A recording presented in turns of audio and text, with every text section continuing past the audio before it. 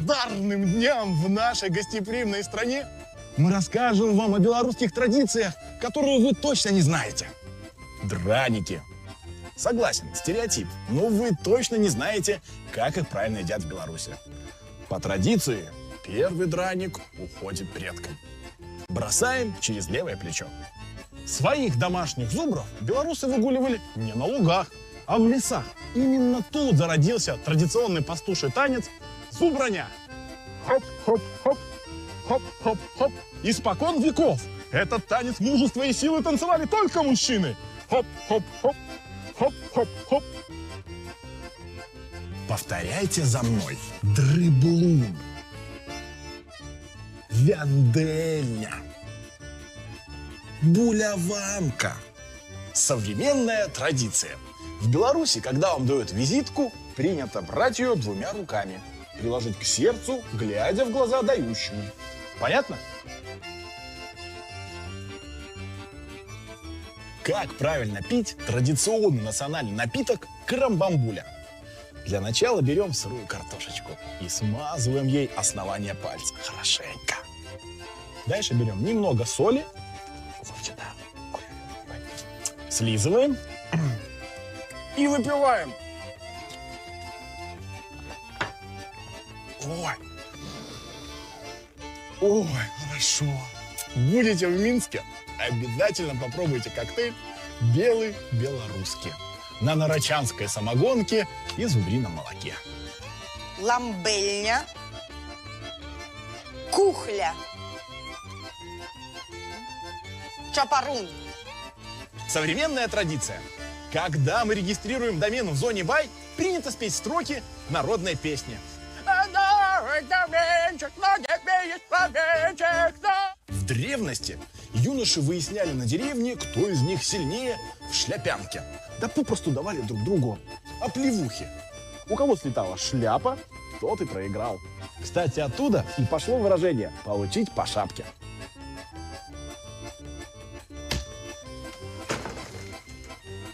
Жеулик, сявка, шляхованка. Таких слов нет в белорусском языке. Зато есть тылдыкон 2024. Плещавяк, в этой хате кожный раз. Танцев таких тоже нет. Но мы для вас подготовили топовый дэнс. ДНС. ДНС тоже.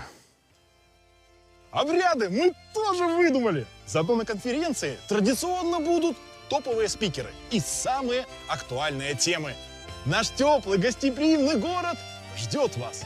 Сардечно запрошаем. А где кровать?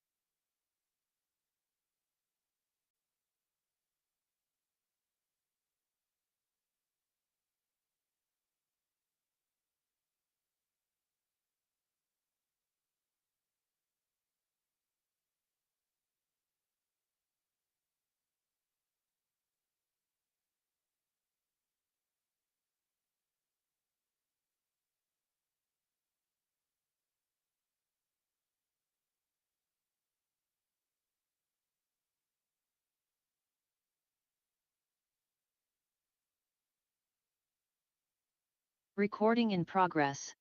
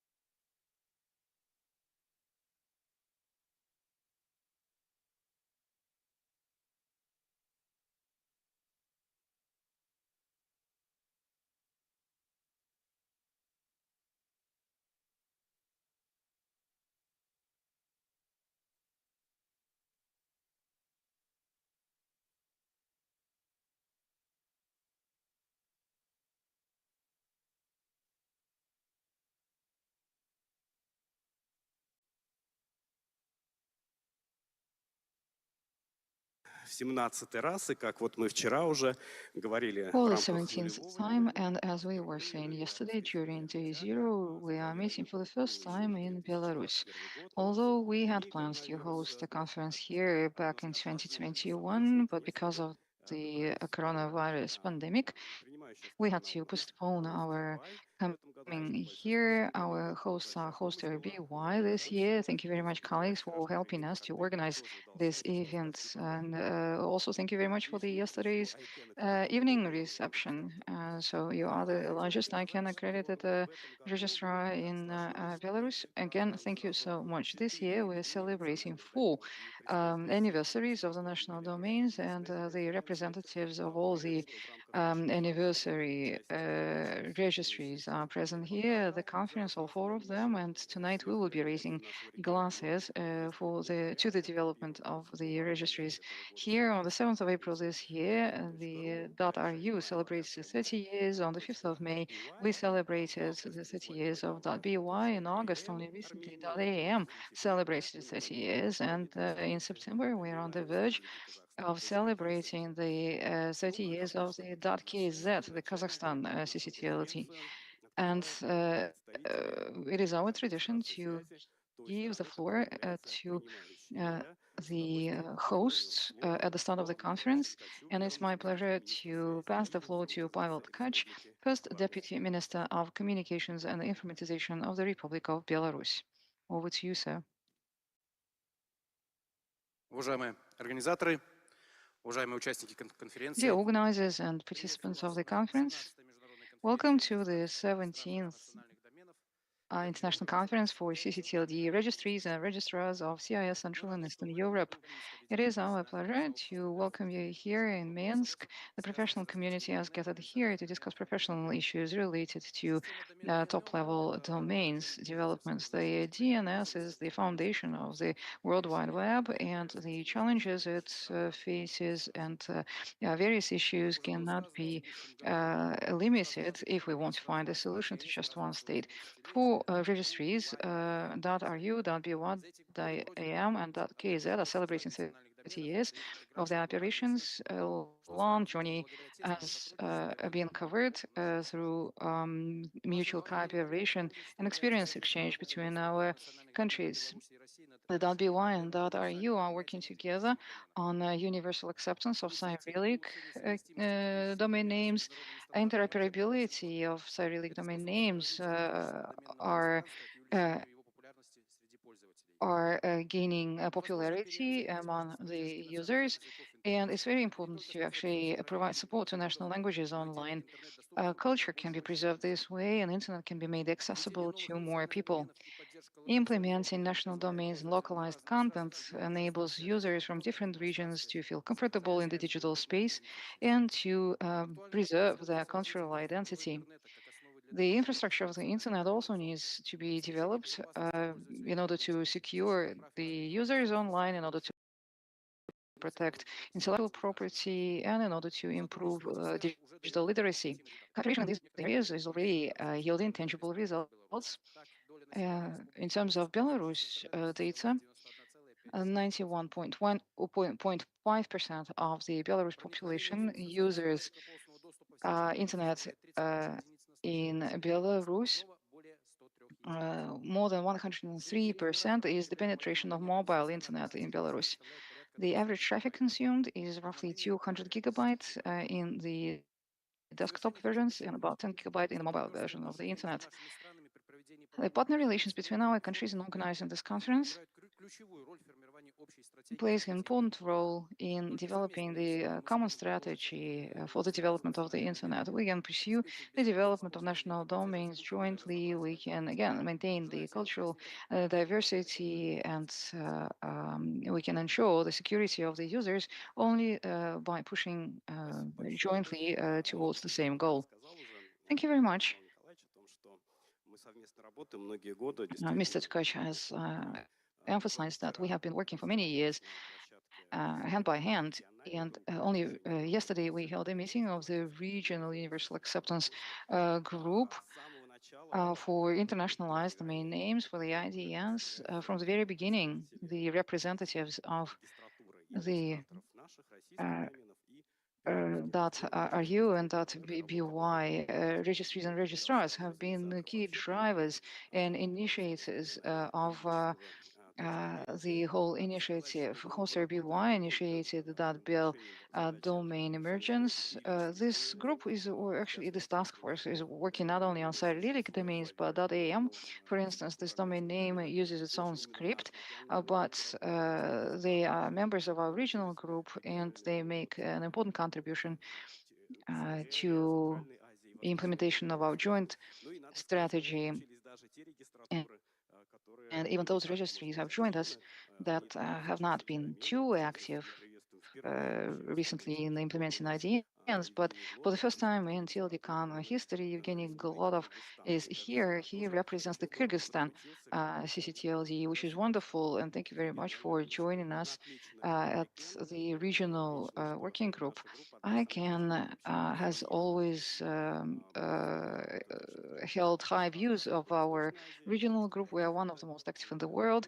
In Asia Pacific, you find a lot of active contributors to the betterment of the internet. Yesterday, we also met with the students of the higher education facility or higher education institution that are studying these problems. We want to thank the representative of ICANN in our region who made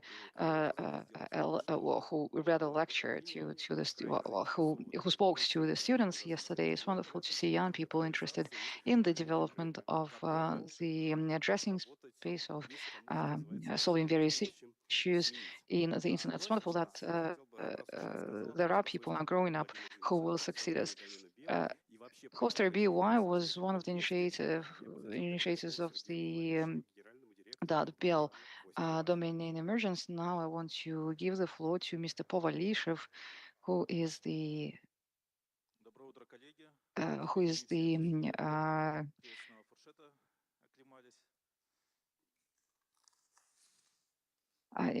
director of .bill. I'm sorry, of Hoster BY.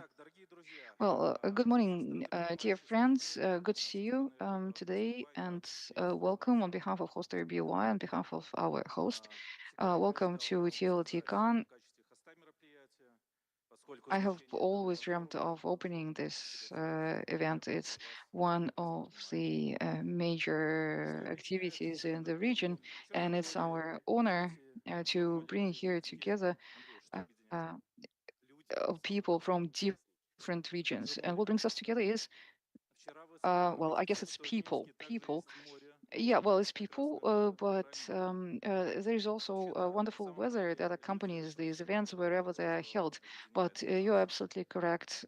What brings us together is people, the professionals. This is how we build processes in the domain industry, and because of these of the people, this event is made possible. It is.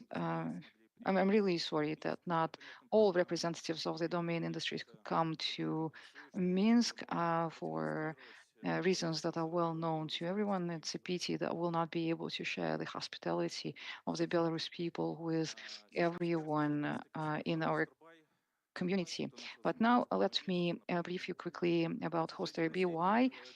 This is who we are. In the last 10 years, we acted as the technical administrator of .by and .bel, and we contributed our best years, the best years of our lives to these two domain areas, .bel, .by.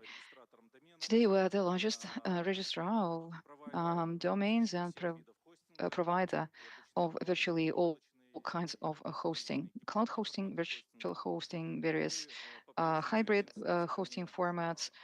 We are the only ICANN accredited registrar for international domain names, and this year we became the first attested or accredited commercial cybersecurity center, NSOC, Security Operations Center.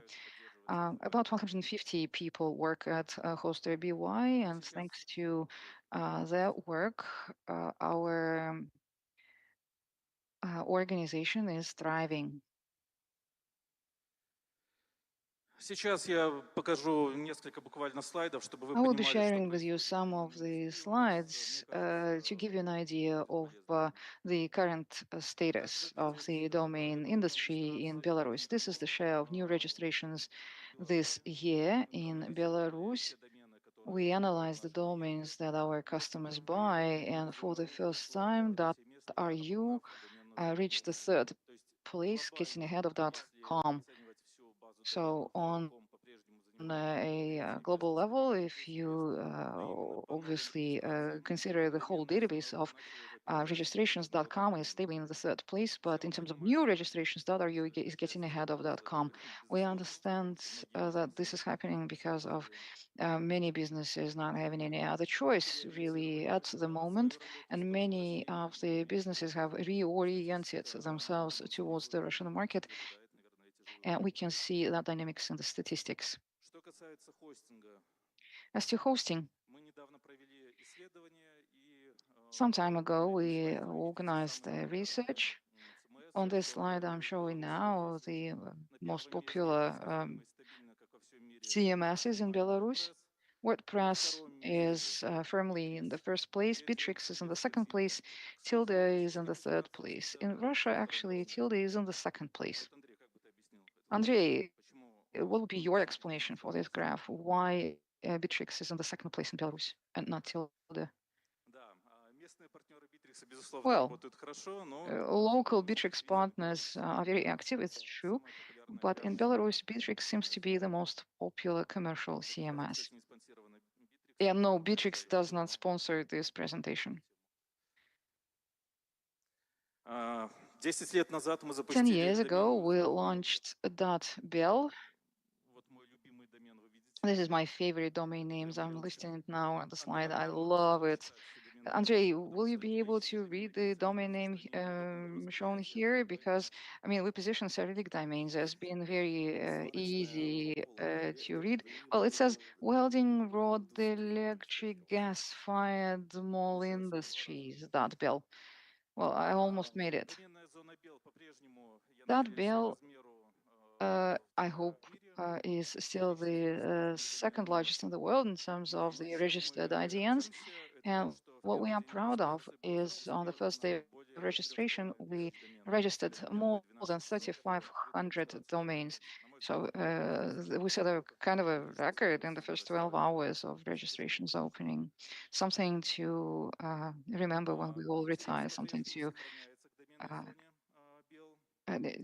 to ponder on. Цифровые минские платежные There is still a lot терминалы. of Мы посмотрели по сторонам. То interest доменная to зона Бел .by and активно to используется .bel as well. в главных Well, on the streets фестивалях of оружия. Minsk, you То see есть вот мы .bel advertised говорят, что everywhere. I mean, доменная companies, зона Бел становится все businesses, более they популярной. use .bel very, very actively. Как я говорил ранее, на протяжении As I was 10 лет saying, мы были in the last 10 техническим years, администратором. we acted В as этом the году мы technical празднуем administrator 10 this лет year. On the 5th of доменной зоне Бай. May, we celebrated Это 30 посредством years of .by. взаимодействия доменная We зона are Бай very стала happy that through работоспособной our сегодня effort, стартапом. .by На протяжении is now being 2013-2014 run годов based on доменная зона international Бай была standards. темпом In роста первым местом среди 2013-2014, всех .by электронных was реестров the first европейских. uh, fastest И я хочу сказать, growing что European занимаетесь domain names, много and форумов it's клиентов, probably well, развитие we are not the only ones who are responsible for that, и в but целом there were экономическая other ситуация в factors стране. at play, like Но the это overall достаточно economic быстро. situation and the fast Так, в связи с rate of этим growth of с small and начала medium января businesses. месяца But around Беларусь 2013, стала 2014, among стабильным all European поставщиком. domain areas, .by was holding first place in terms of the В rate of этом growth. зале 10 лет назад In this проводили very room, последний 10 старт years ago, we held, well, it was всероссийского not in this room actually, it was головном in the room next когда door. мы проводили Anyway, Минскую неделю uh, интернета, Минская неделя интернета. we 10 years ago, we Состоялось сразу organized два the крупных Minsk мероприятия. Это Internet Week. Восточноевропейский We DNS-форум, held the Eastern третий, European DNS Forum and the который ENOG проводил РАИП-НСС. conference that was organized by RIPE and Здесь CC. был центром Minsk международного used to сотрудничества be по a регистрированию center доменов. of international cooperation in the domain space. Представители and the representatives of ICANN, RIPE, and major industry organizations from the technical community, from the business community. They all discussed the prospects of the internet, and to our great dismay, Oleg Levchenko will never join us again, the director of .ua and from Hostmaster company will never be with us anymore. But I hope very much that regardless of the current circumstances, countries will continue to share their unique experience and international cooperation will not stop. We will be meeting again and again, and together we will be taking the domain industry to new heights. And this is the last slide in the stack. In my stack, on the 3rd of December in Minsk, we will be organizing the Belarus IGF 2024. The forum will be held with the support of bCloud and with participation of the program committee. We are already preparing something enormous, something grand. We will be very happy to see all of you attending this event. You will be impressed, I promise that. I hope very much that next couple of days will be very productive. So listen carefully to all the speakers, ask your questions, and be active in general. Thank you. Вот я что хочу сказать. Well, Во-первых, после here is what I перерыва need to say. возобновили проведение белорусских IGF The Belarus IGF took a break for a couple of years. It was a short break, really. And last year we came to this conference. I remember a full room at the Marriott. I mean, it was filled with people. Not sure if that many people would have attended Russian IGF. We talked about international cooperation. We talked about the importance of national IGFs. And even though here we are gathered in a rather tight professional community, still it tells me that international cooperation is still happening. Are you going to have a youth IGF this year? В этом году также будет проходить молодежный форум. Yes, of course. There will be a youth IGF. В новом формате. We will be organizing it in a new format. We will be doing it in the format of a quiz or a kind of a brainstorm. It will be a kind of a competition. It will be a new format that we'll be implementing. Oh, a new format. How wonderful. Well, we will have to learn from you. We'll have to respond with something exciting as well, because really, if we want to engage the younger generation, we need to become more interactive. And what we share in common, apart from the same field of operations, really, in Russia and in Belarus, the registry is split. There is the administrator of the national domain. In Russia, it's the coordination center.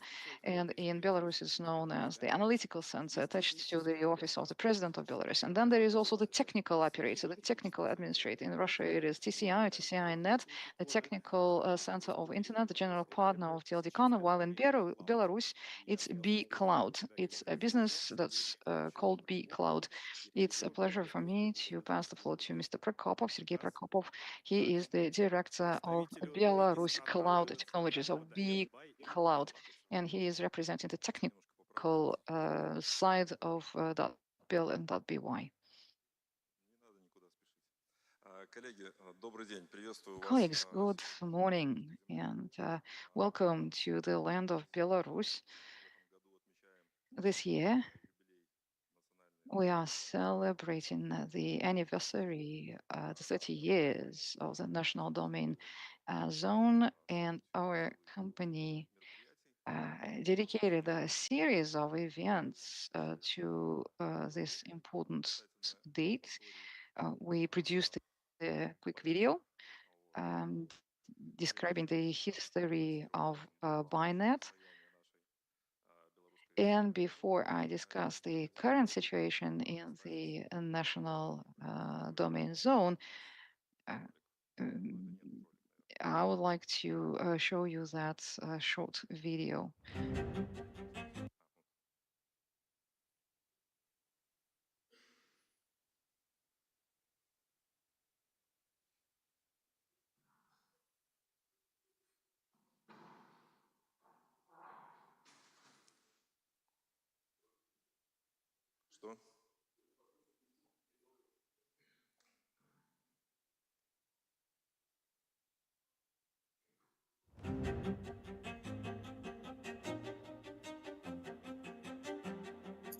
Мы обеспечиваем высокий уровень защиты информации. BigCloud обладает отличной технической базой и опытным персоналом. Компании было оказано высокое доверие со стороны государства. BigCloud является уникальной компанией, способной реализовывать проекты практически любого уровня сложности с использованием КТ-технологий. Мы думаем именно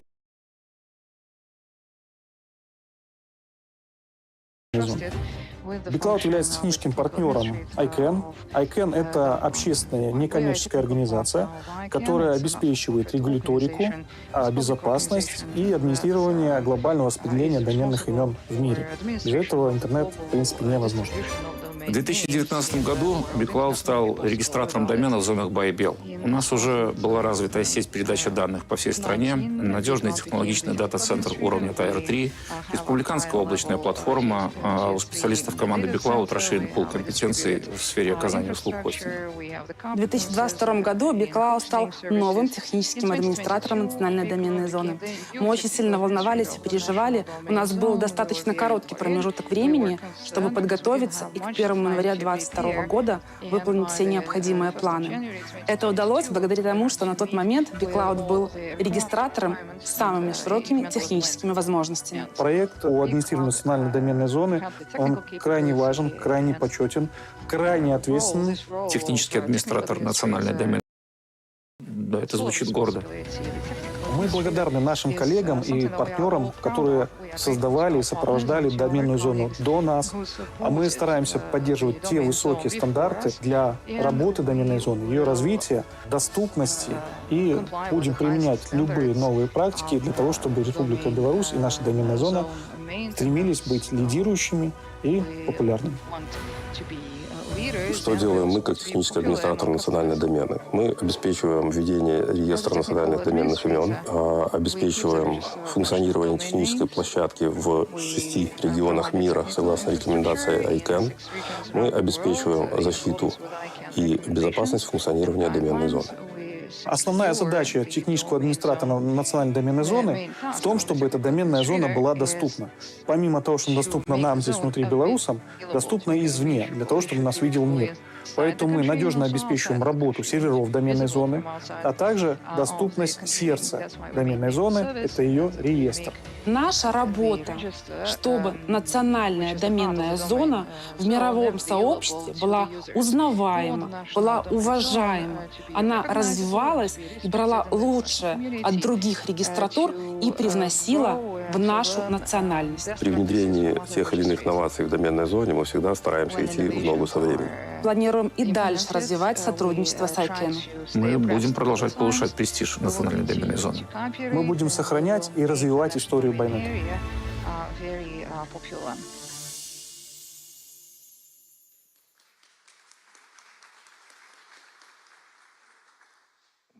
Такой официальный ролик у нас. So this is the you can say that this is the official video of the presentation. Of the company. And now I wanted to share with you some statistics that hopefully will demonstrate that we are indeed a reliable technical administrator of the national domain zone. Национальная доменная зона — это наименование собирательное. The national domain zone is a compound designation because we've got two domains .by and .bl. .by was launched in 1994 and .bl was launched in 2014. The analytical center attached to the presidential office of the Republic of Belarus is the administrator of the national domain zone, while BCloud, the Belarus Cloud Technologies company, is the technical administrator of the national domain zone. And we've got 6 accredited administrators or registrars who administer domain names for the registrants. Как мы все любим, обычно впереди идет законодательная база.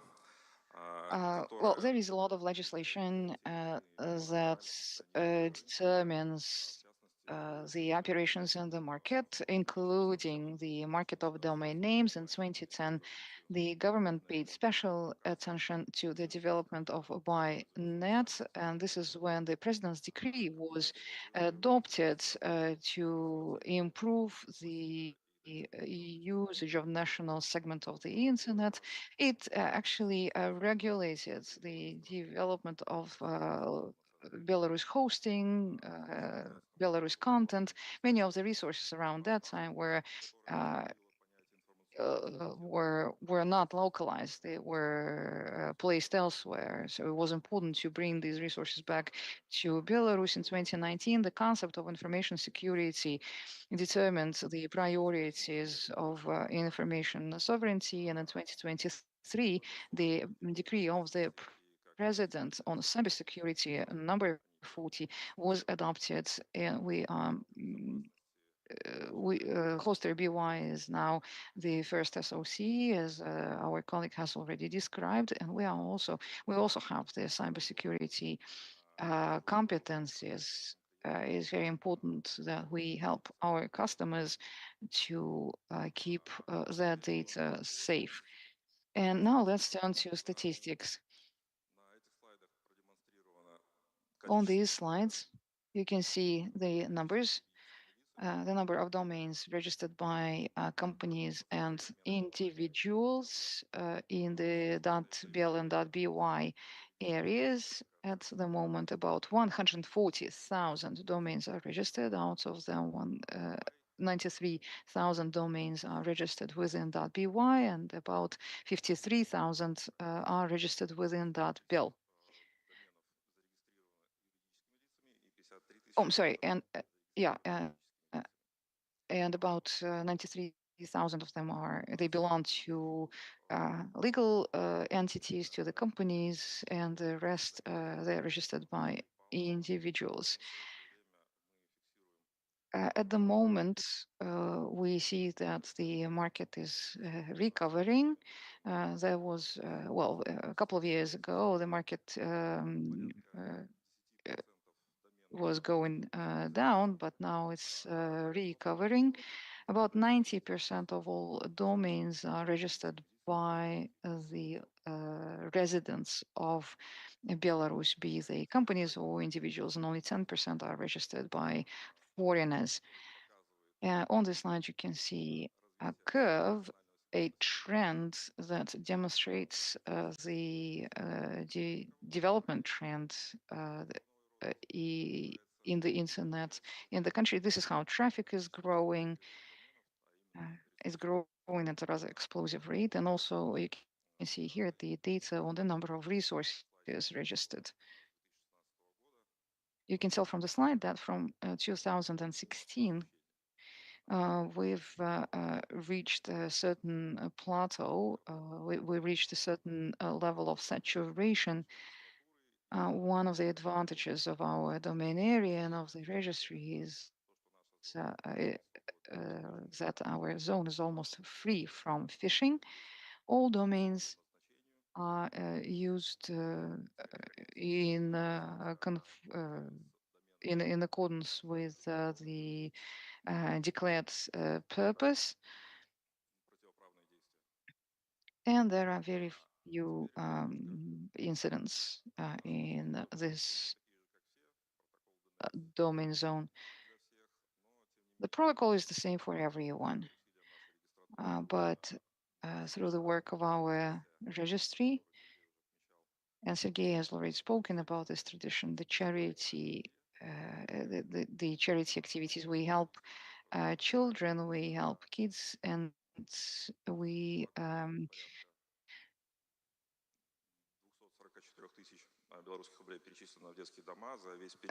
transferred about 244,000 Belarus rubles to orphanages in the last couple of years, and more than $800,000 were channeled into various charity projects over several years of the domain zone operations. We are supporting the digital development of the government. Government authorities can use the state automated information system in order to get data about electronic services offered by the national domain zone. We are constantly complementing the portfolio of the electronic or digital services. Well, this year, the cybersecurity regulation was reinforced. The registry implemented multi-factor identification, authentication of the registrants whenever they are making any transactions with the domain records. We don't want passwords to be intercepted. We don't want any domain name abuse. The regulator also implemented a new procedure for the inheritance of the domains. There is still a lot of discussion around this new procedure, but now domains are perceived not just as a kind of a designation. Domains are seen as type of property that can be inherited. The regulation was also changed in order to add extra value, economic value to the businesses of self-employed persons and small companies. For instance, now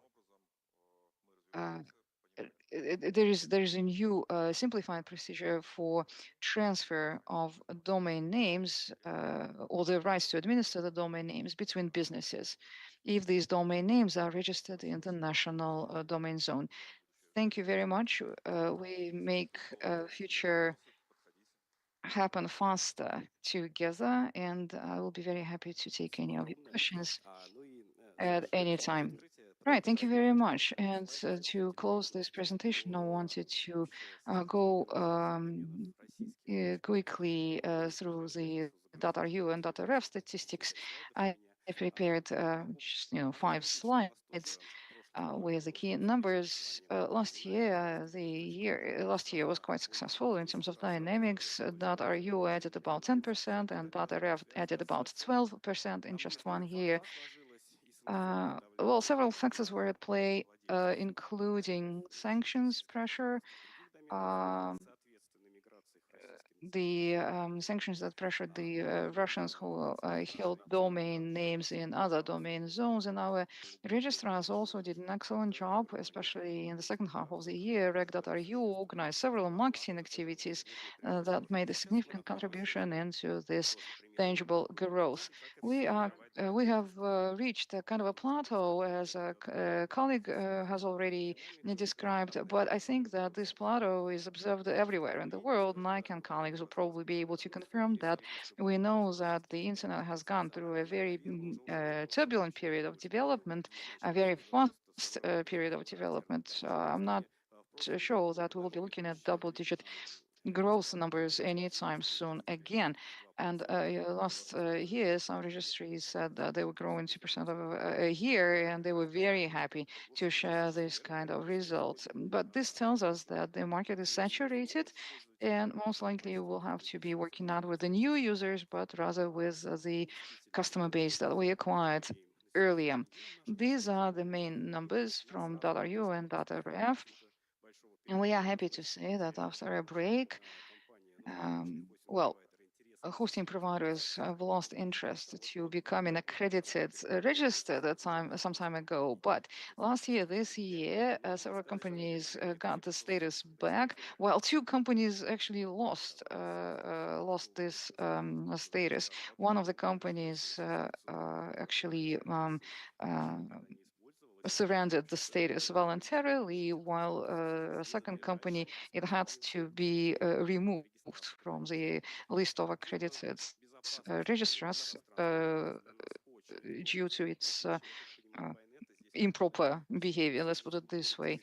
Bynet is countering phishing very actively. Tomorrow there will be sections dedicated to this problem where we'll be able to exchange our experience, and hopefully we will be able to confirm one day that we have eradicated phishing from .ru.rf.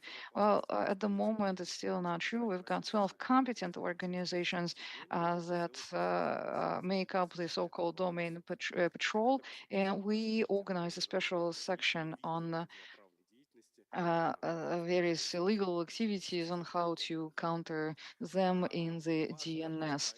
Another important project of ours is of educational and outreach nature. We have implemented a program to improve the competences. It's a program of advanced training, really, for tutors, for instructors. For the fifth time in a row, we organized an internet governance summer school. And for the last 5 years, we have welcomed the representatives of Belarus during this activity. And of course, we work with the users who want to improve their digital skills. And we want to promote the interest to the IT profession. And we have a special program targeting children, and not just school children, but also children who will even study in the orphanages. We want them to become IT specialists. 30 years, indeed. We celebrated 30 years, not just that. We want to thank everyone who participated in the opening ceremony. Thank you very much for your presentations. And now we are waiting. Well, we will be, well, can you, we need our assistance to guide our key speakers to the journalists who are waiting for them in the press area. But now I'd like to invite here on the stage the speakers in the first session. The first session will be split into two parts, actually. So let's put up the nameplates here. And as far as I understand, all of our remote speakers are online. They're already with us. Wonderful. Then Alexey Rogzev, Karen Kazaryan, Evgeny Morozov, Evgeny Kuzmichov. Can you please find your chairs on the stage? Here are your nameplates. Right. Wonderful. Andrei, we're still waiting for you. Andrei Kuzmichov? Right. Thank you. And our first speaker will be addressing us online. Please welcome Patrick Jones from ICANN.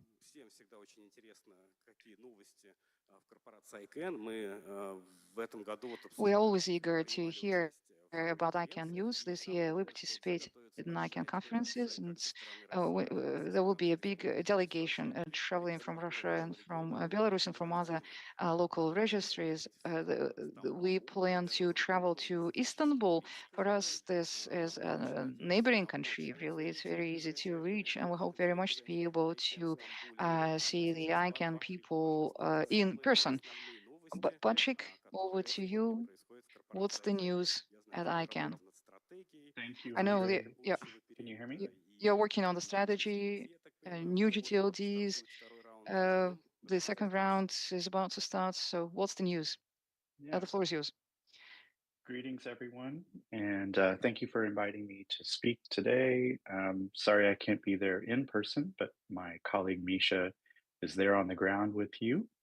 As Andrei mentioned, my name is Patrick Jones. I'm a Vice President for Global Stakeholder Engagement at ICANN. And for this update, I have 4 topics to call your attention to opportunities to participate.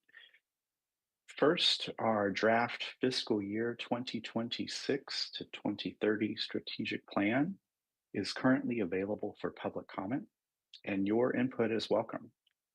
The deadline for comments on this document is the 17th of September of this year. And if you go to the next slide, this shows the current high-level strategic objectives in the draft plan. We have reduced the number, streamlined the document over previous years. There's now 4 high-level objectives based on the public comment and inputs that we've received to date in the number of sessions that have been run by the ICANN board with the community. And I also have included in my slides a draft set of the high-level goals for ICANN over this next 5-year period. Да, вот большая просьба переключить слайды, потому что сейчас мы пока на картинке состава. Yes, we are still looking at the first slides in this deck. So Andre is now asking the AV team to move the slides for us. Just a second, because we are still looking at the slide that has your name on it. Right. If you This is want page to 1. advance ahead, I can jump to the next, the second topic, which should be slide 3, I believe. No, just a second, please. Hold on for a second. We are hoping to solve this technical issue. It's something that happens every time. I mean, the technical issues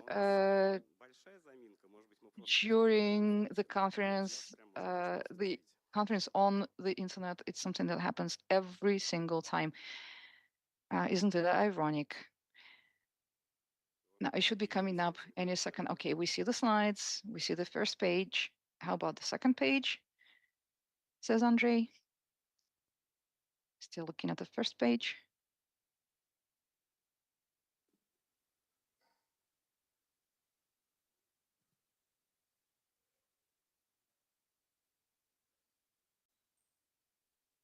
If you want, I can continue without the slides. We can just leave this background up. Oh, okay. Все хорошо, мы все видим уже. Okay, it's working now. Okay, this is the first page with the 4 key objectives of the strategic plan. Yeah. If you go to the next slide, advance one. Okay, thanks. This is the current summary of the draft strategic goals that are available for comment. And we really do want to encourage input from the TLD community, from this community, and from other stakeholders on this document. So please go to our public comment page and share your thoughts. If you could go to the next slide, the next topic I want to cover is on the new GTLD program, next round. And as you see from this slide, 2 key parts of the program will open in November of this year. If you see that we will be launching the applicant support program, application submission period, and the registry services provider evaluation program. Both will launch on the 19th of November. ICANN has published a Champions Toolkit on our Next Round website to help promote the Next Round and the Applicant Support Program in your regions. We will be holding 2 webinars on the 1st and 2nd of October for the Registry Service Provider Program. And there's quite a lot of new information. I encourage you to visit newgtldprogram.icann.org for the latest information. If you could advance one more slide, and then another. The third topic is on Global Universal Acceptance Day 2025. One more slide, please. Thanks. So this event will be celebrated around the 28th of March 2025. In the upcoming calendar year, we are currently seeking interest in hosting regional UA Day events, and more information can be found on the uasg.tech website. The deadline for UA Day 2025 events is the 11th of October of this year. And my last topic is the next ICANN annual general meeting, as Andre mentioned, will be hosted in Istanbul, Turkey. You could advance one more slide, please. This will be from the 9th to the 14th of November with obviously meetings before the meeting, several days before that. Our registration is open now. And as always, there's no cost for registration. We encourage you to attend and participate in the sessions. There will be many of interest to the TLD community, with an emphasis on the next round, ccTLD Tech Day, and many other topics. And if you have specific questions on the 4 topics that I've shared, my colleague Misha will be able to help answer those in person, and we'll be happy to speak with you. And I look forward to seeing many of you in Istanbul in a few months. Thank you, and I will turn my time to the next panelist.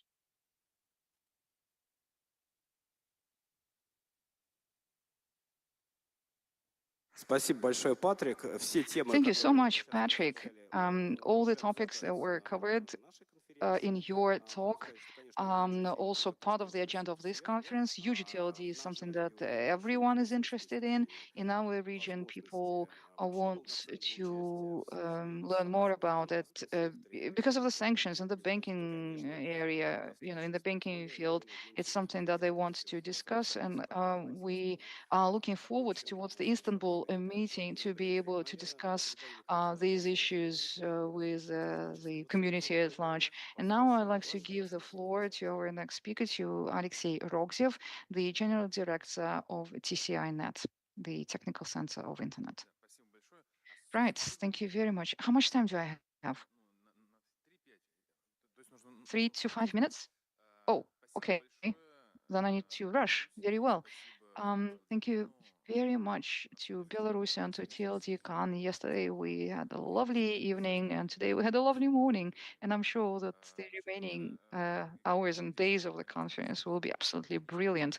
I'm the General Director of TCI-Net. We are the technical basis for that Ruda, Ref, and Deti, Datatare, and Datasu, Dataru, Dataref, Datasu are all considered to be national domains. Okay, very briefly now. It's very important for us it was very important for us 7 years ago to rebuild the registration system, because it was initially built around the enterprise class software, but the support for this software and this future was not very transparent. And now we have completed the implementation of the new registration system. We have a plan to migrate to the new software, and we will act on this plan next year. We had a project for a while on data normalization. Mostly we talk here about the registrants' contact data.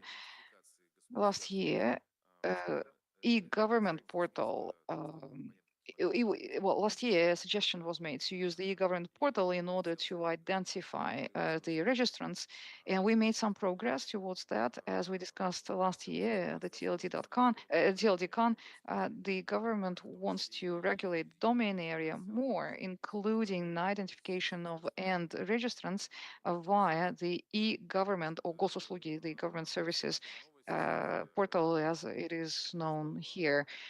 And another important piece of news is that the TCI-Net is now becoming an entity of the critical infrastructure, which imposes certain restrictions on the use of equipment, on the use of software, on the development, on the R&D processes performed, and on the infrastructure security. We have already selected the hardware component of the infrastructure. We are already developing systems that will use certified software, and we are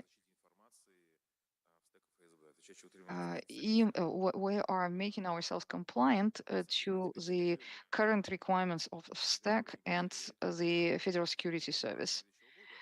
Around March next year, we plan to complete the process, and the end result will have an impact on the coordination center, on all the registrants, and not just the TCI-Net.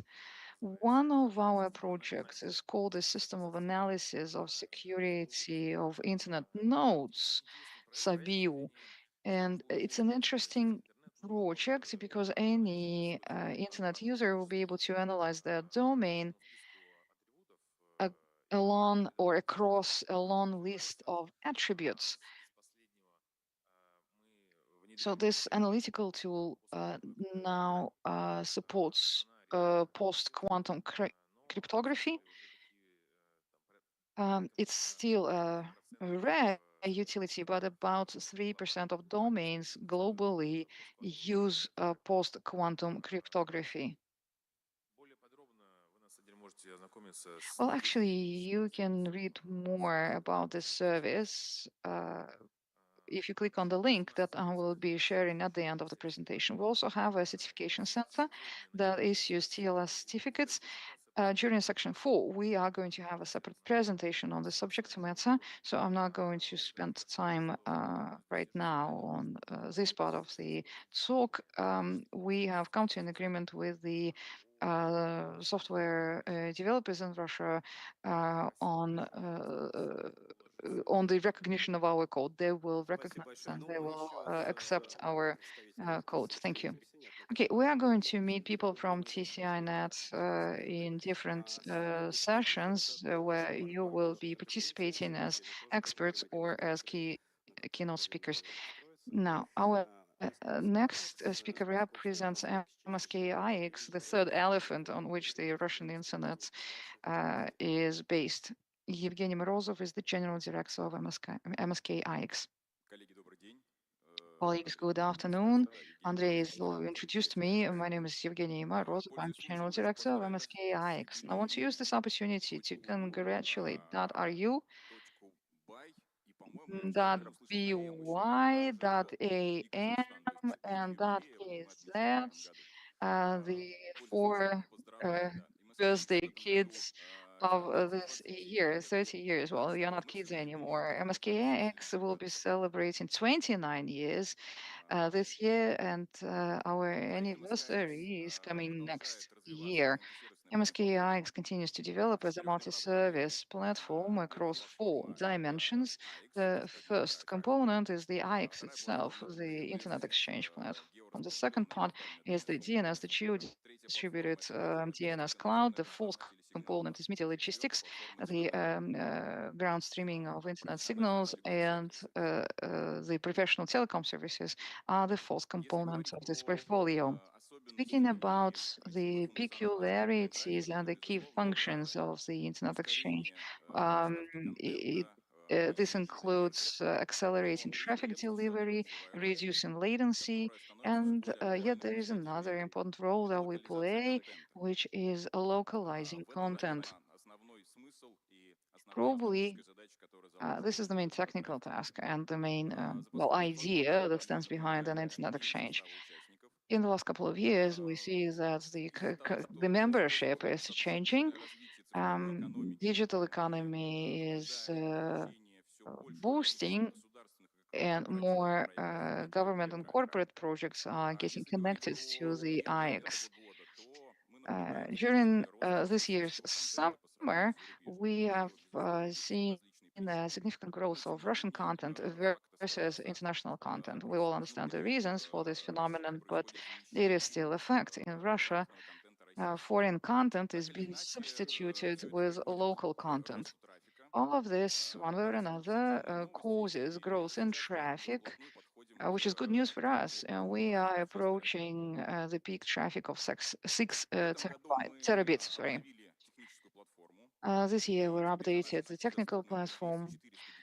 400 gigabit interfaces are now available in our network. We are the first IX in Russia that offers 400 gigabit interfaces to the customers. Our first customer has already connected to this interface. The customer is happy. The traffic is growing.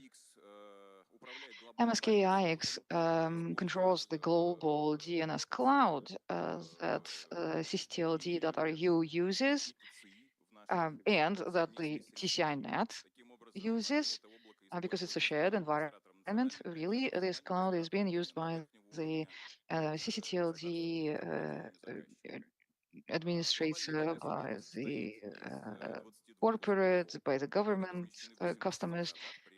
We have 22 nodes located in 18 cities, 9 of which are outside of Russia. And at the moment, we are negotiating the placement of one of the nodes in the city of Minsk. And we hope very much that this node will become part of our distributed DNS cloud, will become an integral part of this cloud. Speaking about the main function that this infrastructure performs, it is traffic localization, which we find critical. The role of localization is indispensable. It's something that's required around the world. Any DNS query must be answered by a DNS server that is located closest uh, to the person who sends the query. MSKIX is an ICANN accredited data escrow provider. It is a service of backup storage of domain registers. This service is also becoming very relevant in recent months. Everything that's related to backing up and security and reliability is a priority both for businesses and for public authorities, and of course for all the infrastructure that is responsible for the smooth operation of the global internet. Colleagues, I'm done. I hope that I didn't abuse the time allocated to me. Well, Evgeny, please wait. Yesterday we had a discussion of a certain matter, and I wanted to bring it up again today. I would like to get the answer directly from you. The geopolitical events, how did they affect the geography of DNS service? Was there any impact at all? Well, actually, what's happening is it is becoming more difficult to maintain the global distribution of DNS servers, but we try to support the number of the DNS servers that we guaranteed, keep guaranteeing, but we also try to increase the number of nodes in order to conform with the SLA and in order to ensure the availability and the global coverage that we still have today. So, of course, we can't say that there aren't any challenges. Of course, there are challenges, and there are problems with payments and with certain interactions. But one way or another, we are capable of solving all these issues at the moment. I hope that I answered your question. Well, there will be technical sessions later where we can get back to this matter. Our next speaker is the information partner of TLDCon 2024, the leading analyst organization, the ANO Digital Economy. Karen Kasaryan is now a speaker. When they were registering their domain name, it seems like they had a crystal ball to look into.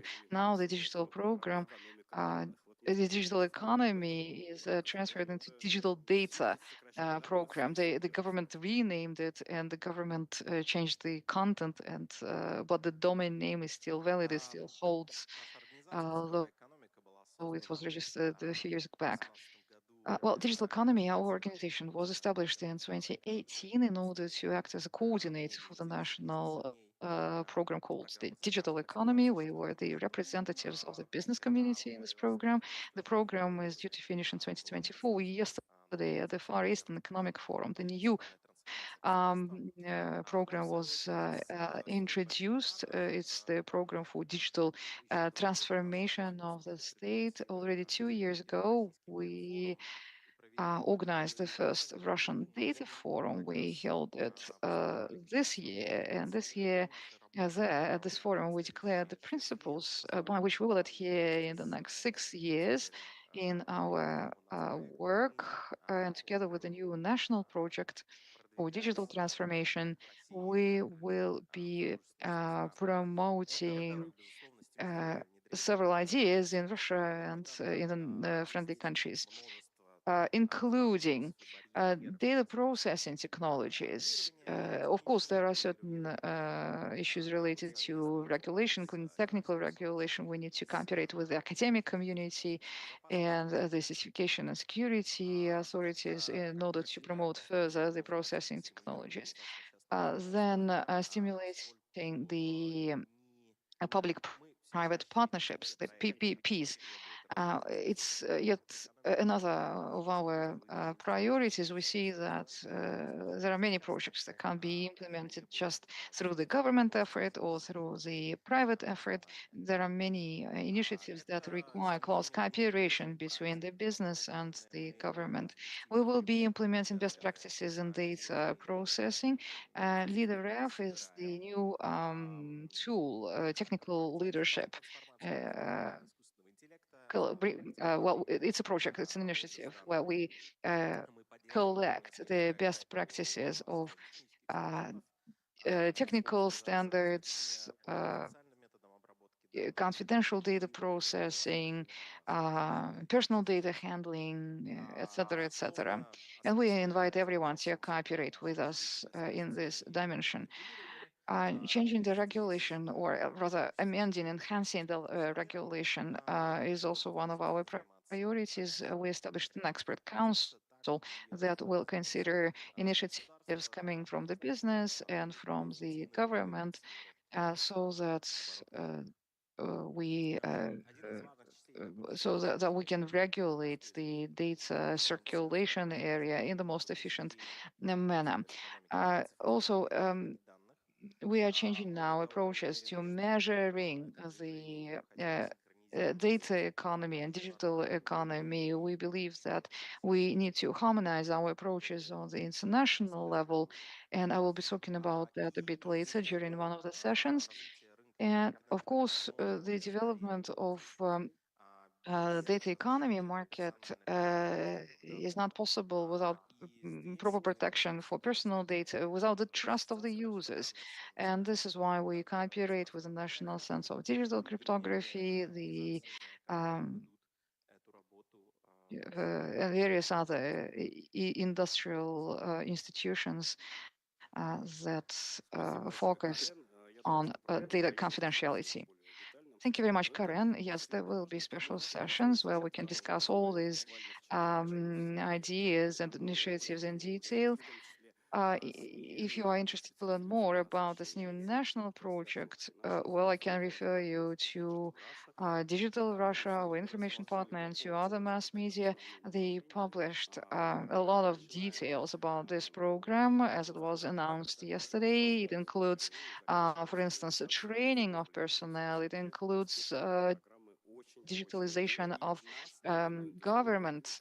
Our domain industry will also be affected by this new program. But again, all the details will be shared during the sessions. Now, Evgeny Kuskevich is going to talk when we keep saying RUNET, we are celebrating the birthday of RUNET, but on the 7th of April 1994. Yes, indeed, this is the birth date of RUNET, but before that, there was that SU. What about that SU today? How does it feel itself today? Evgeny Kuskevich is going to brief us on that SU. Yes, hello, colleagues. That SU is our legacy, is our shared legacy, is the oldest domain in the post-Soviet Union space. And as the older brother, let me congratulate my younger siblings with reaching the 30 years threshold. I also want to thank the host for the hospitality, and I will go very quickly through it. We are growing slowly but steadily. We are approaching 109,000 registrations. 94% of our domains are delegated. And at the start of the year, we organized a study. We sent a crawler bot that analyzed, that carried out textual analysis of the domains in our zone to understand how the domains are actually used. Here are the results. 7% of the domains in .su are under construction, are stop pages, CMS pages. 18% are parked. 17% are working sites that we could not classify or categorize, and 58% are websites that we could categorize. So those delegated domains, the majority of them are working sites, they're sites in operation. Out of those 58%, there are three big categories: education, e-commerce, and businesses or personal pages. And other categories are listed on the chart. Pavel, in his introductory speech, mentioned something about the support for the national identity. .su is a multilingual domain. It supports Latin and Cyrillic characters, and it also supports expanded Latin and Cyrillic scripts. And it also supports Hebrew and Arabic and several other scripts. Only recently I registered this domain in the Belarus language. Tomorrow, it says tomorrow, завтра, in Belarus language. I love the visuals of this typical Belarus character, the U. This I know that there is a monument to this letter from the Belarus alphabet in Belarus. I just love the look of it. Right, thank you very much. You don't need to rush really, because I mean, I know that we told you that you need to fit into your time slot, but really we have time for everyone, not to rush through the talks. On the 19th of September, I think that you will be celebrating its birthday, 34 years of age. .su is one of the oldest national domains, or ccTLDs. If I'm not mistaken, the .su domains are one of the longest living. There are still domains surviving from the, from the era when the domains were mostly of academic nature. And now I'd like to pass the floor to Andrei Kuzmichov. Runity. Am I pronouncing the name of your organization correctly? Is it Runity or Runity? What is Runity? Runity is a group of companies, right? Yes, it's a conspiracy. It's not just a group of companies. We are a conspiracy. Well, .su is celebrating 34 years. .ru, .kz, 30 years. Anniversaries are plenty. I've been in the domain industry for the past 10 years, and I feel like I'm still I'm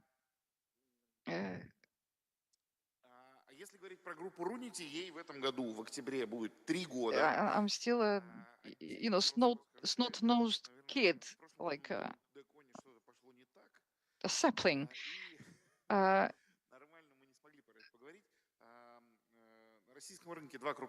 In the Russian market, two largest registrars merged,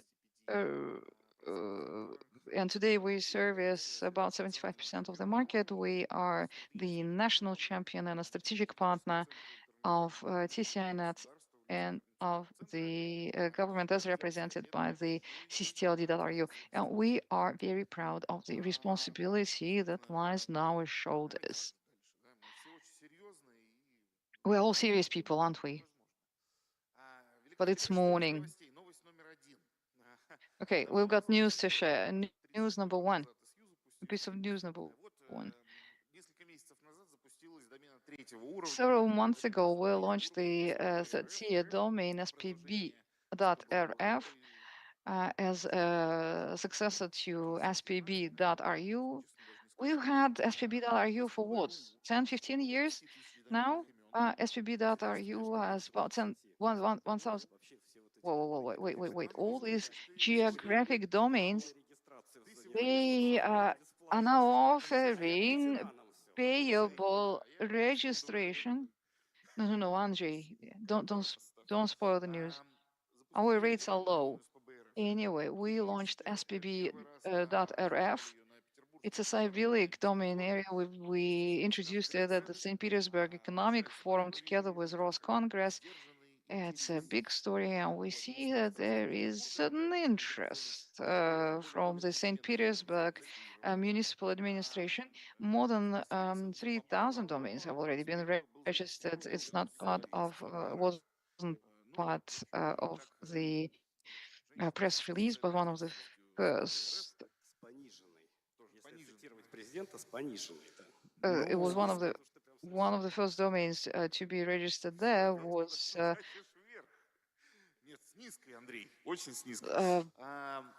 Крутая история, мы за ней наблюдаем, и я полагаю, что как-то прогнозы плохое дело делать, но мне кажется, что... The St. Petersburg administration's domain. We are no longer in lockdowns, but what's it called? Oh, sovereignty. So in this new environment, the demand for local domain, regional domain zones will be growing. I can tell from the data in my possession that there are many local brands that are proud to be Russian, that are proud to label themselves as made in Russia. And I think that DADRF is going to experience a boost in its development. How many? Is it 780? We need to update the statistics. Well, anyway, I expect SPB.RF to grow significantly. Our second piece of news is as follows. You know that large businesses are often short-sighted. At the Russian Internet Forum this spring, during the IT breakfast at the St. Petersburg International Economic Forum, we were trying to draw the attention of the large corporations in Russia to the security of their accounts.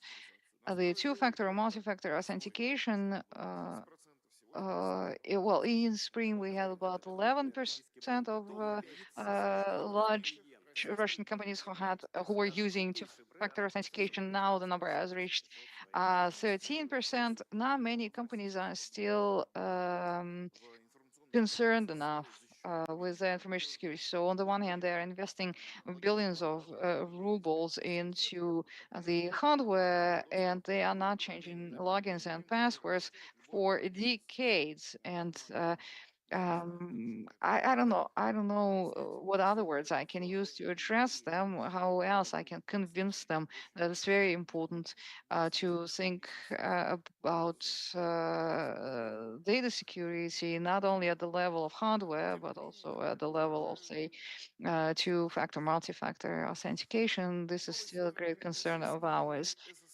Piece of news number 3, Russian SSL certificates. In April 2024, together with the TCI Alexei Roktev, we offered the customers the opportunity to buy Russian certificates. And it turned out that no one was interested. Why? Because those certificates didn't work anywhere. There aren't root certificates on all browsers and all devices. People come and pay the money, and they get discounts sometimes even. And then they say, well, and why is it not working?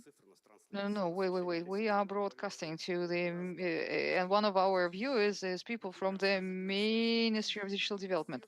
And don't interrupt me. And the Ministry of Digital Development of the Russia realized that it's time to interfere, and currently we are at the stage of adopting a new regulation on Russian certificates and cryptography. The National Certifying Center is playing an active role in the whole process. The TCI are doing a sterling job. I think that in a couple of hours we'll be able to offer the certificates to all 6 million Russian domains, but we are not allowed to do this in absence of regulation. But hopefully the regulation will be adopted in autumn, and we will be sparing no effort to make sure that TLS certificates are available in our country. Now, a unified system of identification and authentication, EC in Russian or USIA. In English, it's the digital ID of every Russian citizen, basically. What is it? Was it 6 years, 6.5 years ago? That together with the ccTLD.ru, we wanted to verify the registrants with a verified ID. And the government heard this feedback finally, and they started regulating not the domain market, but the hosting market. Well, again, it's been almost 7 years, and now in just 6 months, the new register was introduced. Everyone's now on the register. Let's see how this register works. Regulations also come into the domain market. There is a pilot project. Oh, what is it? Was it in spring or in summer? In any case, and now an account can be opened at RU Center via Gosuslugi, the e-government portal, and the registrants can register using e-government. You can upload a scanned copy of your documents, your passports and everything, or you can use the e-government portal.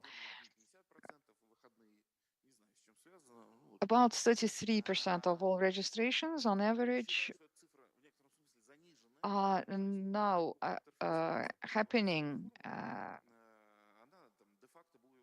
via the e-government portal. On weekends, this ratio reaches 50%. 95% of those potential registrants who are offered the option to register via e-government, they opt in favor of the e-government registration process. People no longer want to upload scans. I know fraudsters probably, criminals will never register via the e-government portal, which is yet another barrier.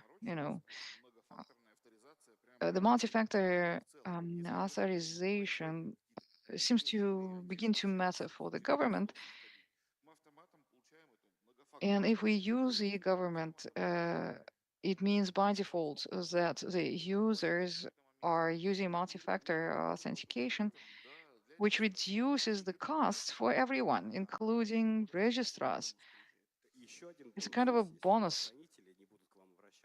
Yes, and also it comes with another bonus. The investigators, the police, and other special forces will not be bothering you because if registration occurs via the government portal, the authorities have access to this data. They don't need to bother you for the data. Okay, very well. Thank you very much for this presentation.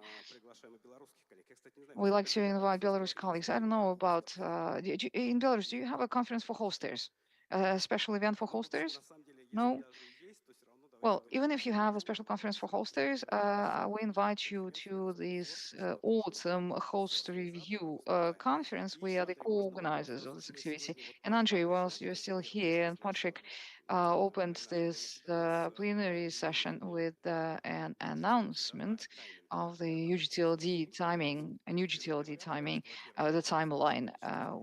We expect a lot of applications coming with national or to be coming for national scripts. And what about capital names of the capitals like Moscow, Moskva? What's happening with them? Well, these domains show stable results. They are flat. They're not growing, but they are not declining. Berlin, New York, Tokyo, and Moscow, I think, is in the top 5, isn't it? Well, the regions, I wonder why the regions aren't using the online branding opportunity for your local businesses. I mean, you have the national, I mean, people believe in .rf, and we see that indeed .rf is adding new users. But if you want to identify yourself with Tatarstan, with Moscow, with St. Petersburg, with Minsk, yes, because the second round is coming, exactly. Well, it's not just any product. It's a product from St. Petersburg. So I think that it's an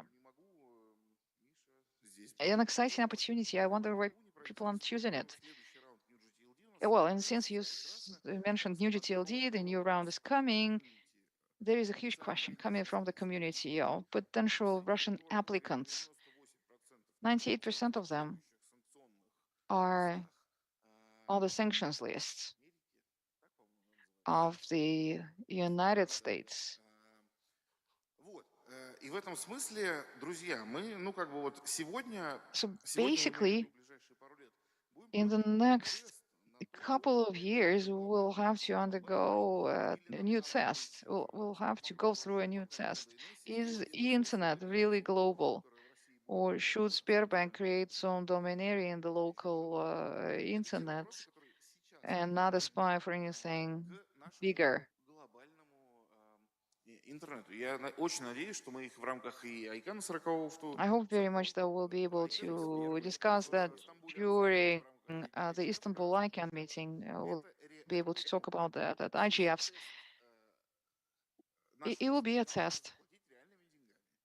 сотни тысяч долларов в рамках... It will be a test for the global internet.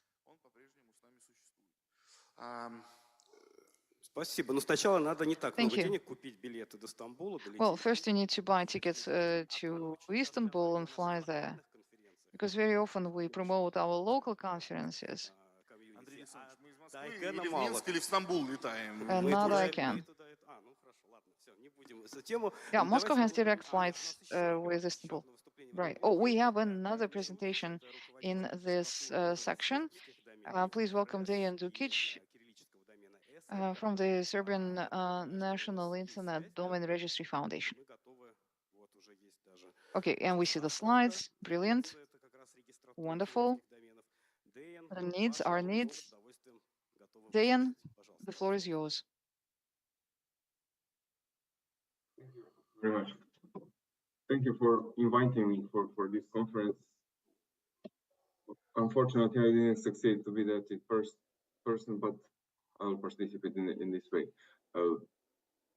I'll share with you a couple of news and our activities from period earlier period this year, and what are quick plans for the next part of the year. So just a second to confirm the language.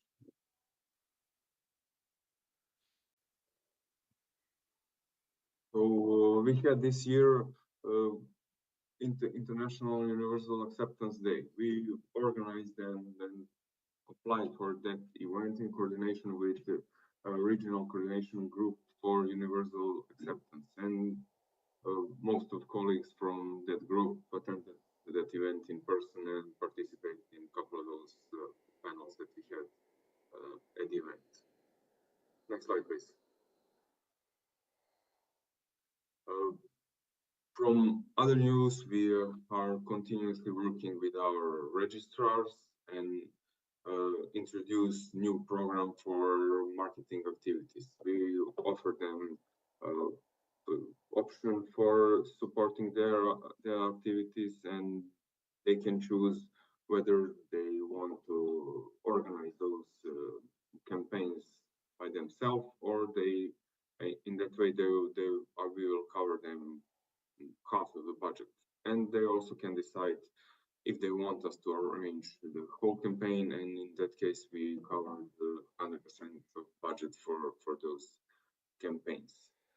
Also, regarding cooperation with registrars, we have a new portal for different kind of statistics, blog posts, and things like that related to domain name registration and cooperation with registrars.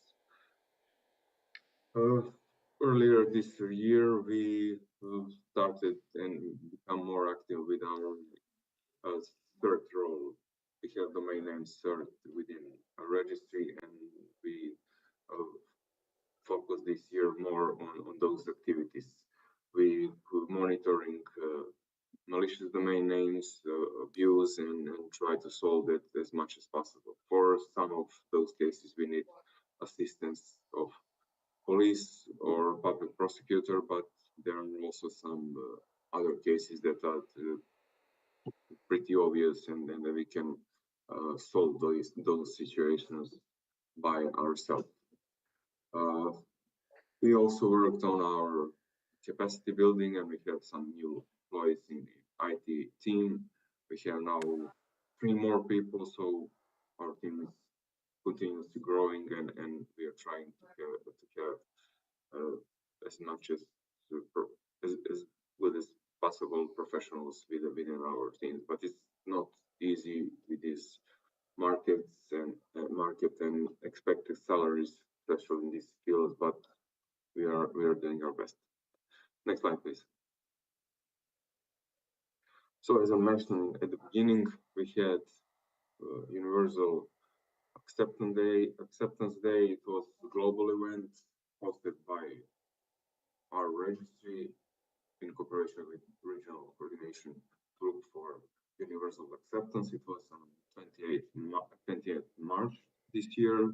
It was around 120 people on site, with many people following that event online. Most of those people on site was local stakeholders, but we also had many people from region and some of global stakeholders at the event. Besides that event, we had a National Cybersecurity Conference. We are organizing that with National CERT. We had it the first time with that cooperation. We had first time last year, and this year we have the same model of that conference with cooperation with National Ministry of Telecommunication. Next week we have our local IGF event. It was mostly a local event, and it is in Serbian, so the invitation is mostly oriented to people who understand and speak Serbian. So it is a local event, but it is in coordination with global IGF and also with some support from ICANN and other local stakeholders. Besides that, this year we also had our biggest internet domain name related conference. It is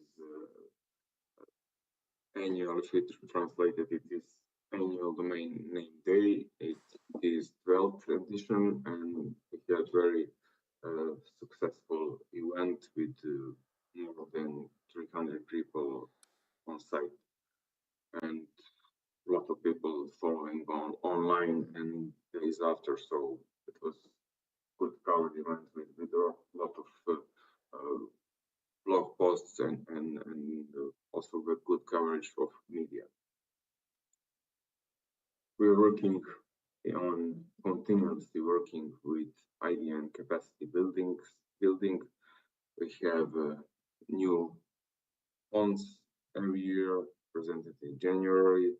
Also, we are working on a new portal that will be related to useful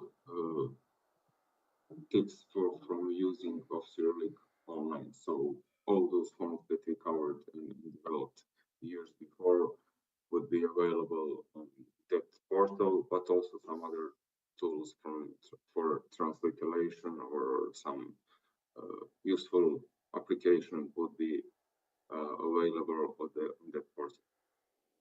Next slide. That's in short from Serbian registry. Thank you for your attention. Спасибо большое, Дэйн. Thank you very much, Dejan, for being with us.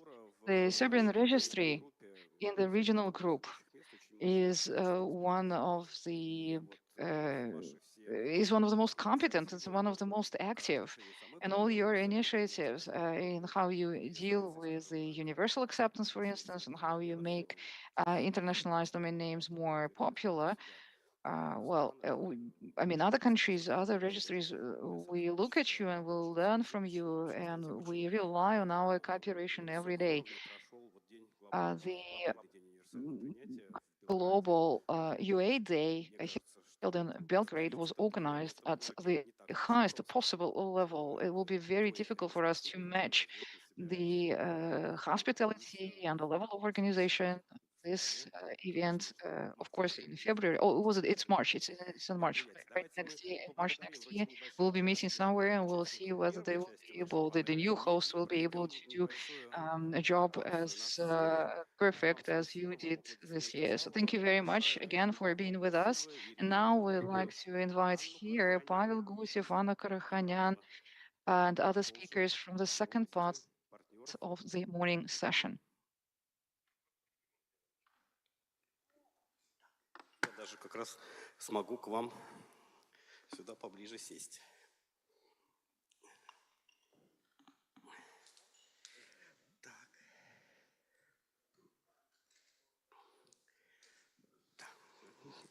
Так, ну давайте начнем с Павла Гусева. Very well, let's start with Pavel Gusev. Do you have the microphone? Давно мы не видели, что называется. Well, it's been a while since we saw each other. It's great that you could come to TLDCon in Minsk. What's happening? What you've been up to at .kz and .kaz? Because Kazakhstan is now switching to Latin script for the national language, we are very concerned about the Cyrillic script. Yes, thank you, Andrei. My name is Pavel Gusev, and I represent the Kaznik organization. I'm the director, and I'm very glad that I could finally attend the TLD conference. I'd like to thank the organizers and the hosts for the invitation, for giving me the opportunity to speak here and to share our news. Can you put up my slides on the screen, please? We need the slides. It's not your presentation. Let's see. Okay, here it comes.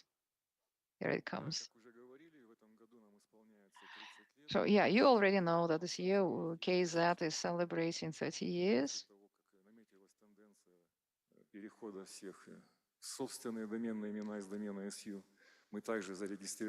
So in 1994, we registered .kz. Before that, everyone used the .su, but then we could have the KZ. And after the initial growing stage,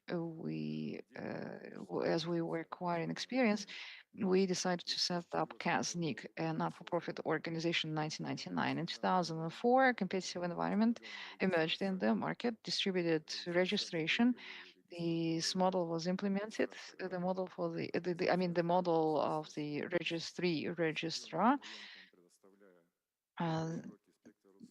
Now the customers could avail themselves of a great range of services, and they had access to better quality of services. So everyone wins. In 2004, 2005, well, that was in 2005 actually, Kaznik was recognized as a registry by the state. A series of consultations was held, And we acquired a regulator, and we also acquired an administrator of the domain zone, and we became a technical body. We stopped regulating and administering the domain area. We became the technical component of this structure. CAS was launched in 2012. DNSSEC, it was very difficult uh, to have it done, but we succeeded in 2023. It's working now. This is our statistics at the moment. About 190,000 domain names are registered in the register. Out of them, only 534 are registered within .cas. This dynamics in the Cyrillic domain is due to the fact that several years ago, Kazakhstan decided to shift from the Cyrillic script to Latin script for the national language. At the moment, well, not much progress has been made in recent years, but still the initiative is still around. It hasn't been cancelled, but the users, of course, they are familiar with everything that's going on the political side, and that's why we don't see many registrations in that case.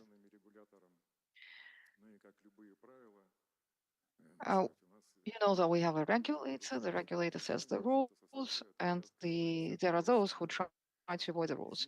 We have about 0.1% of abuse rate in that case, that case. The most frequent type of violation is placing the service outside of the Republic of Kazakhstan. So if you utilize a .kz domain name, your server should be located inside Kazakhstan, and our regulator detects those breaches. And one of the best-known cases happened last year with Yandex KZ. The regulator failed to establish any contact with Yandex, failed to convince the company to move the servers into Kazakhstan. The regulator ruled to suspend Yandex.kz. After that, Yandex reached out. They seem to have found common language with the regulator. And after several days, the domain name was restored to Yandex because Yandex plays an important role in the Kazakhstan market. It provides all kinds of services and like delivery or search. It's an important information resource for our country. Technical solutions that we carried out in recent years. This summer set a record in terms of temperatures. They were very high, and there were several failures in the data centers, including our site at Astana. We are located at Semipalatinsk. This is where our headquarters is. This is where we have our main data center. But at Astana, we also have a site, a data center. And because of the heat on the street, the air conditioning systems failed. The servers stopped. The data was not affected. It wasn't damaged. It didn't suffer, but still, in order to avoid such incidents in the future, we decided to upgrade the registry infrastructure and to make it more geographically spread out. We plan to complete this project by the end of the year. The system will be updated. There will be several locations: Astana, Almaty, Semipalatinsk. We want the register to keep functioning regardless of the failure at any of these sites. We'll be using Proximus, the open source solution. We also reached an agreement with the government technical service. The government technical service implements the government internet exchange project at 18 cities of Kazakhstan. 8 cities have already acquired their own internet exchanges out of this list of 18, and there is an agreement between us and them on the cooperation. And we will be expanding any CAS network of the DNS service for the KZ and CAS domains at every internet exchange point within this national system. And we also impose a mechanism to limit publication of personal data contacts in the HOIS system. When it comes to information security, we signed an agreement with the Agency for Regulation and Development of the Financial Market of the Republic of Kazakhstan on data exchange in order to identify malicious domain names in the financial market of Kazakhstan. This brings me to the end of this presentation. I don't want to delay everyone. I'll stop here, and should you have any questions, I'll be happy to answer them. Thank you very much. Well, actually, climate change seems to be an indisputable fact.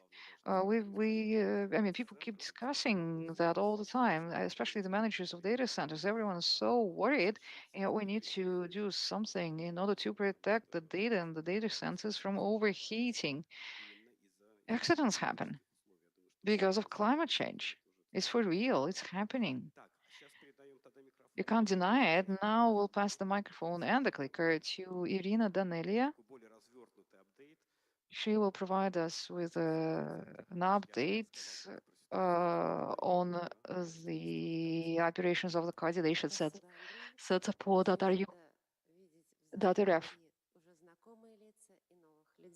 Thank you very much, Andrei. It's a pleasure to see a lot of familiar faces in the room. In the last year, I mean, so many things happened in the life of ccTLD.ru.rf. I decided to focus on just 3 key events.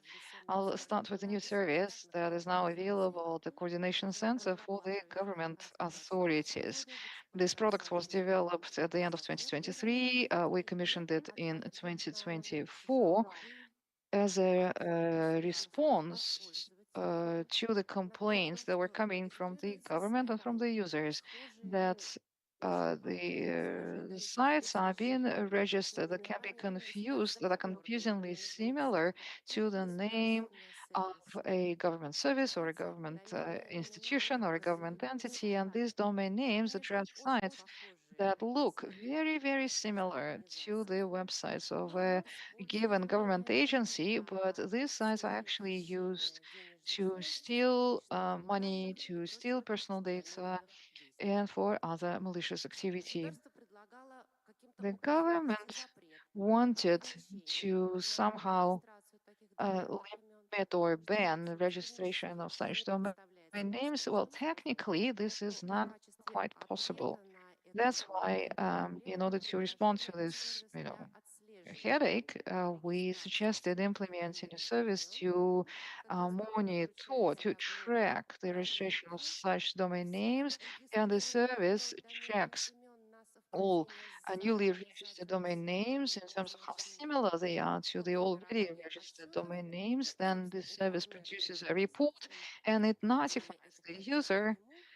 These reports are sent to the users who own the actual domain names. We do not want to be the judges of whether newly identified domain name is a good one or a bad one, or whether it's bona fide or bad faith. We leave this decision with the actual government institution which uses the service. The domain patrol is a service that was already mentioned by one of the speakers today. It's a product of industrial cooperation. We engage organizations and registrars to stop delegation of domain names that are used for phishing and other malicious purposes.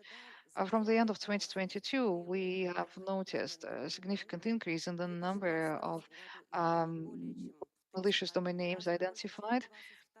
In 2023, we identified more than 3.5 times more of those malicious domain names than in the previous year. And this year, we seem to be looking at a new record. And this kind of growth in the detected domain names, malicious domain names, creates a huge workload on all participants of the project, including the services that process these requests, including the ticketing service, which is used as a platform for interaction between the stakeholders. Well, we made improvements to the information system itself in order to increase its resilience and time of response. And we started discussing additional measures to minimize the risk of potential errors.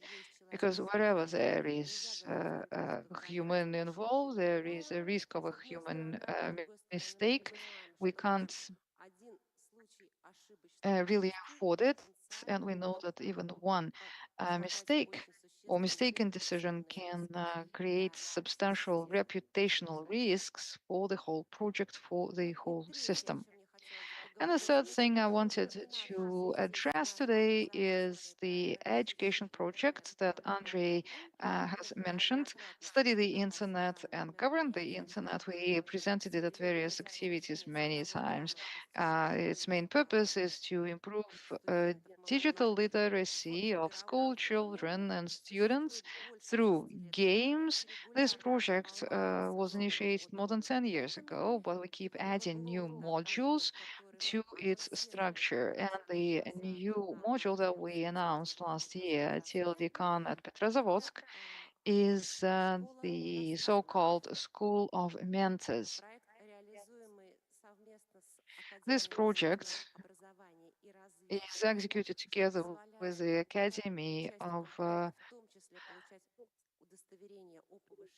Innovative Education and Development. The attendees will be able to get a government certificate of attending these courses. It's a tool of interactive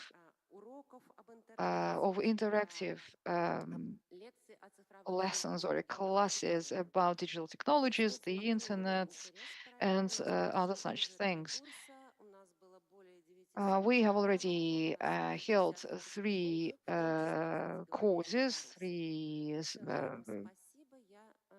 we held this course 3 times.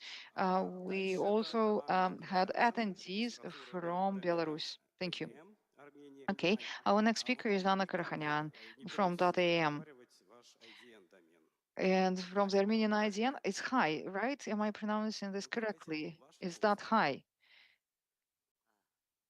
Не говоря о том, что Аня, как всегда, привезла большую бутылочку коньяка и сказала, что нам надо найти время, чтобы обязательно всем его выпить. Anya came, as always, with a lovely bottle of Armenian cognac, and we need to find time to share this bottle with everyone, with all the participants.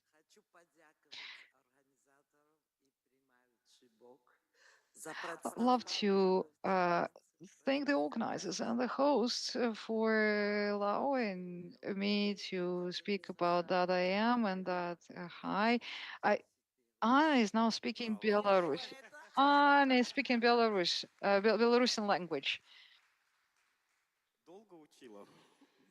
Did it take you a long time to learn this? To learn this by heart? Well, I had a consultant. Actually, one of my dear friends is from Belarus, and she helped me with the accent. Okay. Good afternoon. I'll try to be brief like everybody else. Next page, please. It's the central button. You just hit the central button there on the clicker. It's the one in the center. Yeah, that's right. It works.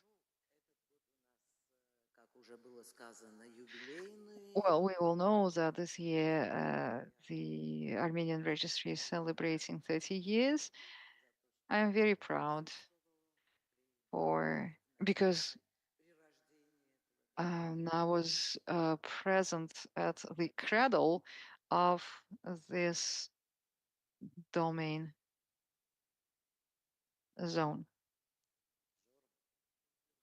It's not working. Oh, it's working. Okay, good. No, you need to go back now. Okay. Let me walk you through some of the events that we held this year. In July, we had a Regiton.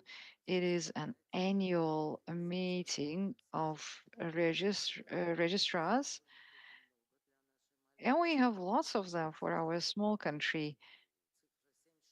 We have 76 registrars. Well, some of them are actually subsidiaries of bigger registrars, but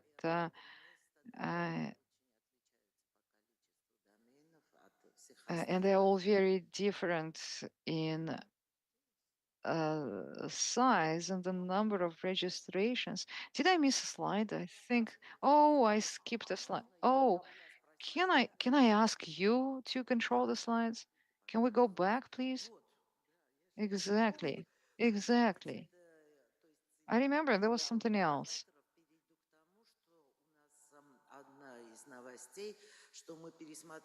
So here goes. We reviewed the rules of registration for the registrars. We will help registrars comply with the rules. Some of them are very small. I mean, the registrars. Some of them still have offices where they attend, where they meet with potential registrants. We want everyone to have online capabilities. We want all registrars to offer personal accounts online to the users. We implemented a pilot project on the use of email address, of the email address in the Armenian language. And I hope that this pilot project will evolve into something bigger.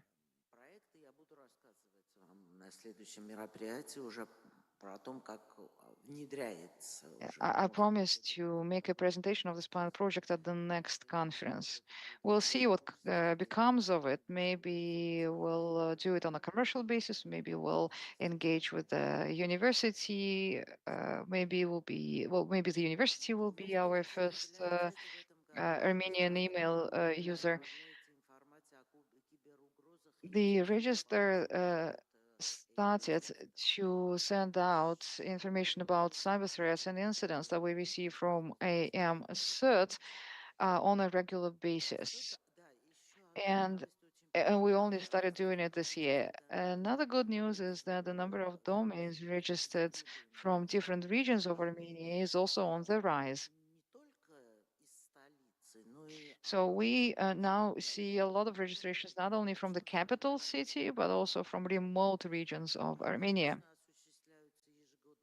which makes us very happy, of course.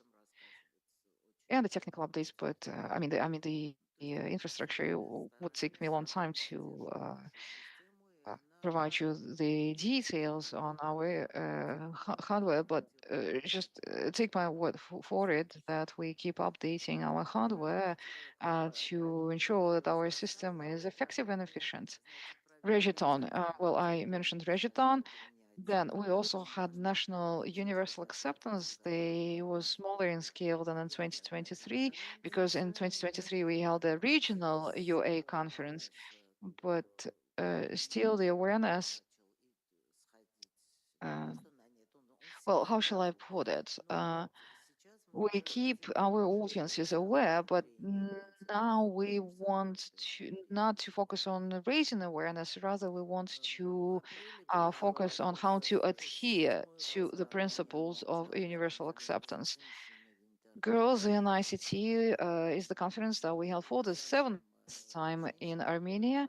We invite women who talk about how they chose to become IT specialists.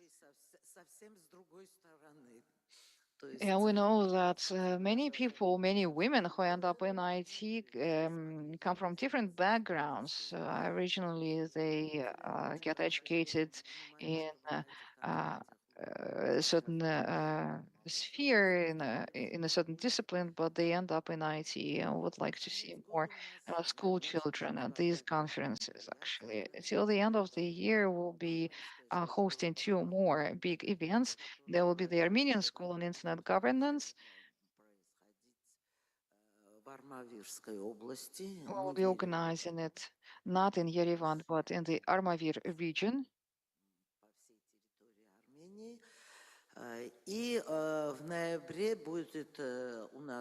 We like to go out into the regions, and in November, we will be hosting the Armenian IGF. Everyone is invited, of course, because we will use this opportunity to organize a celebration of the 30 years anniversary of .am. These are some photographs from the past activities.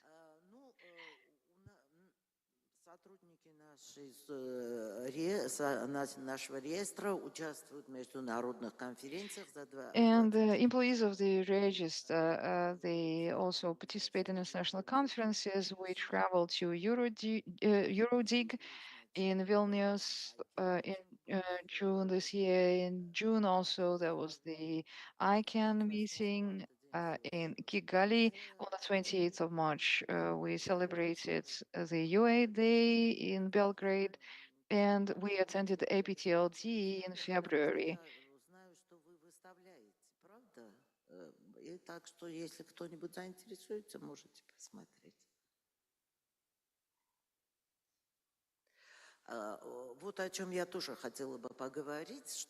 Oh, this is something else that I wanted to cover.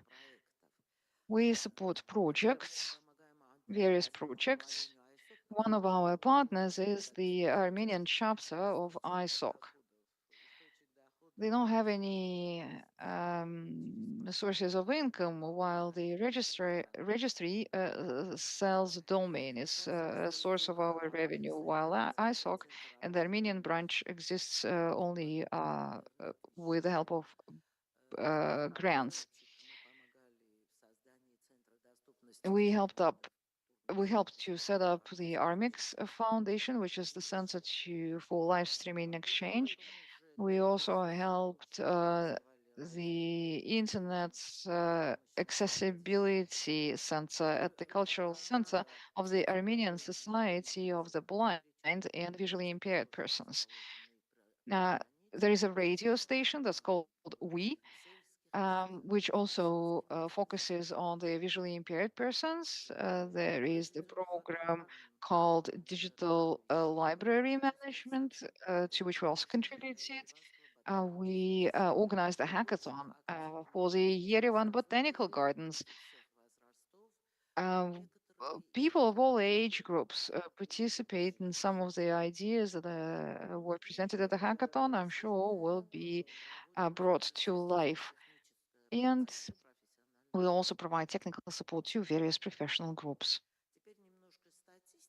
Now, let's take a look at statistics. At .am and .hi, I mean, you can go to www.amnic.net and you will be able to see how many domains are registered in both of these zones at the time when you enter the website. We are growing at an average rate of 5.3% year on year, which testifies to positive progress in the domain industry. And like I said, we are now seeing more domains registered from various regions of Armenia. They make up 21% of the total number of domains registered from within Armenia. I have already mentioned that there are 76 registrars, and at the same website, you can find a list of all these registrars. And the last thing, there's information that we update automatically online. It's the data on the countries from which the domains are registered. There was a time that when fewer domains were registered from within Armenia than from outside of Armenia, and we were very much surprised when we saw that phenomenon. But now more domains are registered from Armenia, as probably should be. Here on the graph, you can see that we are steadily, although slowly, we are climbing up, and the number of domains is increasing. Thank you. Thank you for listening to me, to my presentation. Well, thank you, Anna. And thanks for addressing the audience in the Belarusian language. Well, probably it's because you started running schools in the region, and that's why you see more registrations from the regions. In overall, more registrations. Your summer school is offline, right? Because our school is online. We decided that we'll keep it online for a while because this way we can ensure greater geographic diversity. But you are doing a great job. It's wonderful that you host your schools offline. And our last speaker in the session is the .uz registry.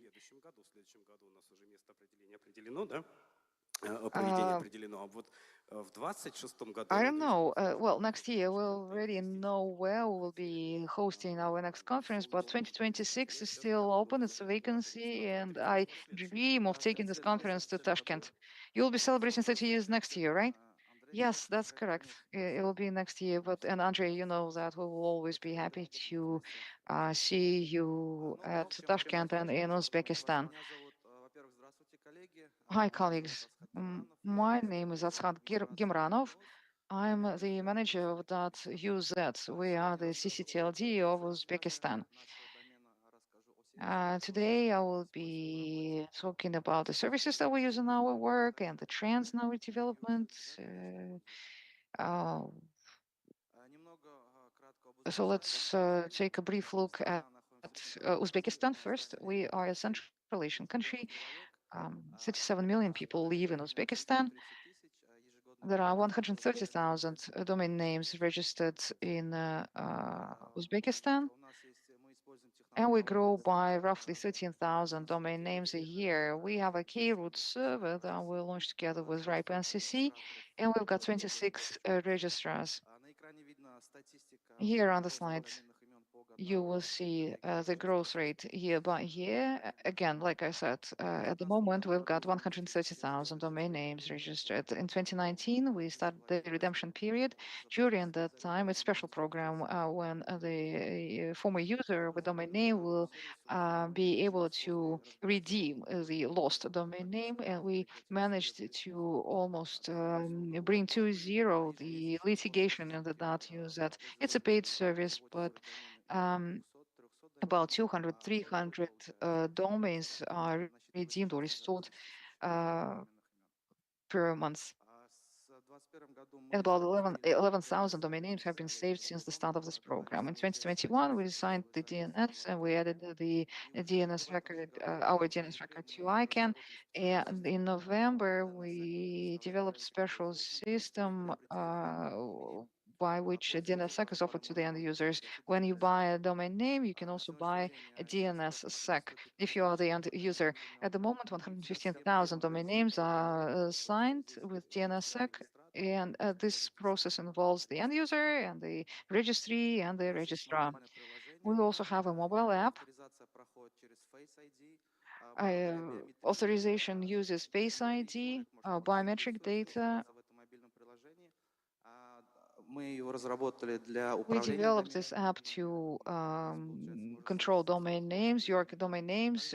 You get the information about the validity period, NFT certificates also connected that are stored in the blockchain. They're connected to this app. For instance, if you don't know when your domain name period comes to the end, right, this app will remind you that you need to renew your contract. We also launched the RDAP service. This is the data in the JSON format can be shared. You don't need to use the who is, well, the online form to use who is. Well, we've got the stop page. For instance, if the domain name enters the redemption period, you'll be able to see that this domain name is in the redemption period. And I think it's very convenient to the users. It's very user friendly. Our next project is NFT certificates for domain names and blockchain. Because of this project, the users will be able to validate their domain name, the right to their domain name, the title. And today we'll be describing the concept of this project during session 4. Last year, together with RIPE and NCC, we launched the cave routes in Uzbekistan.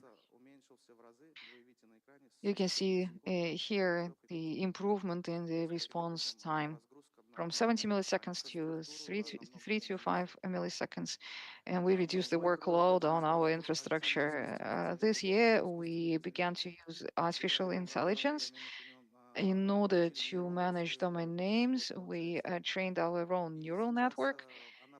And now this neural network helps users select a domain name. For instance, if the domain name is taken or it's in somebody else's use, then a different domain name will be suggested to the user. So basically, it's an AI assistance for domain name selection.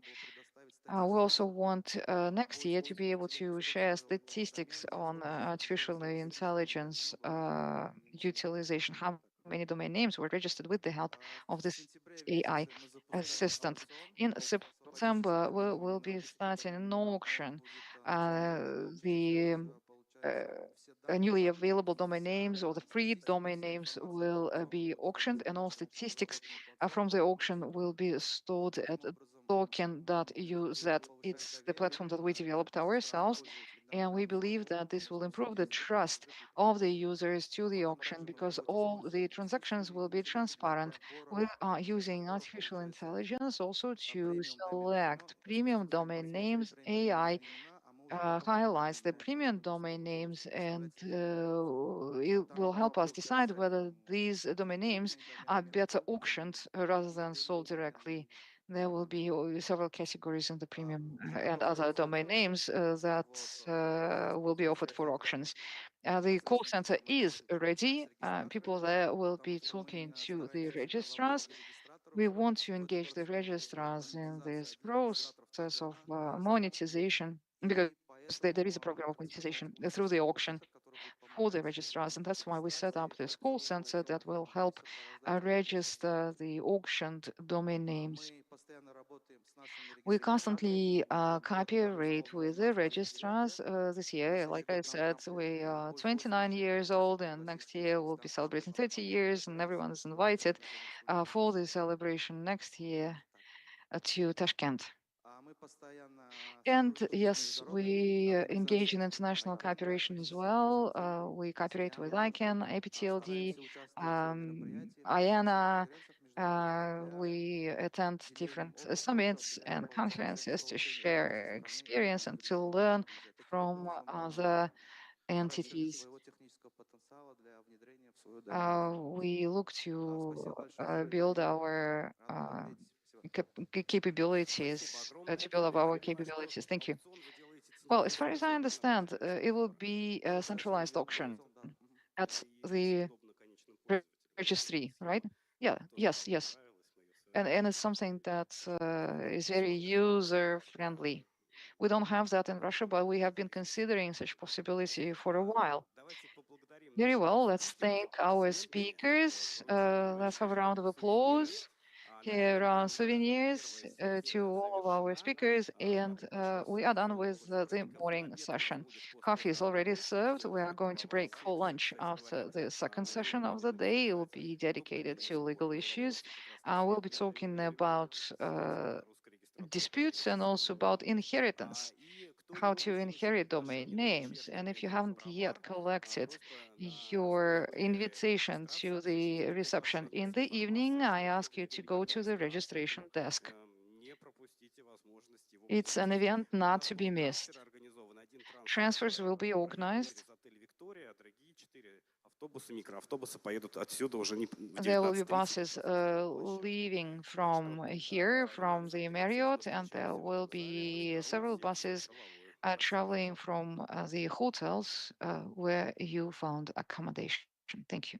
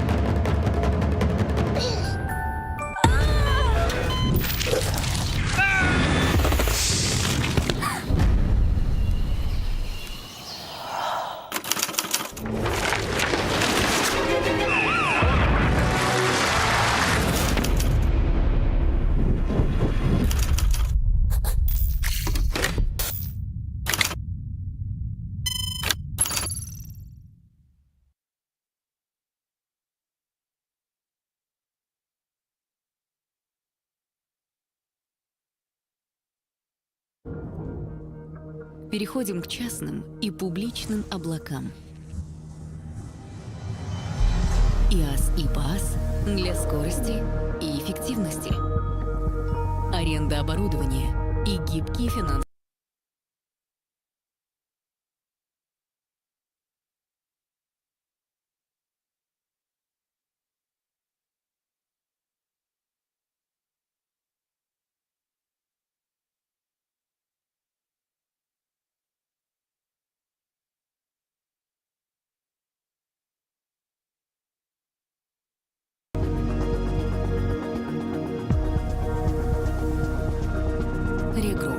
Ваш технологический партнер.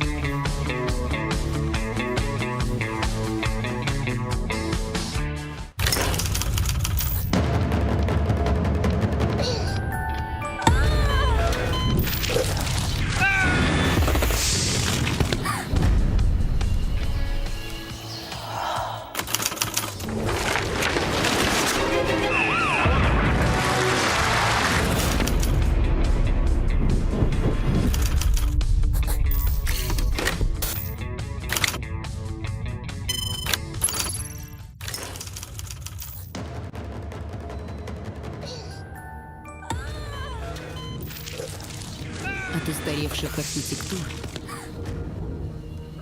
переходим к частным и публичным облакам. ИАС и ПАС для скорости и эффективности. Аренда оборудования и гибкие финансовые условия. Масштабируемая архитектура.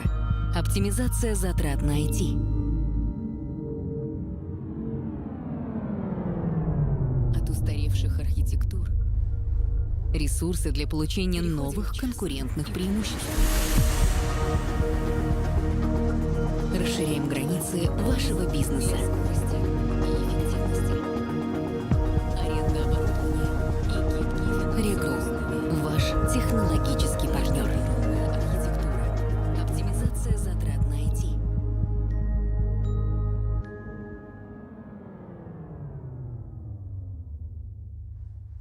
Ресурсы для получения новых конкурентных преимуществ. Расширяем границы вашего бизнеса.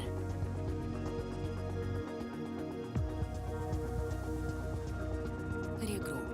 Ваш технологический партнер.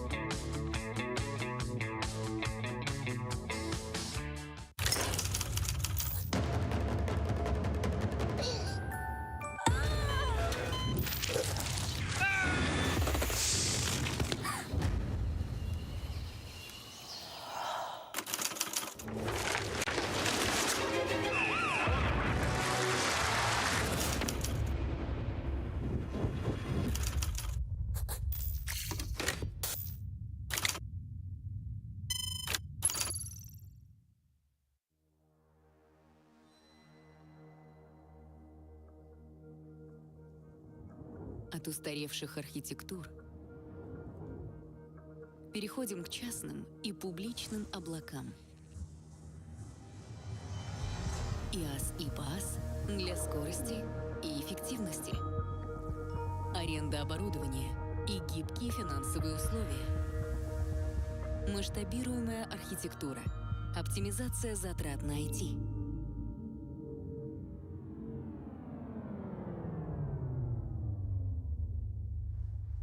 Ресурсы для получения новых конкурентных преимуществ. Расширяем границы вашего бизнеса.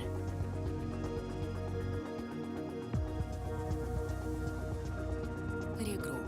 Ваш технологический партнер.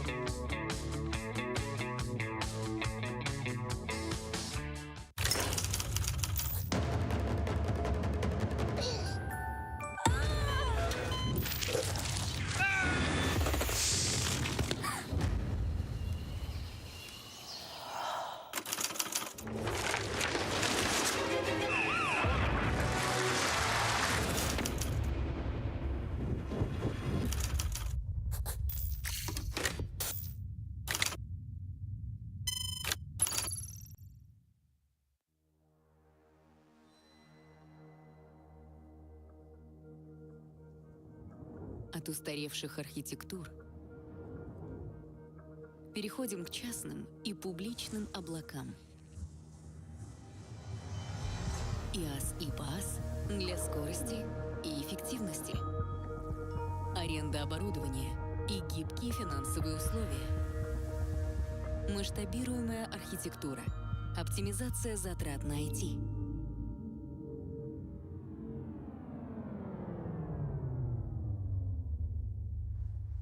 Ресурсы для получения новых конкурентных преимуществ. Расширяем границы вашего бизнеса.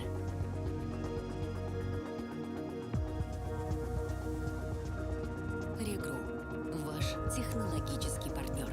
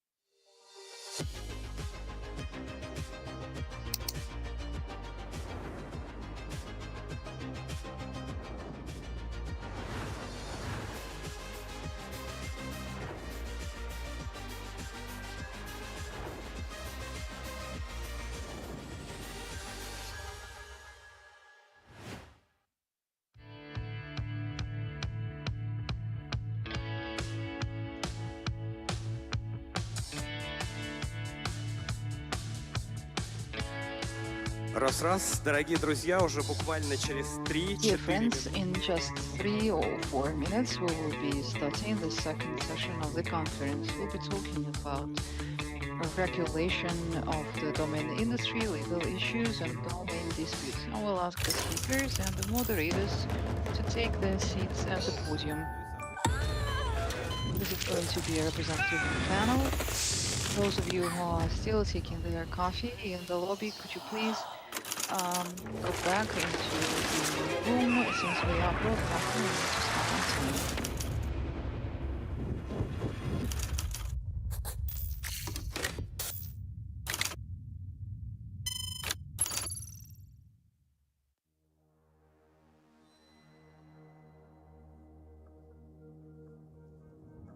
От устаревших архитектур переходим к частным и публичным облакам.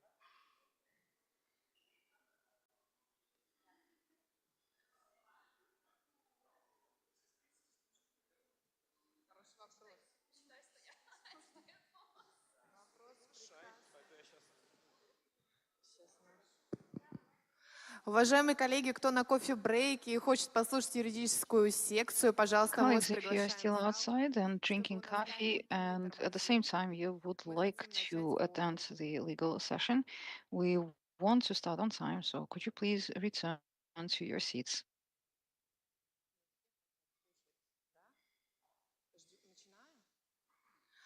Ну ладно. Да. Здравствуйте, уважаемые коллеги, наши немногочисленные Hello, слушатели. Надеюсь, что colleagues. те, кто пьет кофе, тоже нас слушает. Зрители в And онлайне тоже I'd like всем to добрый welcome all день. the online viewers Сегодня мы and начинаем listeners as нашу well. юридическую секцию. We are И, ready to конечно, open the мы не legal секрет, session что of the юридические вопросы TLD вокруг доменов conference. и интернет-споров, они актуальны последние несколько лет. И There have этот год always been a исключением lot не of стал, legal потому disputes что в around этом году, например, в конце domain мая names. 2024 года At the Верховный end суд of May Российской Федерации 2024, the утвердил Supreme обзор Court of практики Russia судебных дел, adopted the связанных с review of нарушением legal прав cases авторов related к to смежным violation конвенциям. of Там, кстати, есть прям copyright and отдельный блок, adjacent rights посвященный владельцам online. сайтов, There is а a именно separate как они chapter соотносятся there с on информационными посредниками, websites являются ли они ими. owners Спойлер, and могу сразу whether сказать, что these Верховный are не стоит considered так to be равно. И в этом information обзоре указано, mediators что as then on нужно the сделать Russian для того, чтобы law. все-таки владелец сайта признавался It will be a информационным spoiler now, посредником, I то есть его understand не that, нужно but делать. you don't need, Тоже могу сказать they тоже are про not новеллу. У considered нас to с be 1 октября стартовал information новый порядок блокировки intermediaries. зеркал. И эти There's полномочия a ушли new от Минцифры procedure к to block Роскомнадзору, the что тоже mirror является sites. новшеством. Ну Used и, to be конечно, the наверное, все слышали um, про битву за домены now it's *.rs. И Roskomnadzor кажется, that will be что теперь у blocking these российских websites. доменов не только It's a new отраслевой, кажется, procedure. вообще всеобъемлющий, And it всепрощающий, seems может быть, даже не that только российский, как Владислав Бакарчук хочет забрать себе права на домен, и everyone его now is представительный юрист discussing утверждает, что Vladislav Bokarchuk's поскольку claim for домены the регистрируются Wildberries в то domain время, name. когда они были в браке, то His значит, lawyers соответственно, это are должно быть claiming дети that между since the супругами. domain То name есть есть was какая-то registered идея о while том, что the домен может Bokarchuk быть это spouses were имущество, still может быть married, нет. Я здесь then ничего не the утверждаю, domain только name should also цитирую. be split as Но у нас на common Телдиконе несколько лет property of назад уже эта идея spouses. тоже звучала, Several а years ago домен at имущество TLD или нет, Con, как раз в we контексте had a одного судебного discussion дела, про of которое я уже whether a рассказывала domain name неожиданно, should be и considered в части расследований, да, property or возможно not. ли I remember наследовать I права на домен. was moderating И that здесь вот session. We очень also talked интересно about whether обратиться к domain names can опыту be наших inherited. коллег из It would be Минска, very как там curious расследуются to права hear на from our colleagues in администрирование Belarus доменов в and learn Беларуси. how И я Belarus передаю слово regulates Наталье Косяк, inheritance of the начальнику domain name. юридического Please отдела welcome Natalia Хостер БИ. Kosyak, head of the legal Поприветствуем department at спикера. Hoster BY. Добрый день, рада приветствовать всех участников конференции. Меня зовут Good Наталья, afternoon. My name is Natalia. I am head of the legal department at Hoster BY. We'll open this legal session with a topic that's that's not too complicated. We'll talk about the inheritance of domain names administration in Belarus. We know that domain names cause many disputes. Over here, you can see four main categories to which domain names are, or into which domain names are usually categorized. The domain name, as some theoreticians say, is a means of visual identity. A domain name is unique, and to register two similar domain names in the same domain area or the same domain names in the same domain area is not possible. At the same time, domain names are regional. Some owners of the domain name, some registrants use long domain names. They express their creativity through the domain name, and it's a unique address online, and therefore a domain name has the feature of uniqueness. Back in 2007, it was also discussed that domain names are not the same as a trademark, and very often disputes around the domain names are still initiated by the trademark owners. The institution of trademark owners comes with thousands of years of history, with the brands that were used to identify products of various artifices.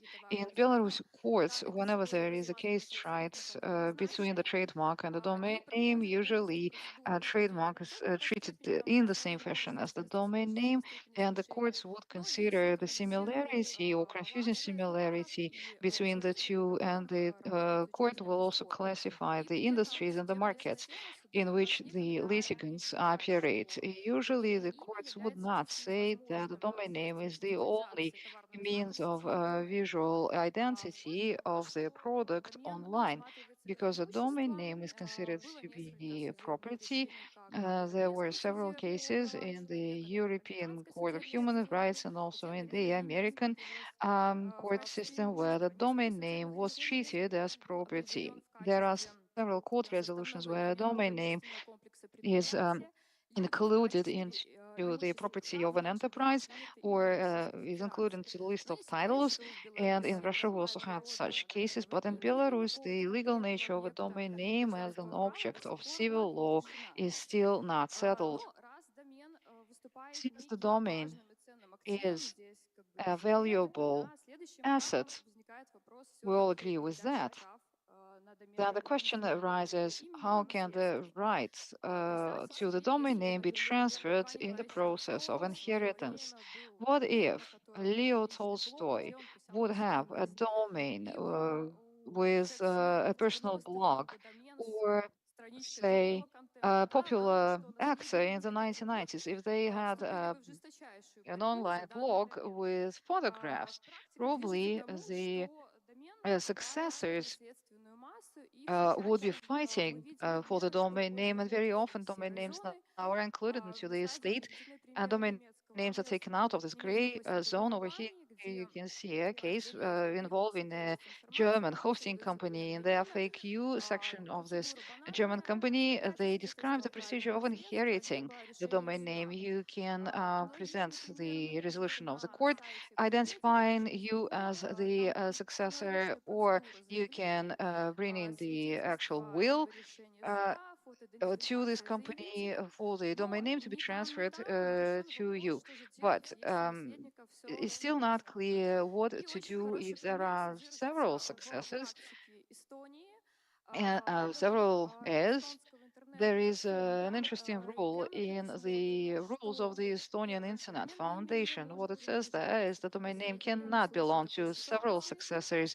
Should that be the case, other successors will have to waive the right to the domain name for the benefit of just one successor. And together with the other documents, you have to also submit the certificate to inheritance,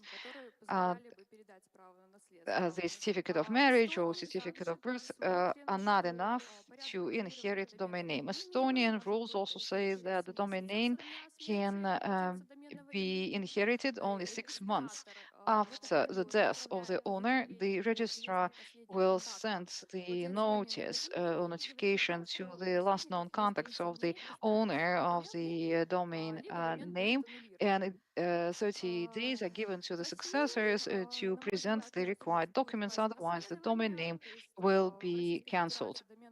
In Russia, domain is treated often as a service which is connected to the personality of the creditor.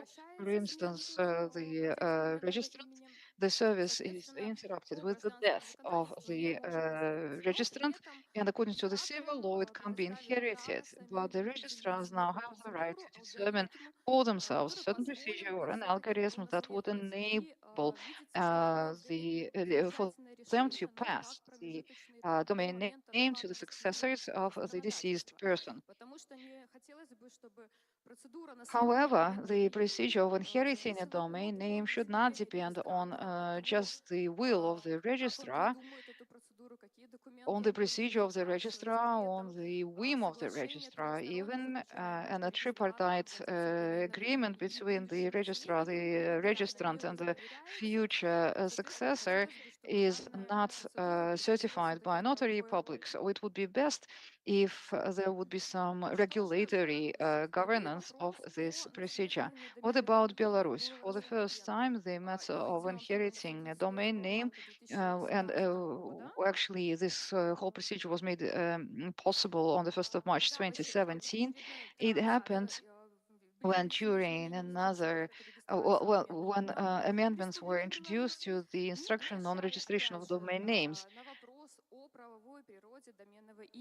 The matter of the legal nature of the domain name was set aside. It was never resolved, but the Ministry of Justice and other relevant authorities agreed that domain names should be included into the estate,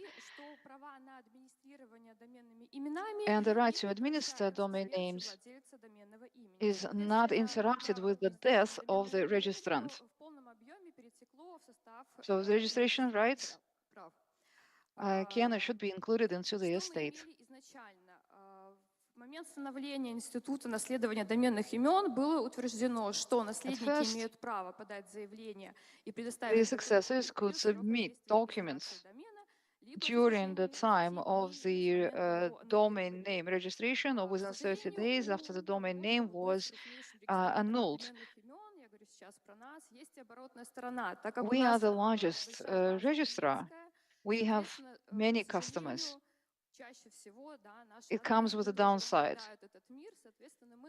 We lose customers because they die, among other things.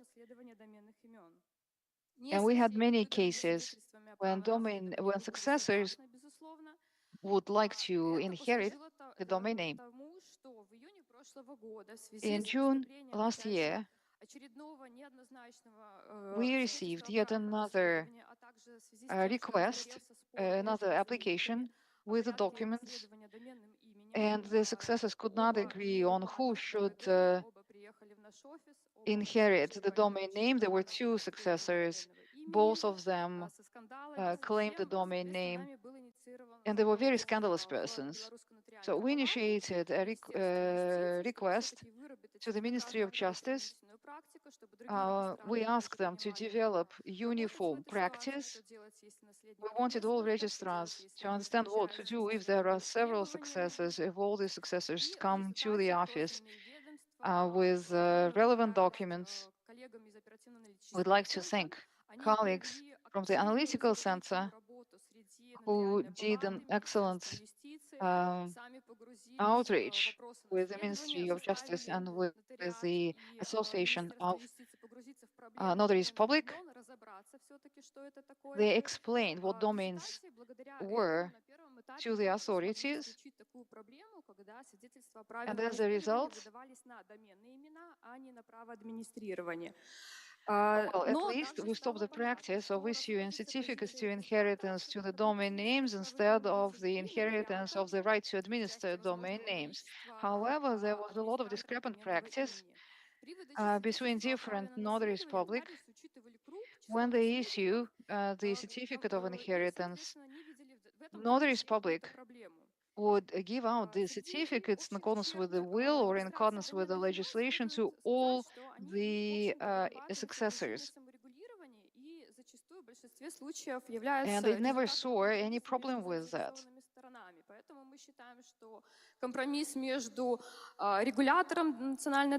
And just like successors need to come to a compromise, the registrars, the regulators, the notaries public, they also had to come to a kind of an agreement, to a compromise. The right to administer domain names are indivisible. The authorities agreed with that. It means that they should belong to just one successor. And the current instruction now contains this norm that the rights to administer a domain name can be transferred to only one successor. But even that is not enough. There is a general rule that wasn't changed. The certificate of inheritance is issued 6 months after the day of death of that person, of the registrant. It's very likely that the domain name registration will expire by that time. Having analyzed the requests that we were receiving and the certificates of inheritance that we were receiving, we saw that at least 1/3 of all the certificates of inheritance would not be issued within that initial period of time, within the first 6 months. Проходит первая волна дележки имущества, и если в этот момент еще регистратор получил If not all successors are identified on time, if they haven't showed up to get their certificates, during that time, the registrar may suspend the domain name, and sometimes the domain name will be claimed beyond the established period of time.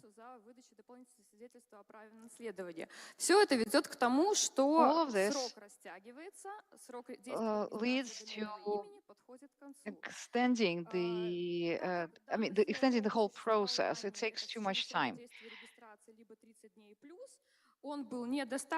So the time frame that was envisaged by the previous version of this instruction, the period of registration plus 30 days, was deemed to be insufficient.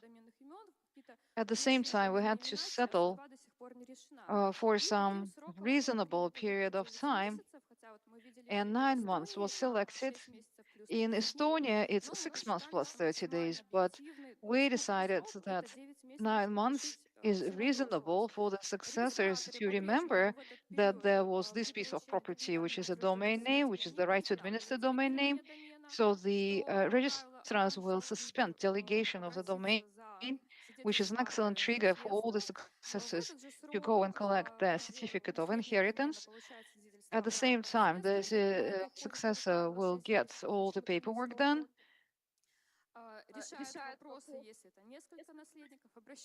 The successors will be able to decide between themselves who is going to inherit the right to administer. So basically, 9 months is enough for us to process these claims. But since we are all about business, and registrar's work will not be interrupted for the time during which the successors will comply with all the bureaucratic procedures. So if by the time of death the domain name was renewed, or it was renewed recently, and there are still 9 months of validity, nothing happens to the domain name. It will continue to be registered and delegated. If the domain name was registered a long time ago and the registrant did not renew the contract and the contract is about to expire, then this 9 months period will kick in since starting from the day of the registrant's death. Consequently, since during that time the registrars will process requests from the successors, they will analyze the certificate of inheritance that we will get from the successors. We will have to consult with the notaries public because the notary is still not clear as to what they should write in the certificate of inheritance. The decision was taken that since we renew, or rather extend, the period of registration, we give you time to becomes successors, legal successors. Well, as soon as you decide that you will keep the domain name, then the successor will have to pay extra in proportion to the time period that expired since the basically the successors will have to cover the costs associated with the time period after the expiration of the domain name registration until the time that the domain name is transferred to the new registrant. Usually the calculation of that period and the payment is not a problem.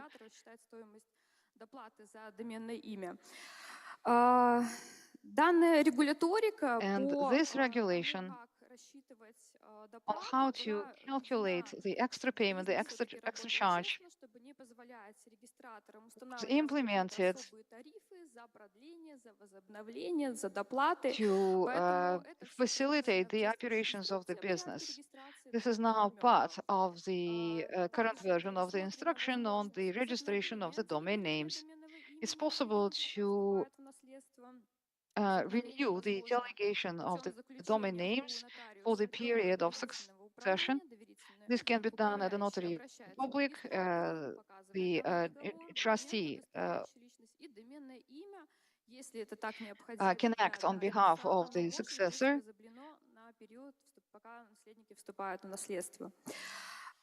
Что же делать, если наследников по-прежнему And более what одного? do we do if there are more than one successors? Запроса мнений предложили рассматривать и провести аналогию с долевой собственностью, в результате чего в настоящее Our время suggestion was to introduce the concept of shared property, but still the successors will have to decide who will be the registrant. This agreement should be made in writing, and it should be submitted to the notaries public before the certificates of inheritance are handed out. С учетом регистратора как стороны. The registrar is not party to this agreement. The agreement is certified by the notary public, and the successors will have to submit these documents to us. We think that domain names should be inherited, that the procedure should be transparent and clear, that the whole procedure should not be in the gray area. It shouldn't be an extra service from the registrar. It should be regulated. We know that domains are a valuable asset, and that's why they can and should make up part of the estate. Thank you. Thank you, Natalia. I have a question. What do we do if there are no successors? No successors, then this estate will pass to the state, to the government. Do you have any cases like that? If there are no successors, then if this can be confirmed, if we can confirm the fact of death of the registrant, and we don't know whether there are any successors, then we will send out notifications in writing and digitally that the domain name registration is suspended. You have that much time to submit the documents. If the time passes by and no one presents themselves, then the domain name will be undelegated. It will be cancelled under general rules. And yes, you can ask questions. Do we have a microphone in the room? Who is going to help us with the mic? Because there is a question. Okay, here is the microphone. By the way, this is a very important topic for all registries. I'm not a lawyer myself, but I've been talking to lawyers. From what I know, a domain name is not property. It's not property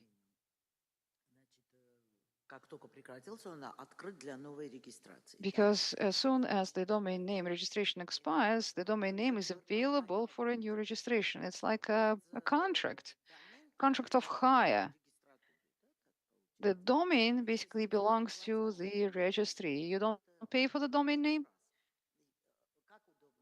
It's back into free circulation.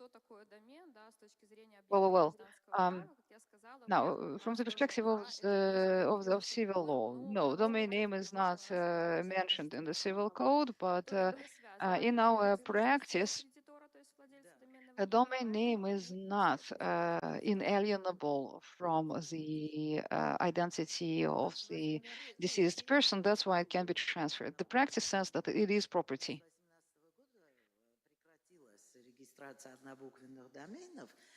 One-letter domains, we stopped registering them from 2018.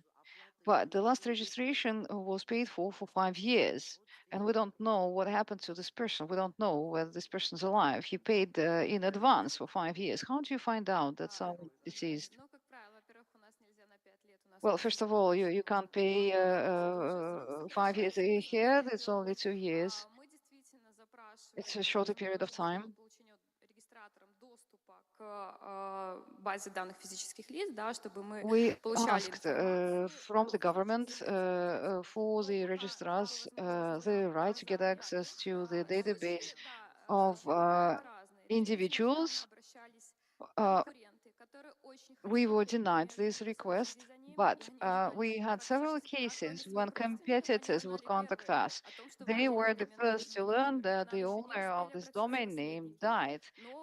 We haven't heard from the successors yet, but we had a visit from a lawyer who represented the competitor of that domain name registrant.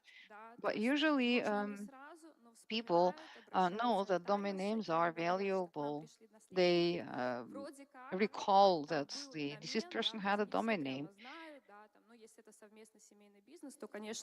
Sometimes people wouldn't know, but sometimes they would even try to find out for sure that such and such person used to be the registrant of such and such domain names. Okay, and my third question is, in Armenia, according to our policy, the domain expires not at the time when the registrant dies, but it will be active for as long as it was paid for. So if something happens to this domain name, who is controlling the domain names, the logins, the passwords, someone who got access to the computer? Well, we actually had a dispute between the mother of the deceased person and the spouse of the deceased person. The spouse had access to the computer of this deceased gentleman, and she could control the domain name because she had access to all the passwords. But according to the certificate of inheritance, she only had one half share to the domain, and every second day we would have a visit from either the mother or the wife, and unfortunately they couldn't come to an agreement, and they couldn't settle these disputes through an amicable settlement. So when we learned that the registrant deceased, he was the owner of a large business, it was logistics business, the domain name was suspended. Tourist businesses, family businesses. Yeah, it's a problem, I agree. Okay, thank you very much.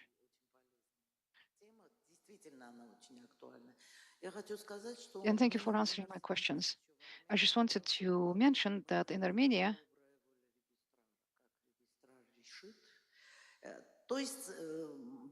we have the concept of registrar's goodwill. So the person who brings the certificate of death, if it's the wife, then we will also request the certificate of marriage, and the successors, it's still not clear. At first, we would give or re-register the domain name and the name of the first successor to reach us. But yeah, but we were not happy with the solution. Exactly, it's not a perfect solution. It's not fair. And when we were talking to colleagues, I got scared because it feels like only our customers die, but we have such a big customer base. We have so many registrants, and of course, it would be only natural that we had many cases like that. And I also that there is a comment in the room. It's not a question; it's an answer. Well, since you are, we are discussing technical issues, but there is also the technical component, so that the notaries have an information system that is integrated with the government information system. And at the moment, we are working on the service. It should be launched sometime in October. It's work in progress, right? So the question is in transferring information.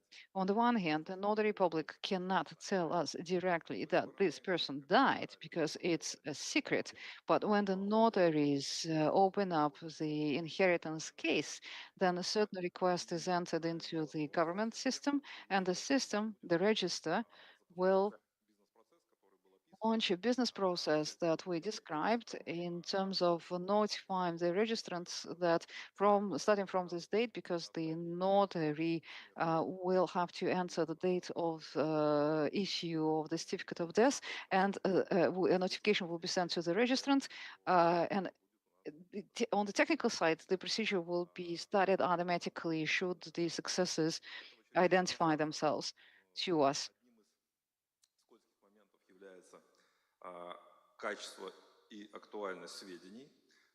So the quality of the data and the relevance of the data, or how updated the data is, it's one of the more, it's a crucial issue. It's an essential part of the whole process. So it means that the registrars will be able to get information as well, based on the date of the certificate of death. Well, since we do not check data of the registrants, yes, I know about ECIA, the Unified System of Identification, but sometimes domain names are registered in the name of non-existent persons.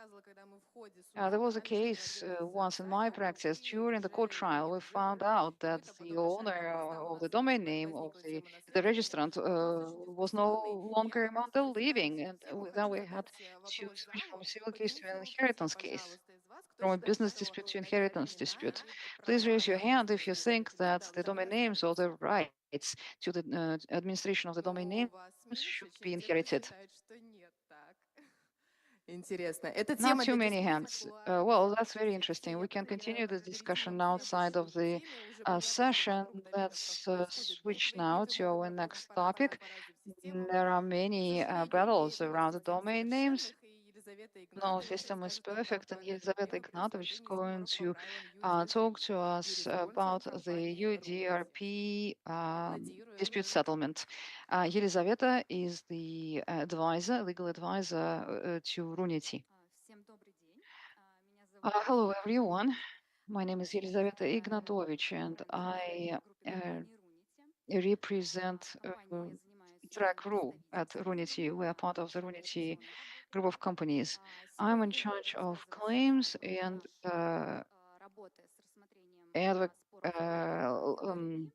legal assistance at Runity. About 3.5 million domain names are registered by reg.ru. About 4,500 are registered in .rf, and the rest are within other domain areas. That's why we offer 760 domain areas, domain zones, and that's why we study policies of register operators in different zones. Today, I will be talking about relevant issues of dispute settlement under UDRP. We'll talk, among other things, about resolution enforcement. You know that there are court procedures to settle disputes. You can apply to national courts, but usually it takes a long time, between 1 year to 3 years, to settle a dispute. There is no clear regulation of such disputes. There is ambiguity and inconsistency in the enforcement of the decisions. As to UDRP, it is an out-of-court procedure. It is fast, 2 to 4 months. The regulation is very clear. It's described in the rules and the policies, and the decision is binding upon the registrar.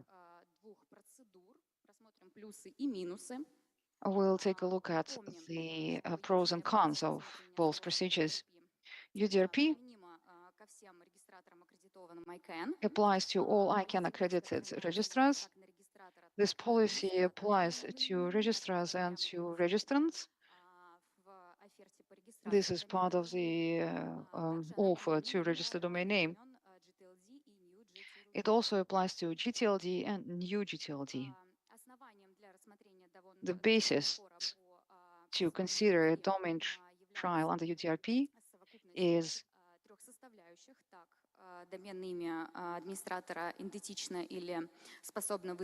based on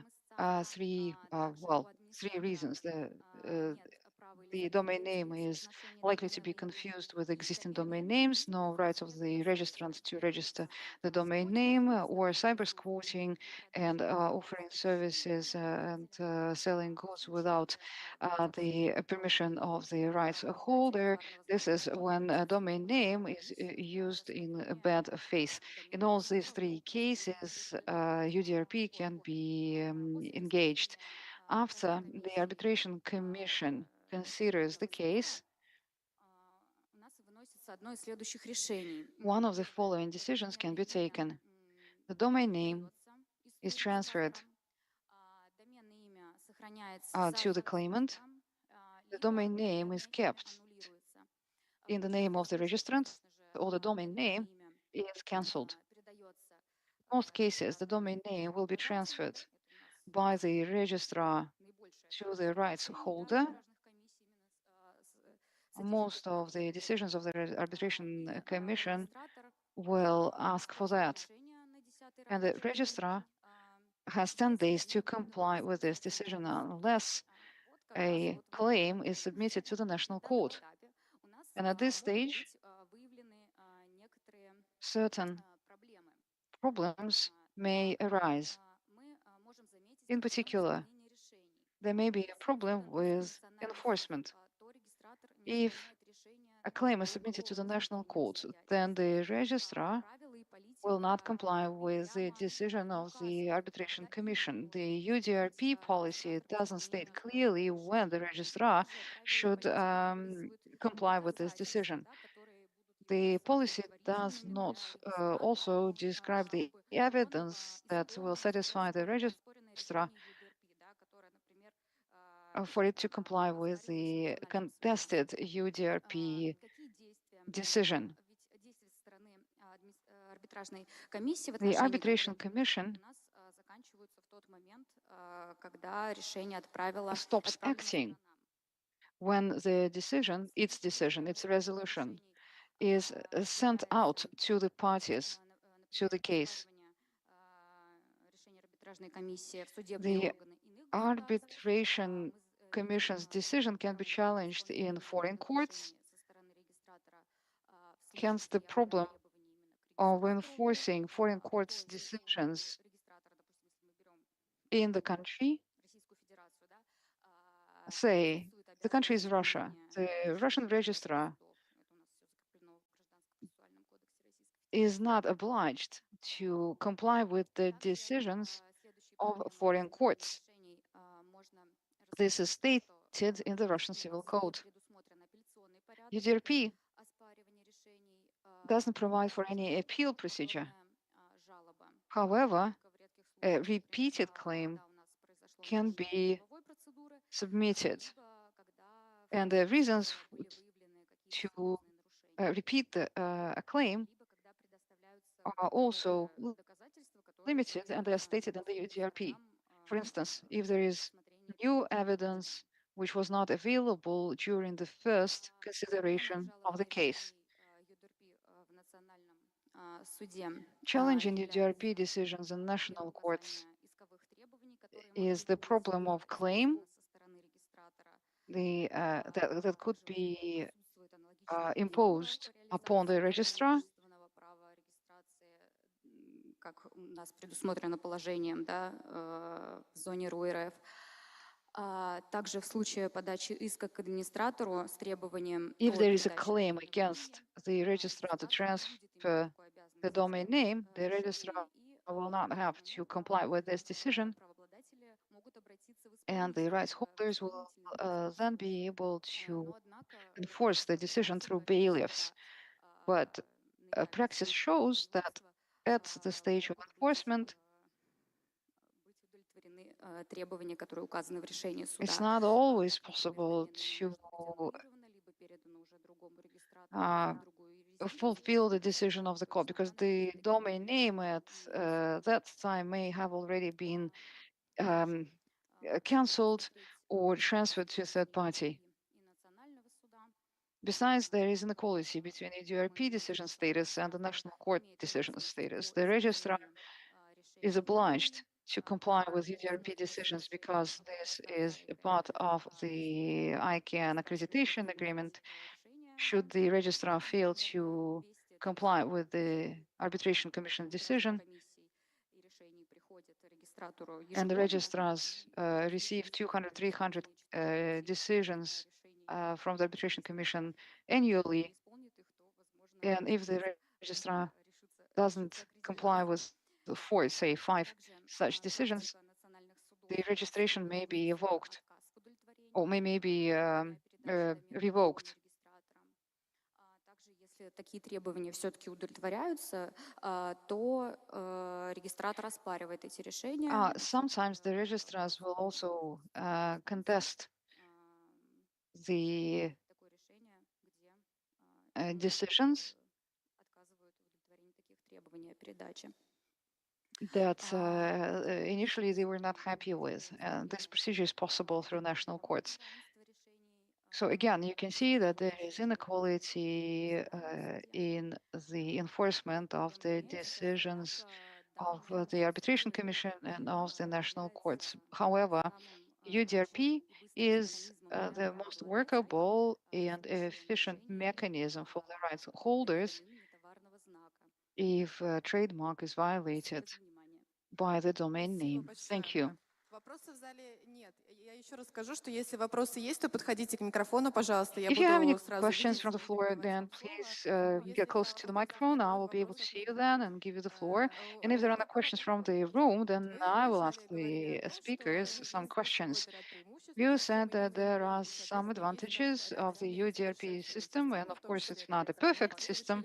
It's not clear how to enforce these decisions, especially in Russia. We know that there are problems with enforcing UDRP decisions in Russia. So my question to you is that of a lawyer. For instance, UDRP may apply in a case, or you can take the case to the court. What would you prefer? Would you choose UDRP or would you personally choose court?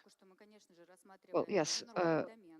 Okay, I should have said that we are discussing, say, an international domain within .com, for instance. And if you're a trademark owner, we know that there is a charge to use this procedure, $2,000-3,000. But I would definitely recommend for you to recourse to the UDRP procedure rather than national courts. Because in national courts, the practice is very unstable. And like I said, the registrars will not always comply with this decision. I mean, the national arbitration decision. So I vote for UDRP.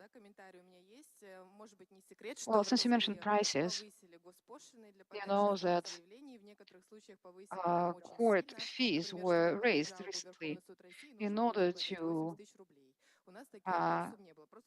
complain to the Supreme Court.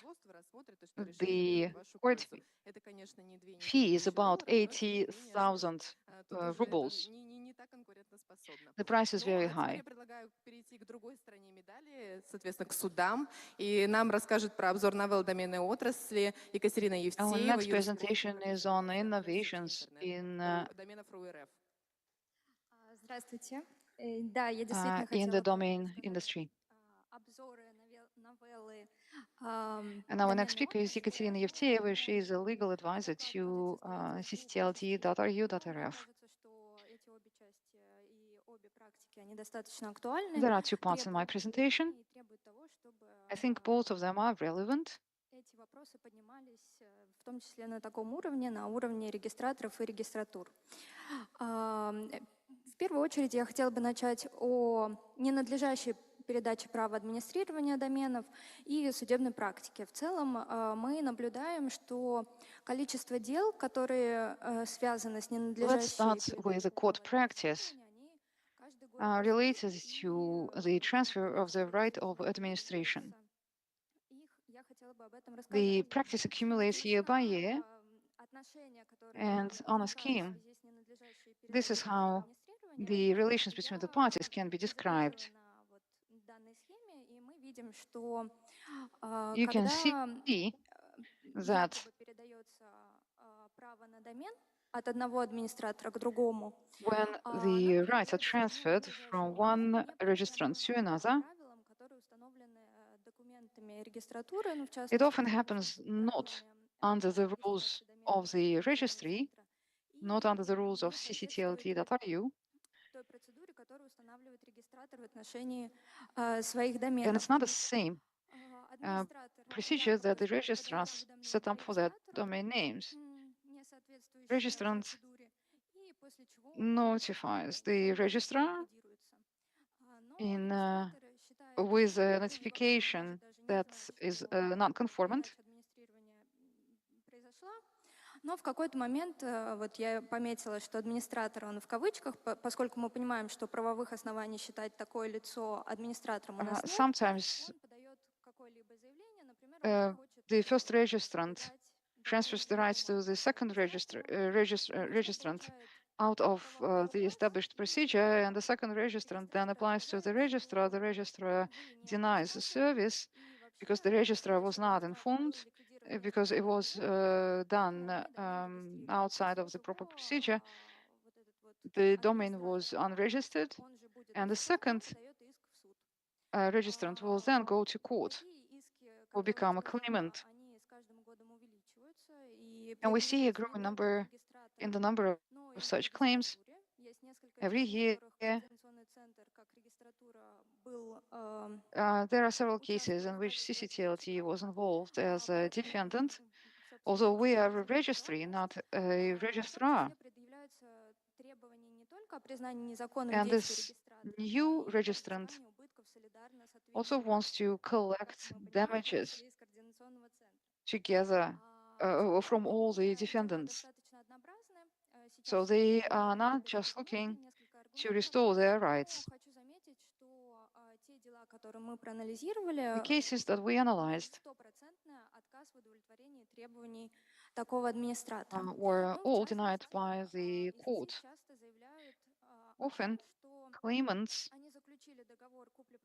claim that they entered into a purchase and sale agreement with the initial registrant, that they informed the registrar of the fact, but the registrar failed to make an entry into the records. And what the courts say is that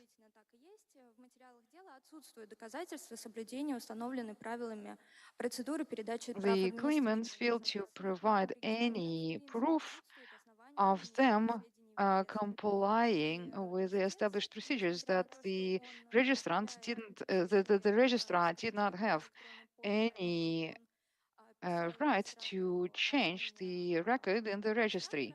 And even though the claimants provide screenshots of emails, these emails are not part of the established procedure, and therefore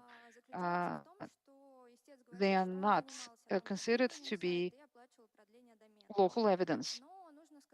Another claim that the claimants make is that they kept paying for the domain names, and the courts are quite competent, and they are saying that the claimant, even though they paid for the domain, this is not grounds enough for them to be considered the valid owners of the domain. And often the courts write that the actual payment for the domain name by a third party is not evidence of the transfer of the right to administer to this third party. Это все цитата из исков. Now I'm quoting from different claims and from the court decisions. For instance, the claimant says that the defendants dragged the registration process in order to prevent the new registrant to register the domain name. Or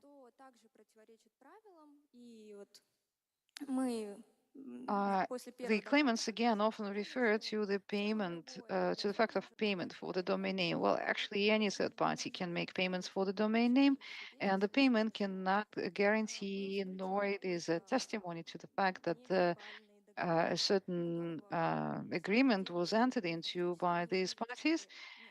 So this agreement does not exist. The payment does not make up an agreement of the transfer of the rights to administer. And the last one, the last item here is that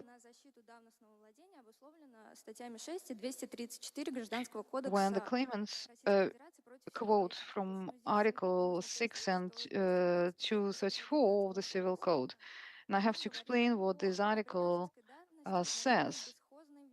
It speaks about точного мнения о том, чем является домен, the caption. This is when a lost and found property can be considered owned by the new user if it's not claimed by the old user over a certain period of time. Again, this brings me to the end of my presentation. Like I said, the number of such cases is growing all the time, and it tells us that some registrants do not fully realize the nature of the domain name and the nature of the agreement that they sign or the contract that they sign with the registrar.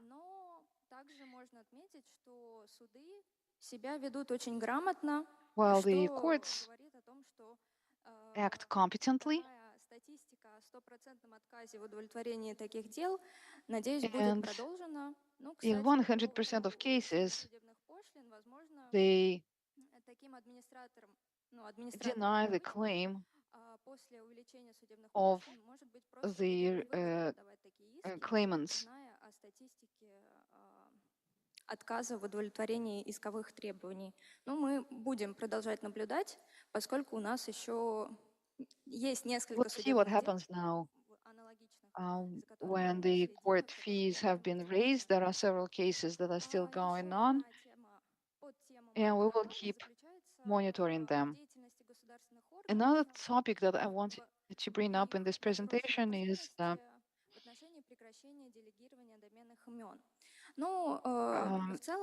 undelegation of the domain names. Different government authorities,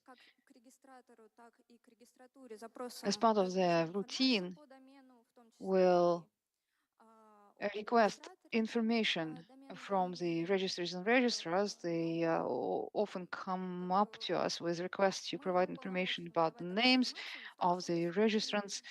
But when we share this data, we must comply with the laws on personal data. There are many different authorities that can potentially request this information. The last item on the slide is the Federal Service of Bailiffs, court bailiffs. From 2022, court bailiffs started to issue their own resolutions to suspend or to cancel registration of domain names. Here you can see that in just 2 years, such decisions were taken with respect of 44 domain names, but in 8 months of 2024, we have seen doubling of such resolutions of the bailiffs. Возросшей активности судебных приставов. Мы хотели бы заметить, что со стороны Координационного центра, что видим определенные риски и недостатки в такой практике. ccTLD that our use sees certain deficiencies in this practice. Сомнительная эффективность таких постановлений, поскольку these resolutions are not truly efficient. The debtors who engage in economic activity via websites, when domain names are blocked, they have to stop this economic activity, they have to stop their business operations.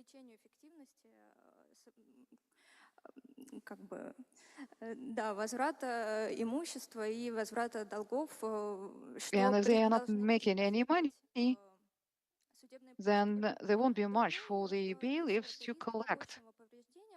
Another risk is the risk of site damage, because sometimes the domain name supports not just the website, but also corporate email, because as soon as the domain name is undelegated, corporate email stops working, which is also not a good move, not a good implication of such a resolution of a court bailiff. There is also high risk of mistakes. In April 2024, an erroneous resolution was issued to undelegate the main domain of the largest registrar of domain names in .ru in the .ru zone. It was a mistake to publish this resolution, but should anyone try to enforce it, the consequences could have been dire.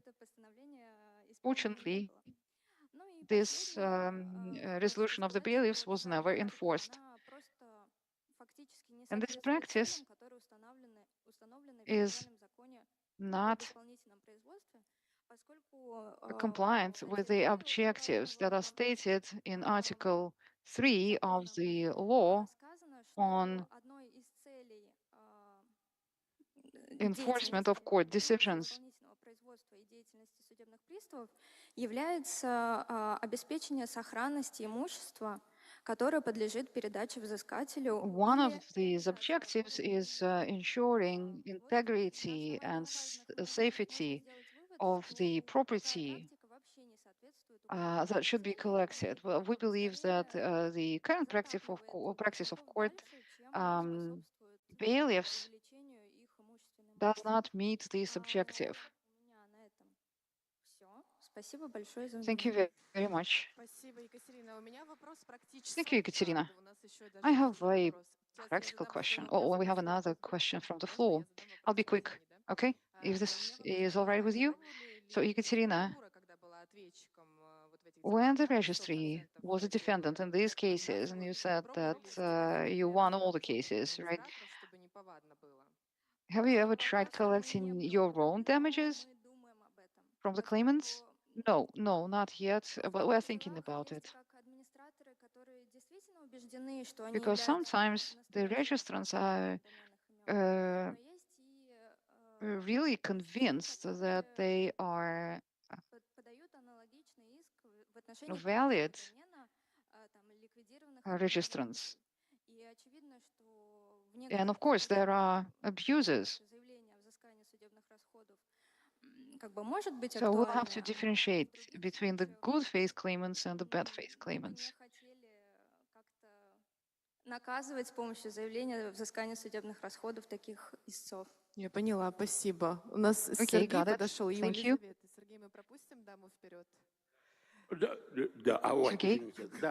Yes, sure. Елизавета, yes, please, go ahead.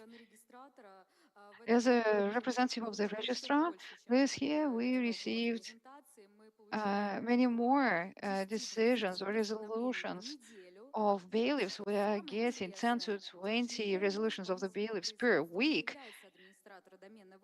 And it's not the registrant who is listed as the respondent. You see, sometimes we would get a resolution with wrong names. So on the one hand, we must comply with the resolution of the bailiff, but then we see that they've made a mistake. And I mean, it's always a very awkward situation for us. Now, with respect to bailiffs, we prepared a memo that we submitted to the government. The registry is doing its best, and we are doing our best to fix the situation.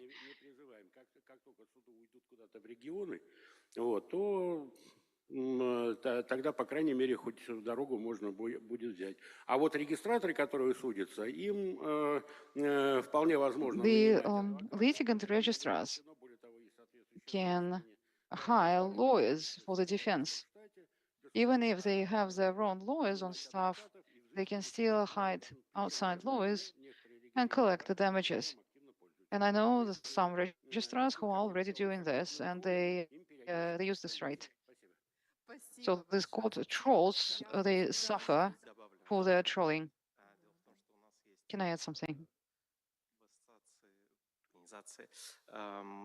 По запросу учредителя операторов связи у нас есть проект, который мы ведем, также по There is this project that we run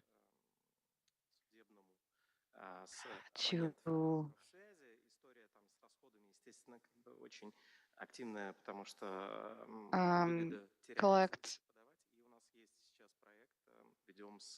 that from the telecom subscribers. So again, there is this project to create pools of such requests that could be processed jointly for a fixed fee, for a fixed lawyer's fee. Okay, got it. Thank you very much. Natalia, did you want to add something? Yes, my comment is on the transfer of the right to administer the name. I don't understand how a new registrant may claim that the registrar fails to act properly. For us to transfer the right to administer a domain name, two parties should take specific actions. You can't have registrant number 2 unless registrant number 1 took certain actions.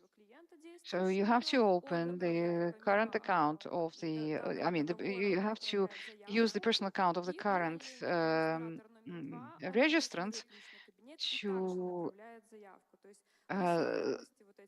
submit the request to transfer, and then the new registrant needs to use their personal account through which a re-registration request should also be supplied. So 2 requests should be coming to us. What about you? Well, it's a similar algorithm for us.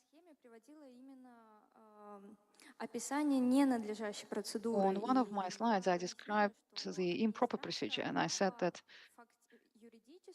this is how it sometimes happens, but it's outside of the law. It's not a lawful procedure. What they are doing, it's not the real second registrant, because both parties fail to comply with the procedure.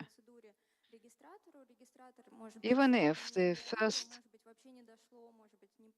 registrant submitted some request to the registrar, but this was done in freestyle, in a free form, outside of the established format. Но у третьего лица с регистратором договорных отношений никаких нет. Поэтому он юридически администратором не является. Even if both parties took certain actions, but these were not the authorized actions, the courts will not rule in favor of these registrants. Even if there is an email that the first registrant sends to us, but it's not the application form that the registrant should fill out in accordance with our policy, in accordance with the contract that this first registrant has with us, then there is no registrant number 2. We'll never perceive that registrant as lawful holder of the rights to administer the domain name. We have one more question. I'm with .moscow.moskva. I have a question about UTRP. When you submit your complaint in a certain language, and your defendant also speaks this language, then a special pool of arbitrators will consider this case. All complaints in Russian are considered today or tried today, but by people from unfriendly countries.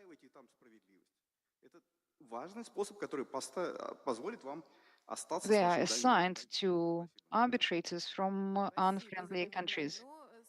And I would prefer a national court in this case.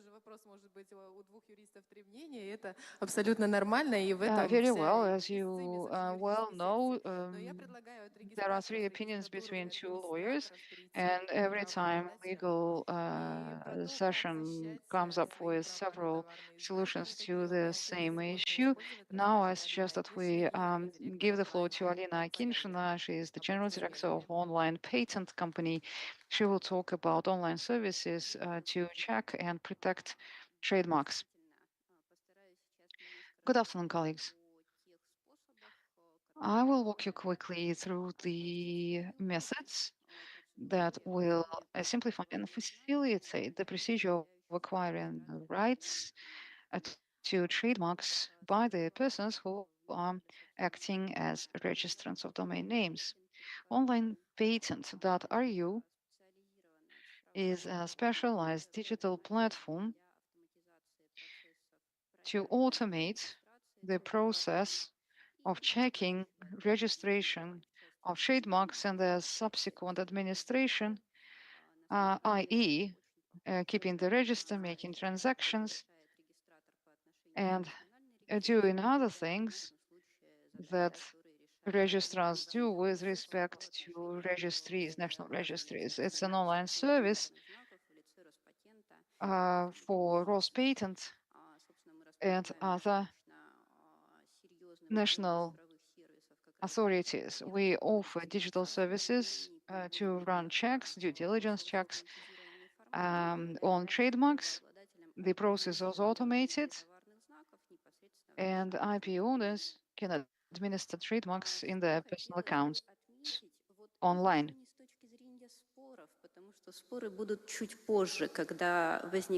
I will turn to disputes a bit later.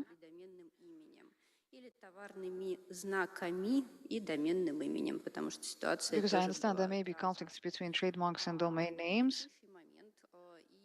However, in the last 5 years and today, in the trademark registration market, which is the root of all subsequent conflicts, we have been observing a surge in activity. The market almost doubled in the last 5 years. It's growing at an accelerated rate. You can see how much it added in 2023, 133,000 applications to register versus 98,000 back in 2022. One of the contributors to this surge was the amendments to the law. From June 2023, you can now register the trademarks in the name of individuals, which is a major innovation. It's an innovation to connect a trademark and a domain name. 75% of registrants are individuals, and at the same time, these individuals could not register trademarks in their own name.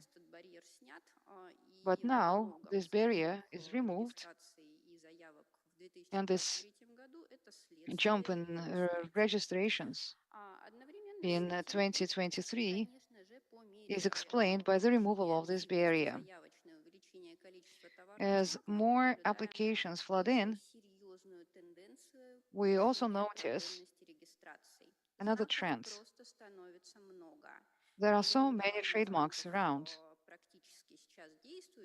There is almost 1,900,000, 900 plus thousand trademarks that are active. 12 to 13,000 applications are submitted every month, which makes the whole registration process very complicated. As a result, the most typical problem that registrants have to face, together with other market participants who would like to register certain designations as trademarks, is the problem of late priority. There is another budget consideration as well. To register domain name, as a rule, unless it's a unique domain name of high value, then to register domain name you need hundreds, maybe thousands of rubles, but not dozens of thousands of rubles. But to register a trademark, if you just take into account the current fees and duties, that's at least 30,000 rubles. We know that port duties are being raised, and the duties of Rospatent will also be raised pretty soon.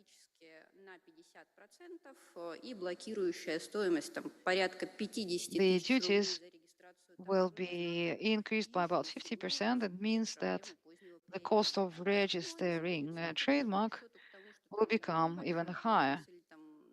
Hence the problem of late priority. A small business or a startup registers a domain name but doesn't register a trademark because they're not sure what will come out of this or come off this company.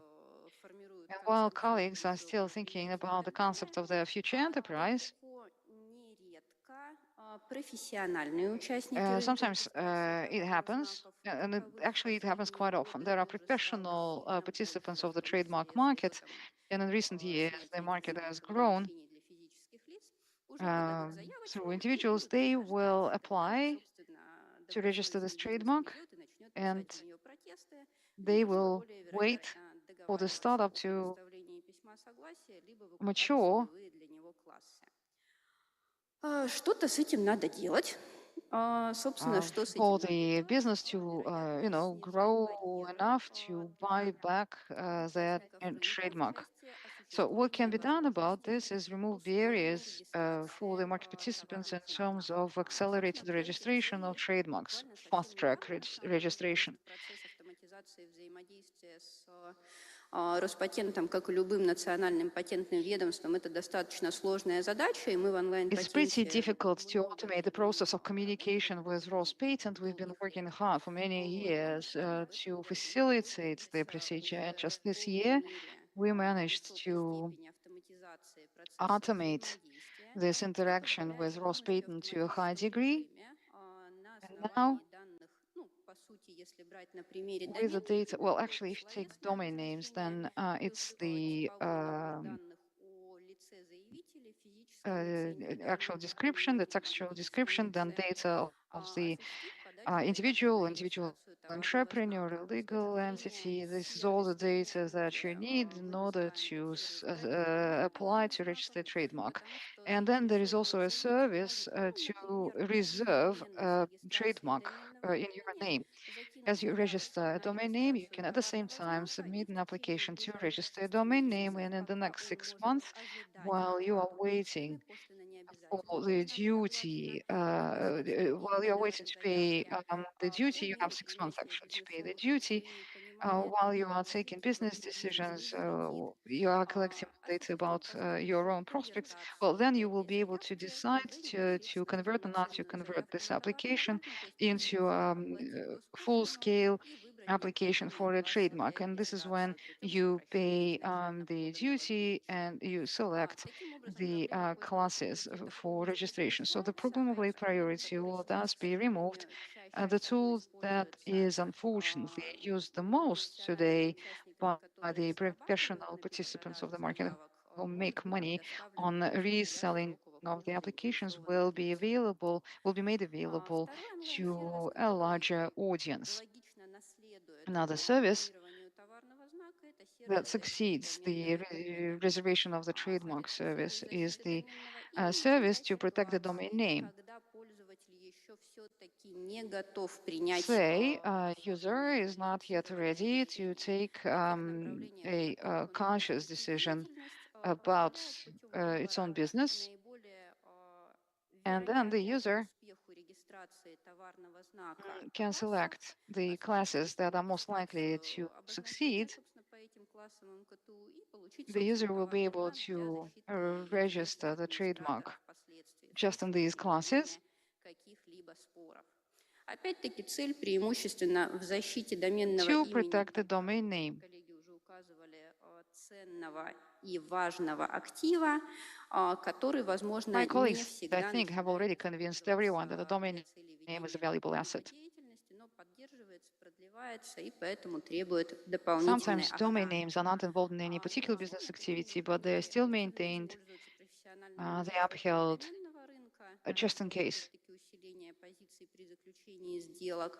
Ну и в частном случае, когда пользователь все-таки готов определиться с If целевым the user классом is ready to determine the target registration class, then this can become a full-time legal service. You can engage patent officers and complete the registration. These services have already been implemented. There is full search and check on the domain name across databases of trademarks, either registered or в силу международных соглашений, ну, то есть по мадридским регистрациям. or the ones that can be registered under Madrid rules, then you can also submit applications under certain criteria through the automatic submission of applications to ROS Patent Service, and there is e-workflow. This kind of automation accelerates the acquisition of the rights to trademarks and minimizes the risks of trolling. I don't know, colleagues, whether you have to face that in your domain names practice, but in the trademark field, this has become systemic. The applications are submitted not by the actual persons who are interested in protecting the trademark. Often we receive applications from those who are looking to create a market of resellers. Поскольку они не являются профессиональными участниками рынка, полагаем, серьезно позволяет минимизировать риск троллинга для таких администраторов. Вот. Второй момент, да, снижение барьеров входа. Lowering the barriers to entry, the size of duties that will come into effect after the amendments to the government regulation is adopted could become prohibitive to small businesses to register, or rather to pay 50,000-60,000 rubles for the registration of a potential trademark can be quite expensive. Besides, sometimes businesses are not sure what will be their main business at the stage of startup. They can't pay for registrations in many classes, but they can book these classes, they can make a reservation. Возможно, через международную процедуру, возможно, через национальную. Пока не исследовали возможности аналогичных технических решений для ведомств. We are also thinking about similar solutions for the authorities of neighboring countries. We believe that technically these solutions are quite possible. They can be implemented in our neighboring countries. Thank you very much. Thank you, Alina. I have an idea.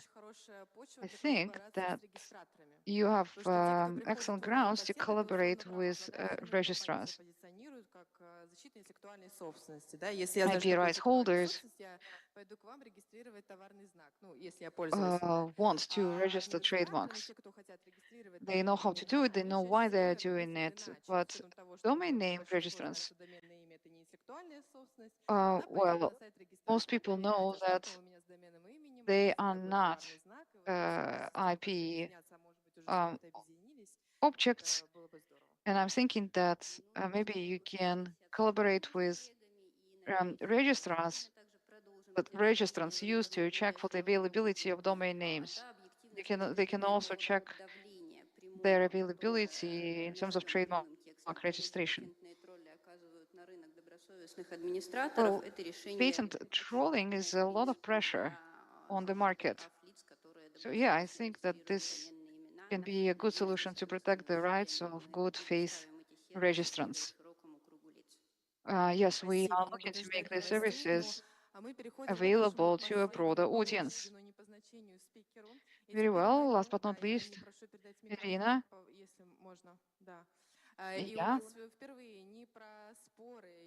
And now, for the first time here, in the legal session, we are going to discuss not courts, not rulings, not settlement policies. Let's take a look at the CCNSO policy development. Irina, over to you.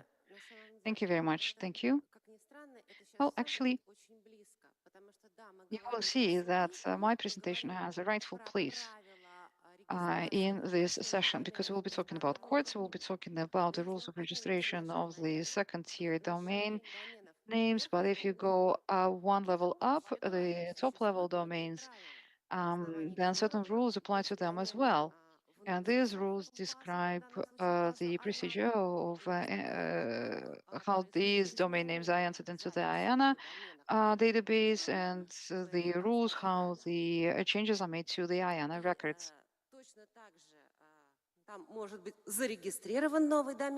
A new top-level domain can be registered.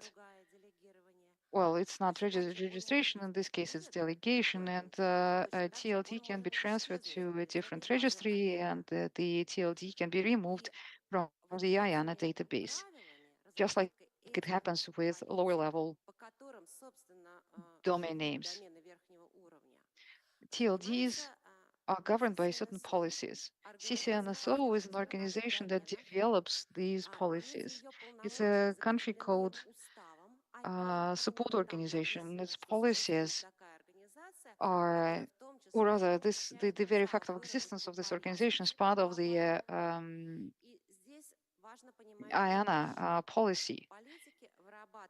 You have to understand that the policies applying to country code domains are developed by the representatives of ccTLDs, the representatives of ccTLDs in the CCNSO, and these policies, these rules are not aimed at registries.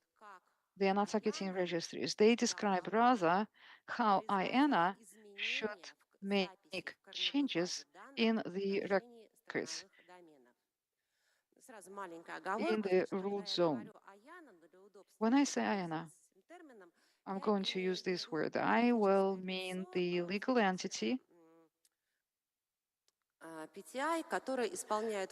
which is called PTI, which exercises one of the three functions of IANA, which is keeping the database of, or maintaining the database of ccTLDs.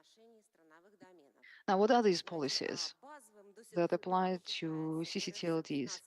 RFC 1591 is still considered to be the most fundamental of them. It was developed in 1994 by John Postel.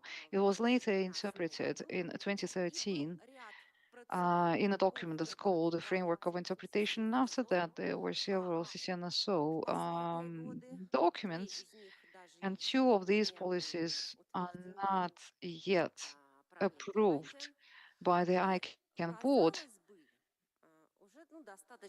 And it may seem that all these aspects of delegation and transfer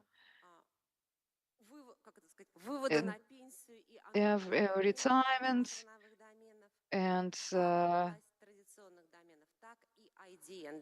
revocation of ccTLDs and IDNs. It may seem that all of this must have been already described fully to the extreme, but then it turns out that no, it's not the case. That in the set of policies there are gaps and there are situations, practical situations, when IANA is at a loss and it doesn't know what to do because the policies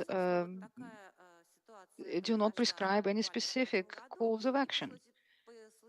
One such situation happened last year and it triggered the setting up of a new task force and a new round of discussions around CCNSO policies. Are these policies sufficient? Is it okay to refer to a dozen different documents when you need to find a solution for one specific matter? Or should we have a kind of a codex? Or should we have additional policies?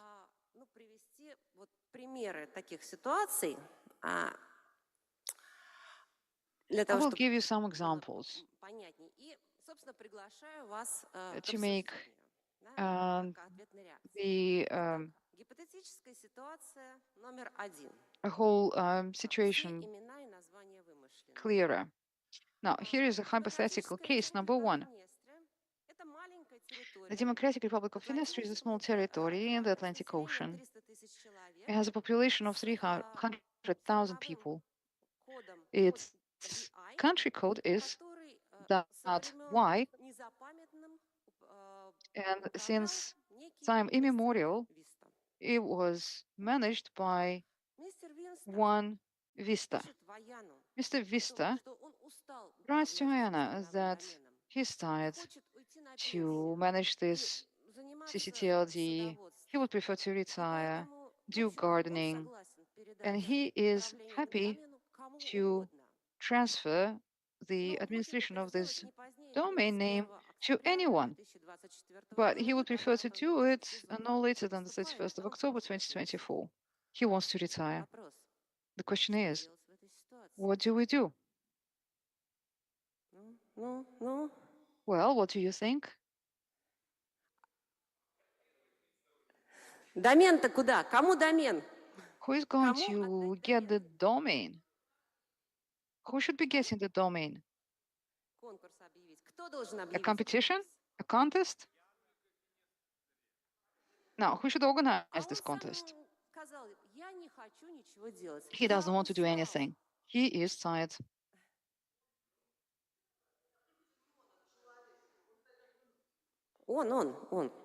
Мистер Виста настоящий. No, Mr. Vista, a gentleman.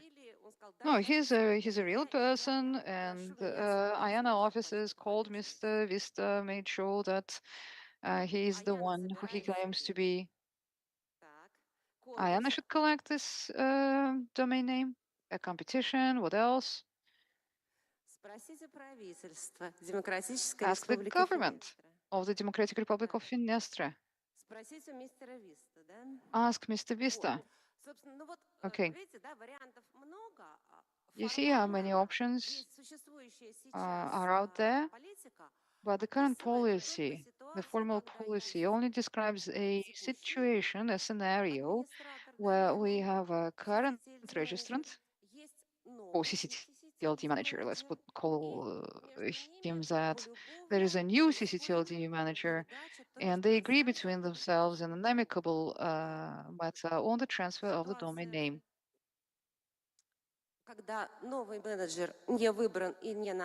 But if there is no new manager, well, the policy is silent on that. Okay, how about another potential scenario? Mr. Vista died. He passed away yesterday, and he left no will. He died intestate. This is going to be a domain dispute between who and who? A transit registry at IANA? What if Mr. Vista left a will? What if there is a will? The last will. Быть передан на основании завещания. Ну, это то, о чем мы сегодня говорили, да, про наследование. То есть у нас нет какого-то здесь однозначного ответа точно, то есть мы можем только фантазировать на эту тему. Это вот опять же, да, он умер. Last will and testament. Well, it's something that we talked about today. What do we have successors? If there are no successors, then what happens? Should it be the government? Did he leave any descendants? Maybe indirect descendants? Give it in the hands of the government? Well, what if the government doesn't want to take it? Because not all governments want to take it. Наблюдаем, безусловно, значительный рост государства к Well, домену. probably in the current political situation, probably, yes, the government will be happy to get its hands on the domain names. But, okay, in this scenario, the government refuses to accept this inheritance. Есть, да, в домене, в регистрации есть.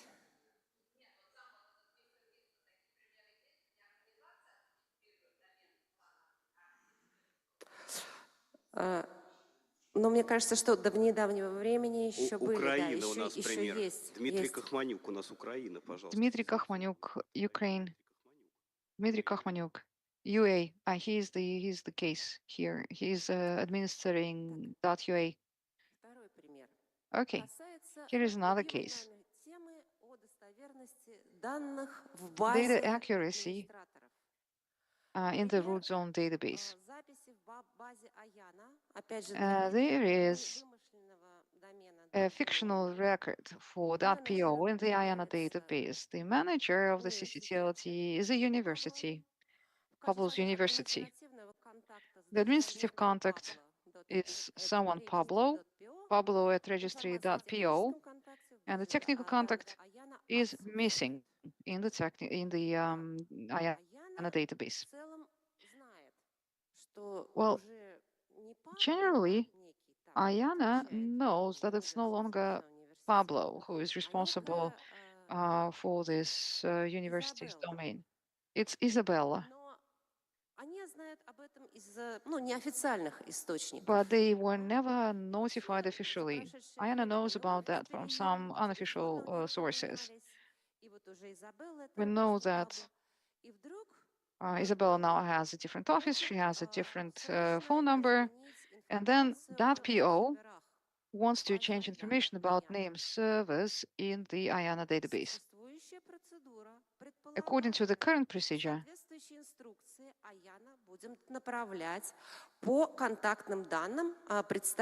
IANA is going to send all the instructions to the contact details that are identified in the IANA database. But the ccTLD manager's details are no longer relevant. They are not updated.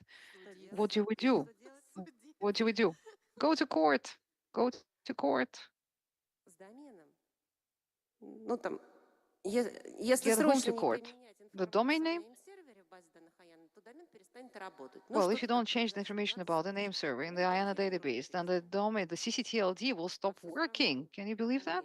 It will stop working for the whole country, for the world. What does IANA do? We are talking about the ccTLD. Well, IANA should have made provisions for that. It should have a policy. Okay. And we can't sanction them. We can't put pressure on them. Exactly. It's a recommendation. The ccTLDs are urged to update information in the database, but if they fail to update their details, then there are no sanctions. They will not be punished. IANA doesn't have the authority to Отобрать домен за то, что punish the ccTLD. Remove the domain for what? On which grounds? Well, it's not a case of succession. It's not a case of inheritance. I know it.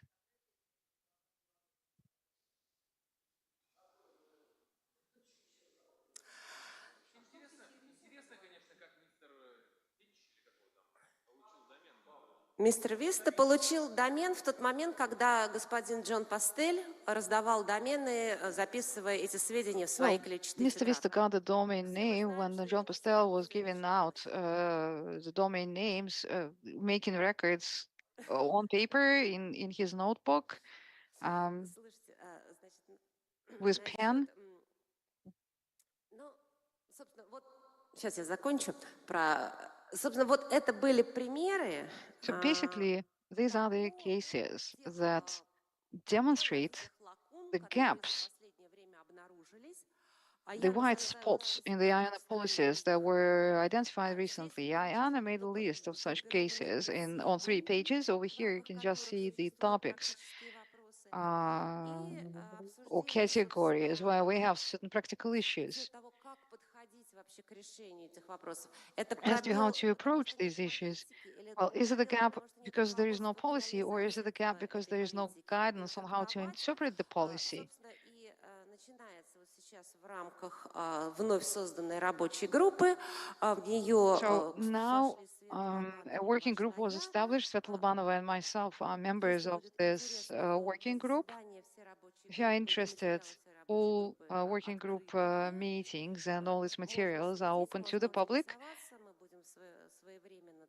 And here is our page. Об этом тоже рассказывать и докладывать. А вот насчет, значит, Аяна, действительно, в случае, который произошел в прошлом году с доменом Ливана, So to go back to LB.LB domain name, the Lebanon domain name of Lebanon ccTLD, the person who was recorded as the manager of the ccTLD passed away suddenly. And this is the decision that was taken by Anna. Anna acted as a caretaker, the caretaker operator. The actual operations on the domain, it was serviced by third parties, and they were known to IANA. And after that, a formal procedure was launched to appoint a new ccTLD manager through consultations with the stakeholders. But, I mean, this is how it happened, but it happened, it was a kind of an improvisation. We had to ad lib, you know, it happened because we did not have a proper procedure in place. Thank you very much, Irina. Я правильно понимаю, что по факту у каждого с помощью вас есть возможность донести свои идеи, как разрешать anyone who has ideas on how to resolve such cases can contact you, and then you will be able to communicate these ideas to a broader community. Well, yes, you can contact me, yeah, or you can submit your ideas directly to the working group. Well, thank you very much. That's good news, and thank you for attending this session. It was my pleasure to moderate it. We had amazing speakers. You are now free to go to lunch, and see you back in about an hour. Let's have a round of applause to the speakers and to the moderator. The lunch is served in the restaurant, and we will resume our work at 3 o'clock, 3 p.m. Minsk time.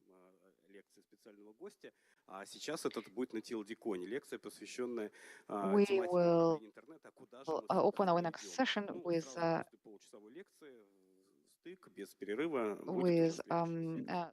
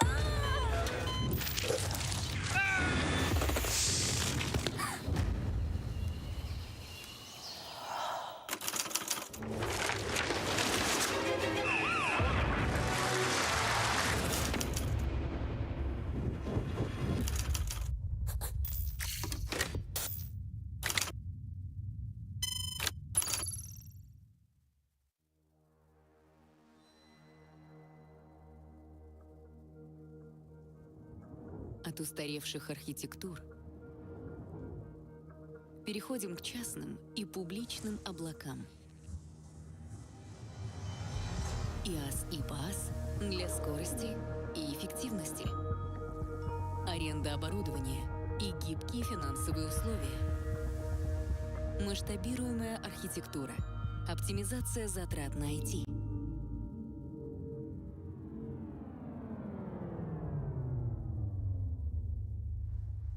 Ресурсы для получения новых конкурентных преимуществ. Расширяем границы вашего бизнеса.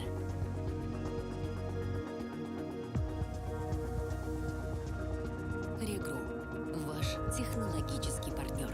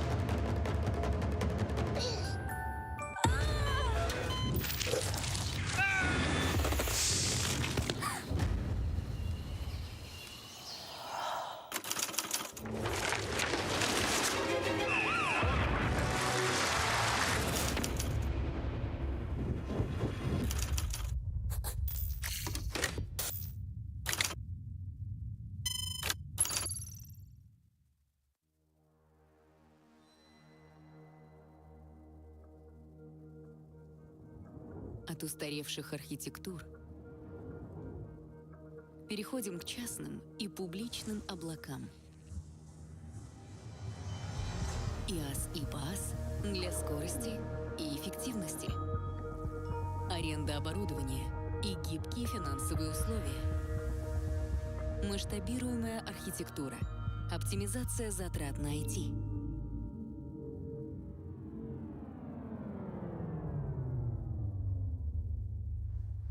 Ресурсы для получения новых конкурентных преимуществ. Расширяем границы вашего бизнеса.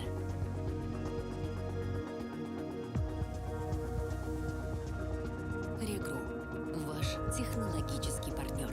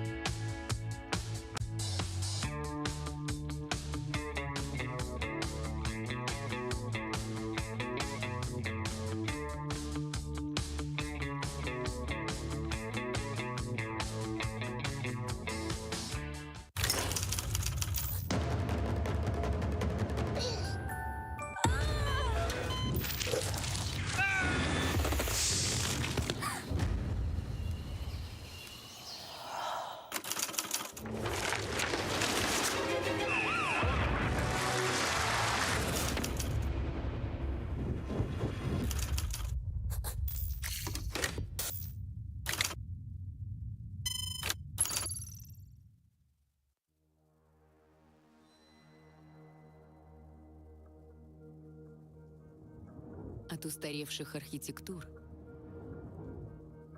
переходим к частным и публичным облакам. IaaS и PaaS для скорости и эффективности. Аренда оборудования и гибкие финансовые условия. Масштабируемая архитектура. Оптимизация затрат на IT.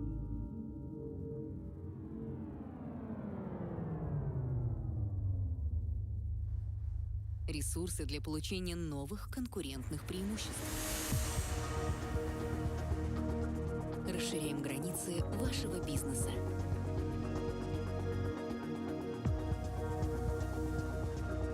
Регру – ваш технологический партнер.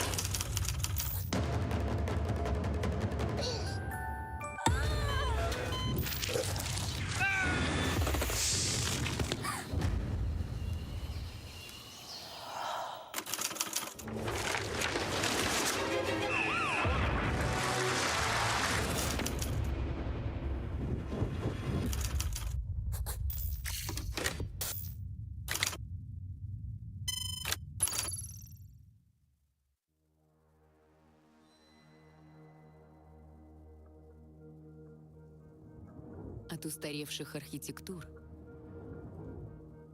переходим к частным и публичным облакам. IaaS и PaaS для скорости и эффективности. Аренда оборудования и гибкие финансовые условия. Масштабируемая архитектура.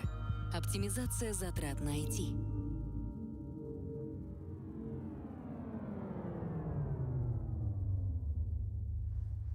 Ресурсы для получения новых конкурентных преимуществ. Расширяем границы вашего бизнеса.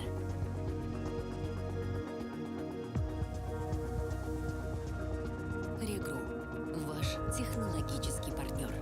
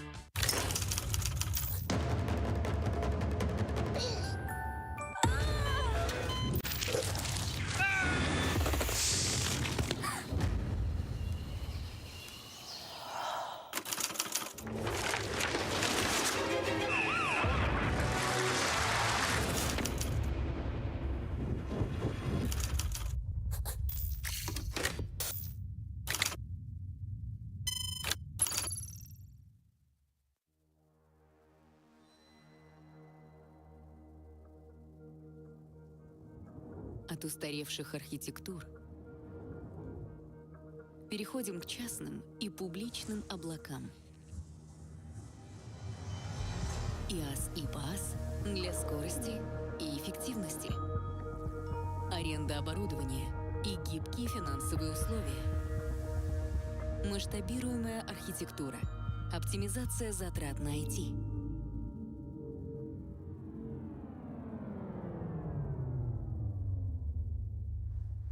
Ресурсы для получения новых конкурентных преимуществ. Расширяем границы вашего бизнеса.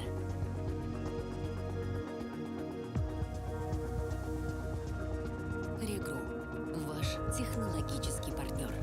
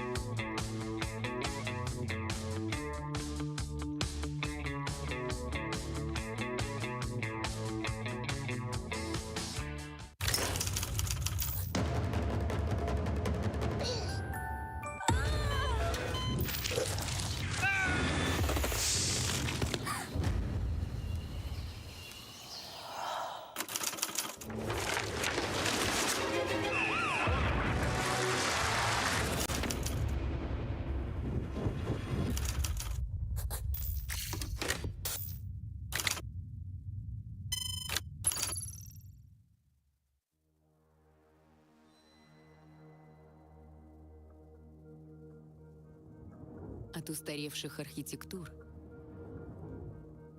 переходим к частным и публичным облакам.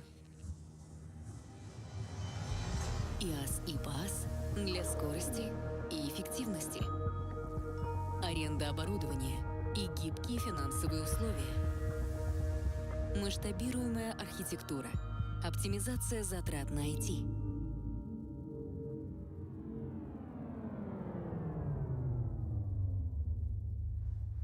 Ресурсы для получения новых конкурентных преимуществ.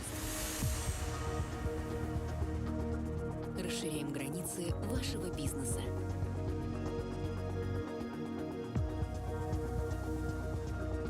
Регру – ваш технологический партнер.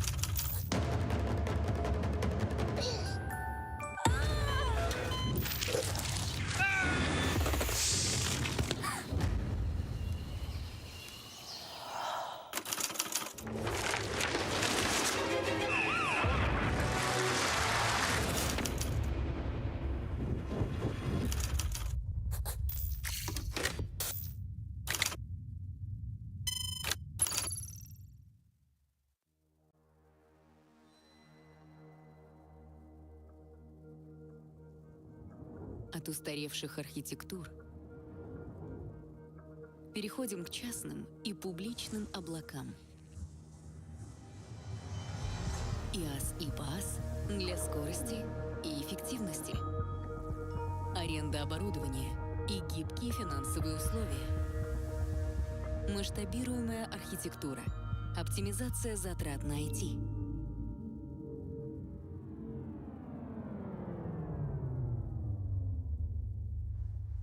Ресурсы для получения новых конкурентных преимуществ. Расширяем границы вашего бизнеса.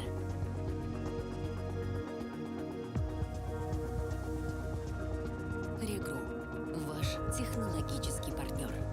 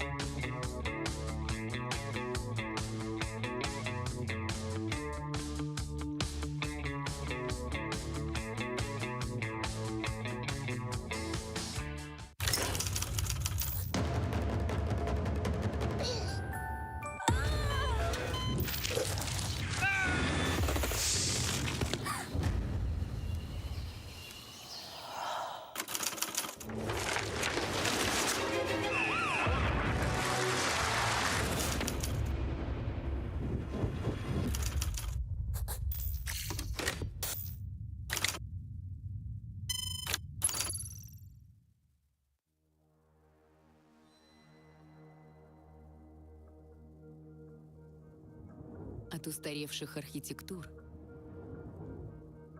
переходим к частным и публичным облакам. ИaaS и PaaS для скорости и эффективности. Аренда оборудования и гибкие финансовые условия. Масштабируемая архитектура. Оптимизация затрат на IT.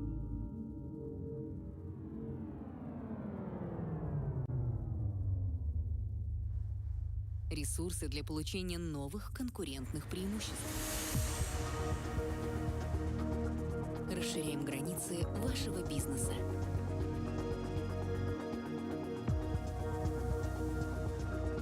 Регру – ваш технологический партнер.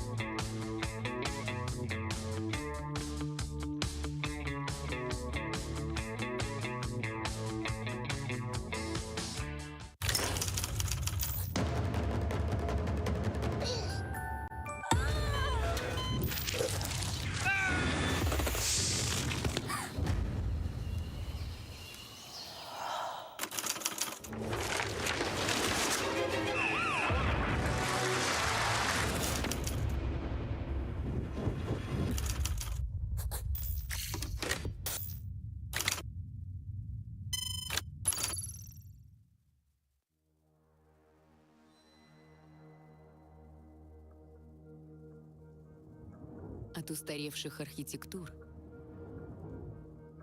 Переходим к частным и публичным облакам.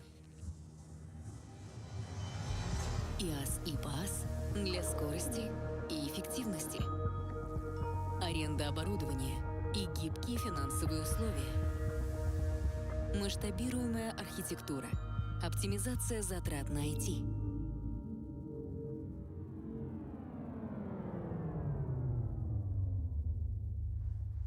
Ресурсы для получения новых конкурентных преимуществ.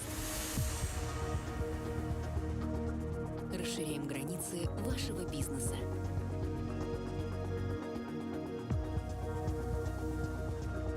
Регру – ваш технологический партнер.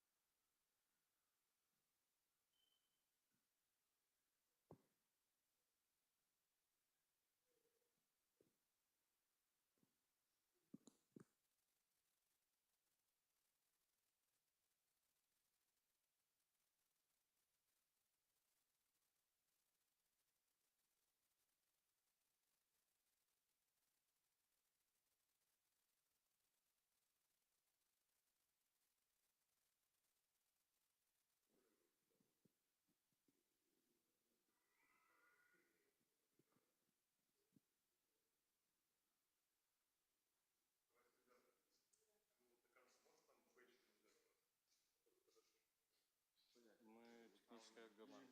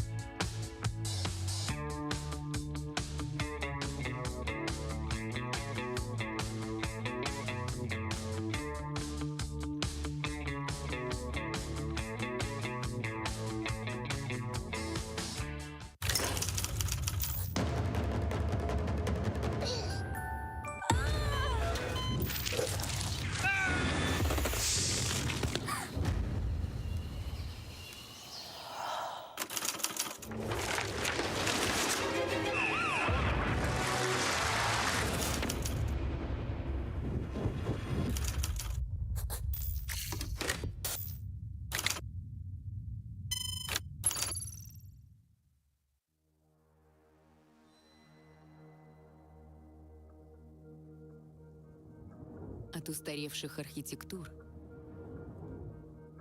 переходим к частным и публичным облакам. ИaaS и PaaS для скорости и эффективности.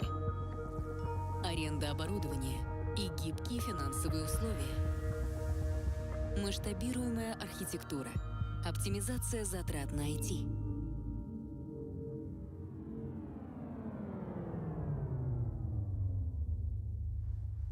Ресурсы для получения новых конкурентных преимуществ. Расширяем границы вашего бизнеса.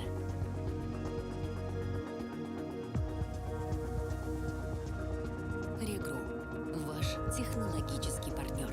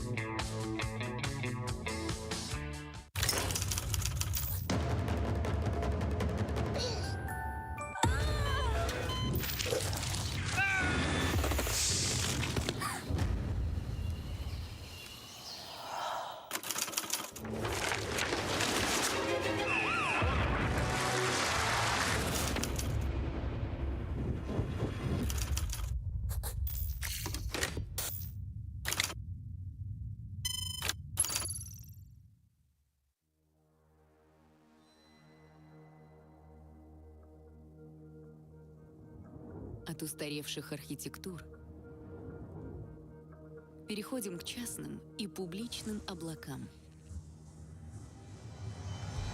IaaS и PaaS для скорости и эффективности. Аренда оборудования и гибкие финансовые условия. Масштабируемая архитектура. Оптимизация затрат на IT.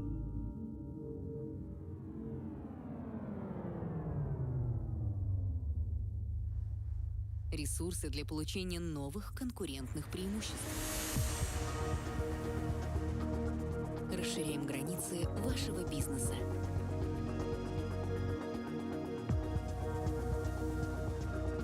Регру – ваш технологический партнер.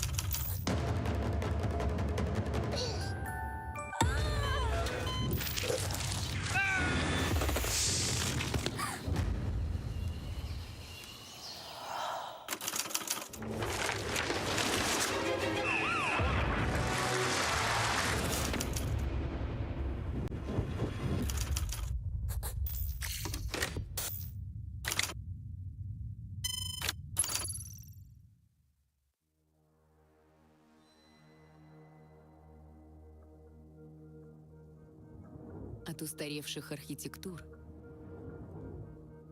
переходим к частным и публичным облакам. IaaS и PaaS для скорости и эффективности. Аренда оборудования и гибкие финансовые условия. Масштабируемая архитектура. Оптимизация затрат на IT.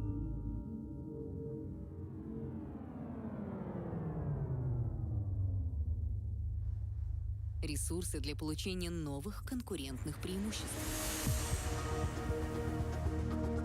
Расширяем границы вашего бизнеса.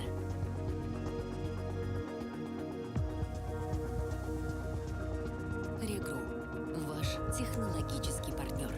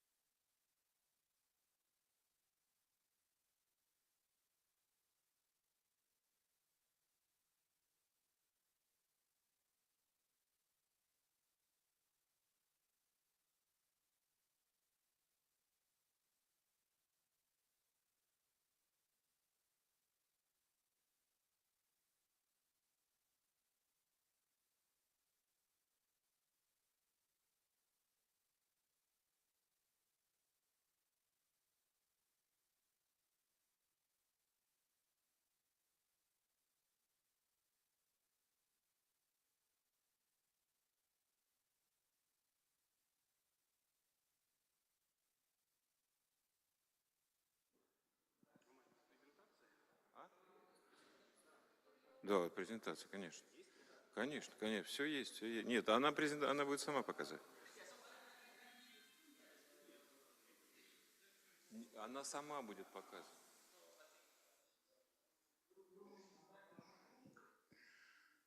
Коллеги, мы продолжаем нашу конференцию. Colleagues, we are ready to continue our conference. У нас предусмотрена очень интересная лекция. Ну, как лекция, это, так сказать, And what comes next is actually a keynote presentation. в которой известный интернет-пропагандист, я бы даже сказал, We invited Desiree Milosevic. She is an internet communicator. I think that this is how we may title her. And she will talk about the multi-stakeholder model of internet governance. And she will describe the projects that are being carried out on the international scale at the level of the IGF and the World Summit on the Information Society. So the floor is yours, Desiree.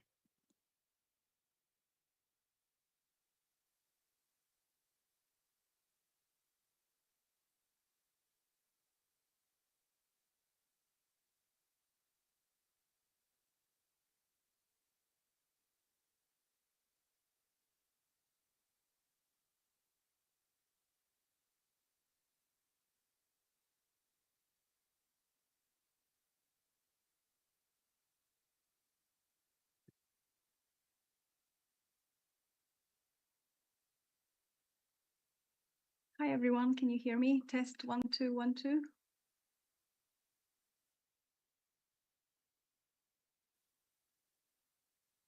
Well, the interpreter can hear you loud and clear.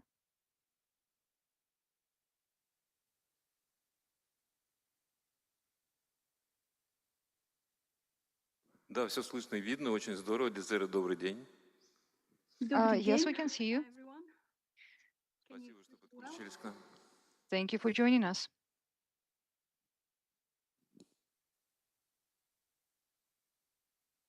Hi, everyone. This is Desiree Milosevic. I hope you can hear me all. And please let me know if I should start. Yes, please go ahead. You may start. Okay, assuming that you are all hearing me. Дезера, начинайте, пожалуйста. Мы вас... Yes, please go ahead. We can hear you loud and clear. Sve normalno, jel? Okay, so do I start? I go? Да. Okay, thank you. Well, good afternoon, everyone. At TLDCon, I'll be presenting today very important questions about the critical state of internet governance. And I feel for everyone in the audience because there is so much to follow and there is so much to take note of. There are so many venues and processes taking place in parallel to try and make a head of a tail where the internet governance is going. So the objective of this talk today is a little bit to also explore also the question, what is the current state of the discussions when it comes to preserving and evolving the multi-stakeholder approach to internet governance. And because we are at a point where the social impact of the internet is not something that was anticipated before, and it's hard to deal with all the challenges that are coming our way. But nevertheless, the technical community and other stakeholders are dealing with these challenges, trying to keep the technology and governance system that we have built and that has proven and that has brought us the internet so far. So we look at some factors influencing internet governance in my view, and then we will look more deeply in the current discussions around the United Nations processes, the Global Digital Compact, the World Summit on Information, on the Information Society, Plus 20 review, and the Internet Governance Forum, or the IGF. Finally, we'll have some time for discussion. We'll look at the technical community responses and participation in these processes, and discuss together and form a dialogue how we can create more opportunities. Where are the opportunities now to evolve and continue to strengthen the internet governance model and the multi-stakeholder approach to internet governance? I'm not sure how many people are familiar with the history of the internet governance. The term was coined back in the 90s, but certainly the internet governance definition, one that has been more accepted, is the one developed by the Working Group on Internet Governance back during the World Summit on the Information Society in 2005. And they have come up with this definition where it says that internet governance is the development and application by the governments, by the private sector, by civil society. And later on, we see in the technical community also recognized in the Tunis agenda, with regards to the shared norms and principles and decision-making processes and programs that shape the use, the evolution and the use of the internet. But anyhow, that is a very long-worded definition, but you get the key concept. And maybe just for our orientation, for the newcomers, to say that we tend to think of internet governance stakeholders that they comprise of governments or member states, the private sector, the academia, the academic community, the civil society and technical experts, but also international organizations. And what are some of these key aspects that the technical community is managing and maintaining?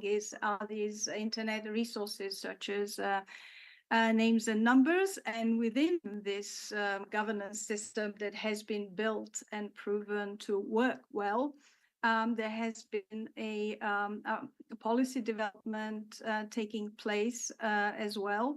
And as we know, there are regulation as well and frameworks that are governing some aspects of what we think of internet governance, such as security or privacy, the censorship, the access to information, content, and everything that comes with content, emerging technologies such as artificial intelligence and quantum computing, for example. And also to say a couple of words about, since we are at TLDCon, we have many ccTLDs in the audience following this. This was a map formed, I think, designed by the Internet Society at the time, trying to portray this picture of organizations that are dealing with providing services such as naming and addressing. There are standards bodies that do open standards development, such as the W3C consortium. There is the Internet Engineering Task Force, Internet Architecture Board, the Internet Research Task Force, and there are other specialized standards bodies like ETSI or the ITU-T part of the international telecommunications. Then you can see that we also have legislations at the local, national, regional, but also at the global level, where you can see many members or stakeholders we mentioned earlier. And you see again in shared services and operations, we again have GTLD, ccTLDs, the Internet Exchange Point, the root servers, operators, and so on, to continue to keep this and maintain the core of the Internet so that we can have interoperability on a global scale. So here I would like to maybe single out some of the factors that are influencing the governance of the Internet. When you think what is really happening in the world, we see geopolitics.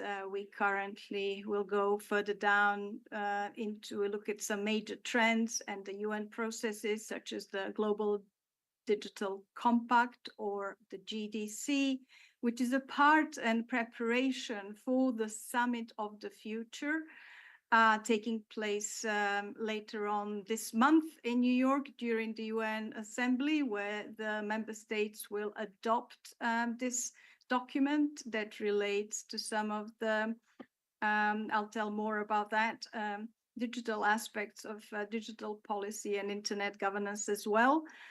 We look at the World Summit on Information Society Plus 20 review and the IGF. And the third, perhaps, factor that is taking all the air from our discussions is the artificial intelligence. So it might be good to remind ourselves what the geopolitics and tensions and considerations in internet governance are. You know, there are many examples when the geopolitics, which in other words is the study of influence of geography and how to extend your borders and economics in international relations, how to extend the frontiers and do the other, even space exploration. We are all feeling the consequences of these geopolitical activities, whether it's the extension of BRICS countries, whether it's the sanctions or some kind of a regulation that is not regional but global and has to align with these competing and different regulations that exist in different sovereign states. So with that, I think we are nevertheless living in precedented times because we have got this construct of cyberspace, which in terms of scale and scope is really unprecedented. So it is not new that different member states have different nations have different ways of internet regulations and how to have diverse approaches to internet governance. Some of them are more top-down, some of them are bottom-up. But this multi-stakeholder model, which is the most efficient model in making policy, where you have the buy-in of all the people discussing the policy approaches and the policy details, is something that we are looking to strengthen, evolve, and keep. So it is, I think, we are familiar that all the geopolitical considerations will impact things like security or privacy or censorship. And it is essentially how countries prioritize sovereignty and security and influence their stance in internet governance. So with that, I think what we then could conclude is that internet governance is a process whereby stakeholders will resolve conflicts over internet governance problems, and they will ideally develop a workable order, and that include policy development process and policies. But the meta question is still above and hard to pinpoint is who's in charge in internet governance and who decides who decides. I'm not sure how you say that in Russian, who decides who decides. I'll look it up. The third factor that I mentioned that is influencing internet governance dialogue and discussions is definitely the artificial intelligence. And I have included here a picture of something that the artificial intelligence DALL-E sees internet governance. So this is what you get when you ask him to create a picture of internet governance. This is the photo. But it is there for a reason, because it has, as you know, a great role in shaping the public opinion in addition to social media platforms. And especially something that the member states are so worried about, but also society as well, so-called deep fakes and disinformation campaigns that become viral, where you can no longer have trustworthy assess of the information you access online. So now that we looked at these three factors, let's look more into the current state of the discussions and what the global digital compact is all about. We will also look at the Summit of the Future I mentioned, taking place in 2 weeks' time in New York. And you can register for that through the WSIS Action Days. The CST consultations that will take place, there's the Commission on Science and Technology consultation on the World Summit Information Society taking place in October in Geneva. they had an open consultation also previously in March this year, where technical community and maybe some of you sent in their replies as to how do you see the WSIS, what has WSIS achieved so far. And then at the end of the year, we have the Global IGF in Riyadh, and the registration for that event is also open. And then the following year, there will be this review of the World Summit of Information Society because its mandate has been reviewed 10 years ago together with the IGF, and there will be a follow-on UNGA 2026, depending who confirms whether they would confirm the mandate of the extension of the WSIS as well. And also important is the plenipotentiary in 2026. So having lined up these events that we can discuss further later on, I think it would be useful to perhaps dwell a little bit deeper in the UN Digital Compact, as that was the ask. I wish I could see the audience, but I don't know how many of you have heard of the UN Digital Compact. Maybe you can type it in the chat. This has been a process that has started in the report of the United Nations Secretary General Antonio Guterres report. He has this global agenda, and the agenda is to really try and save the world, as we are witnessing the climate change, we're witnessing many other things in the world that we are lacking cooperation. So it is a very ambitious attempt by the United Nations to develop this global framework, and that will be, and the Digital Compact is just the digital part of it, to meet the sustainable digital goals, the 17 of those, in order to respond to all the current and future challenges. But the United Nations Global Digital Compact process started back in 2003, and it is ultimately a multilateral process, apart from some interventions where they have allowed stakeholders, including the technical community, to send in their responses to the draft, to the zero draft of the UN GDC, and other stakeholders like the civil society. However, there is no transcript or transparency as to how these inputs were taken into the final draft, and this document that is development orientated, that has some really good goals, is still being discussed.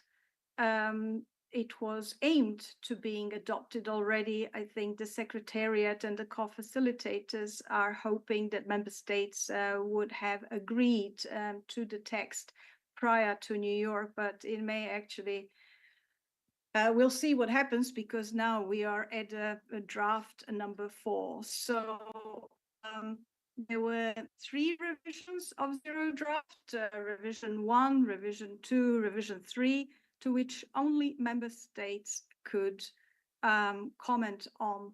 And it has been, the process looked like that anyone from the member states could comment on changes in the text of the draft.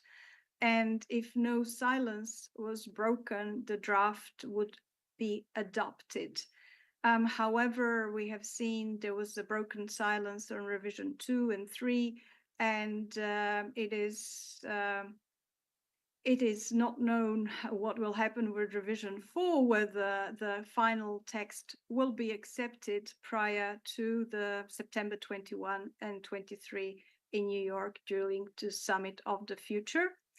We have obtained a copy of the part of the GDC, which is a much longer document with 76 paragraphs addressing other issues such as international human rights and artificial intelligence, the setup of the new staff support for the tech envoy in New York.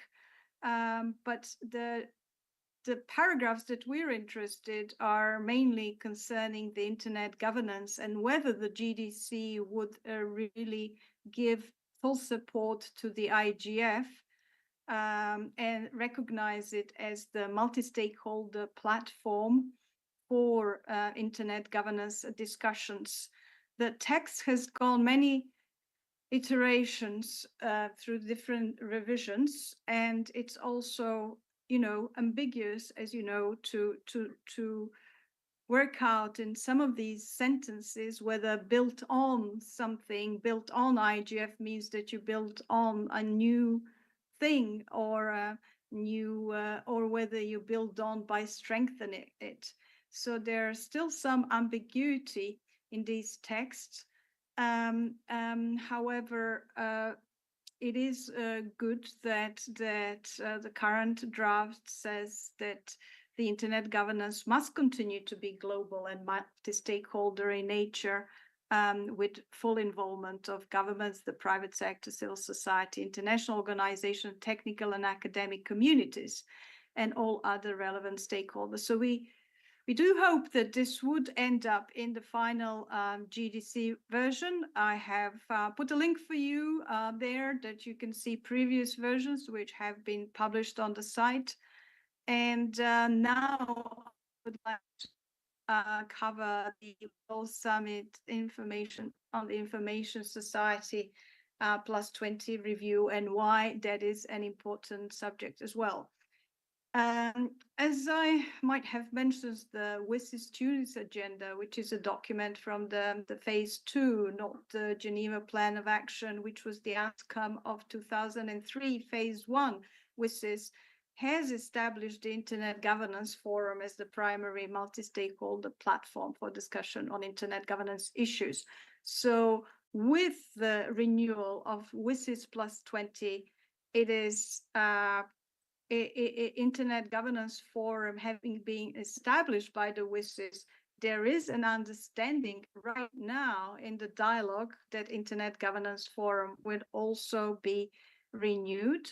But we cannot look into the future because the WSIS +20 review has happened yet, and there is a set of preparatory meetings that are being planned.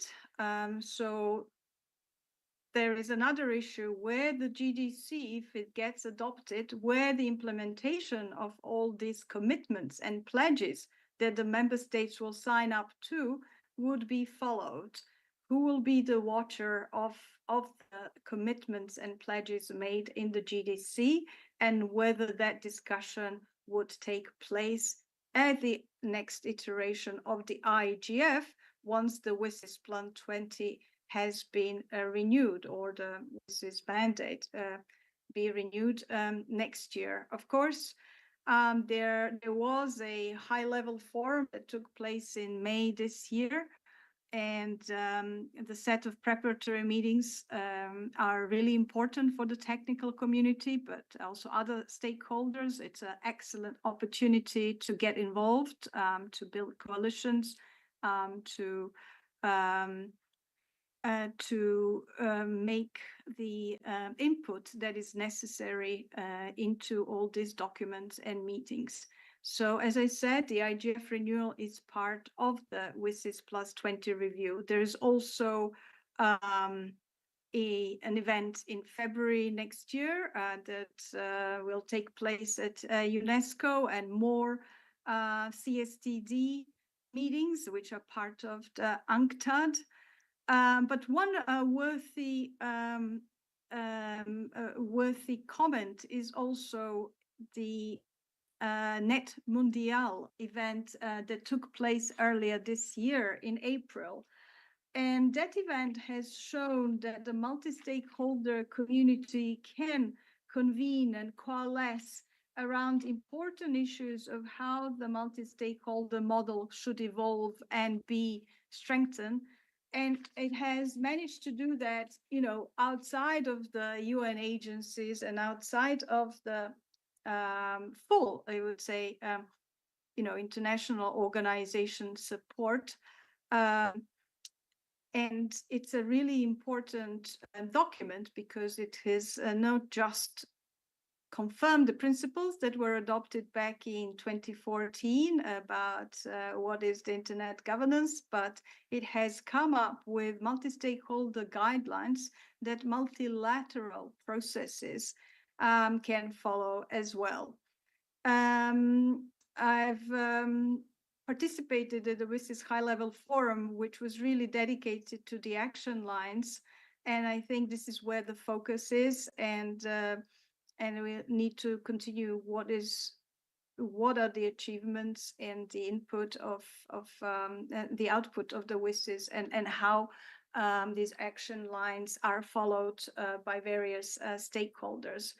The Internet governance discussions continue in these meetings, like our technical community meetings, at ICANN meetings, at RIPE meetings. The RIPE Cooperation Working Group has meetings 2 times a year, but we also have some meetings that are outside of those meetings. So we have intersessional meetings. And also one useful source of information is the ICANN WSIS Plus 20 outreach network. They have set up a mailing list. So for people who would like to follow the discussion, they are welcome to go to and follow these links and subscribe, because a lot of comments are shared about where we are in the internet governance discussions right now, as well as ideas. I think this is all to say that internet governance is really critical when it comes to the global communication, access to information, the shaping of the internet governance and how the internet is run, that it cannot be understated. And many stakeholders have got a lot of concerns, like the civil society, about a foundational shift that might happen over the course of this and the following year in terms of the approach to internet governance, whether it's less participatory, less inclusive, only member state orientated, because at the moment, when the GDC is being discussed in New York, there's no access to technical community to provide their advice, or a high-level leadership panel of the IGF is also seeking a way how to intervene and provide, the necessary evidence and operational expertise that the internet community brings to the table when we discuss digital policies and when we discuss internet governance matters. So I would like to say then note that the multi-stakeholder participation in this community decision-making processes that are open to anyone is something that a RIPE community has been practicing since 1992. And they take part in reviewing documents of various working groups of the RIPE. I'm not sure how many you're familiar with all the working groups of the RIPE community. And this is how the policy is made together.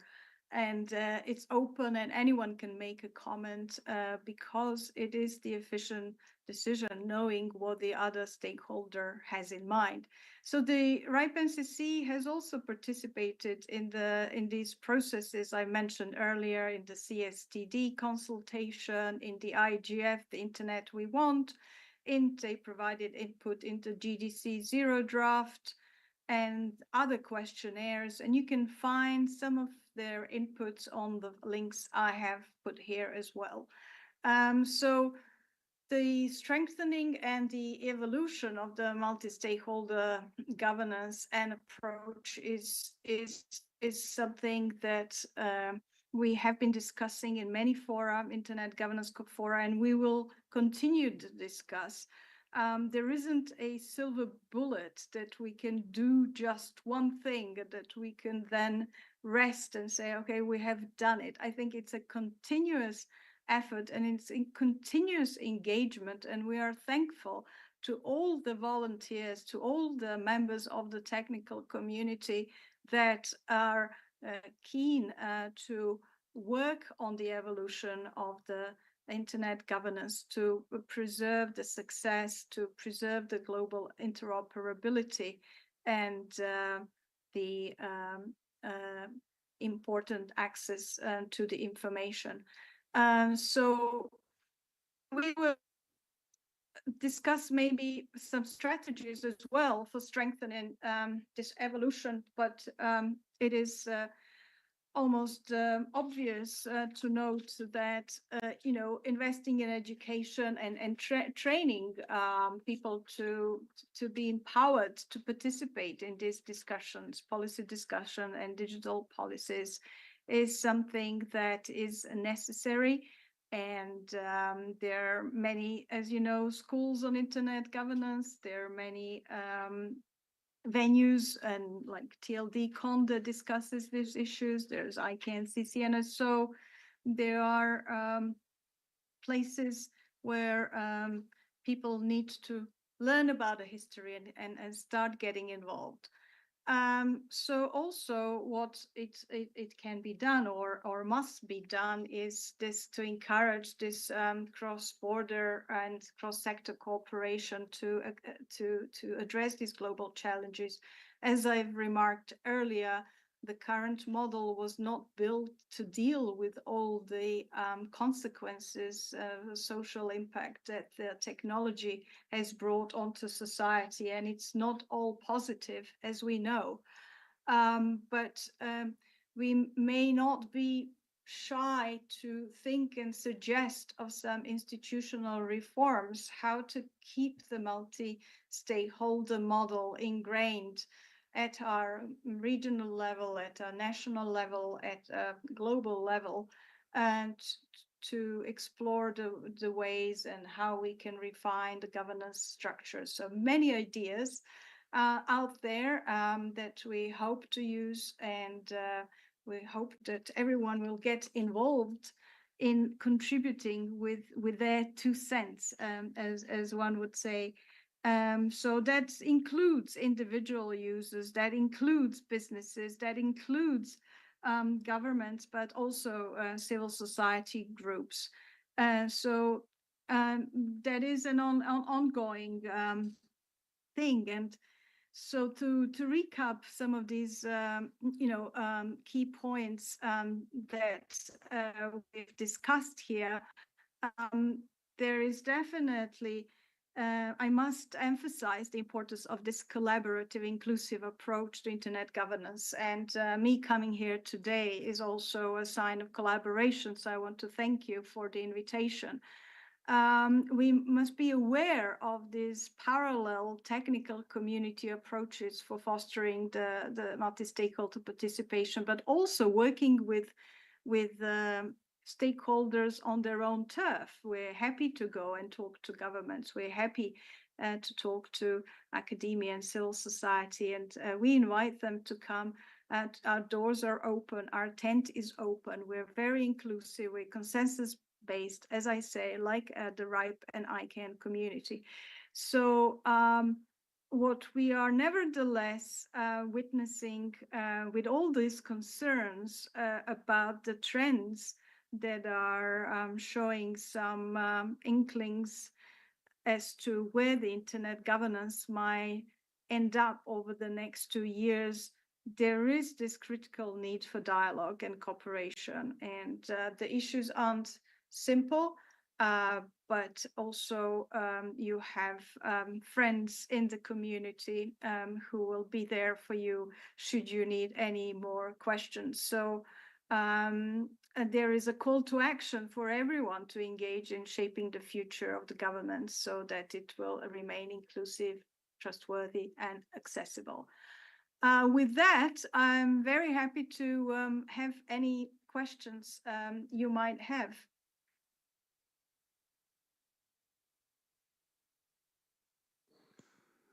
Дезире, огромное спасибо за интересную лекцию. Thank you very much, Desiree, for your wonderful lecture, and I hope that many people present in the room will be able to join the IGF, at least remotely. Desiree's slides will be uploaded to the materials of this conference, because on the slides you see, well, you saw, she had many links that might be of interest to you, in particular the materials of the Net Mundial and the draft versions of the GDC. I hope to see you in Riyadh. It's a pleasure to have been part of the TLD До Con. встречи на EGF. I see you at Riyadh. Thank you so much. Thank you. А я приглашаю на сцену участников следующей секции. And now I'd like to invite the speakers from our next session. Please be taking your seats. Section 3 is titled Research and its Results.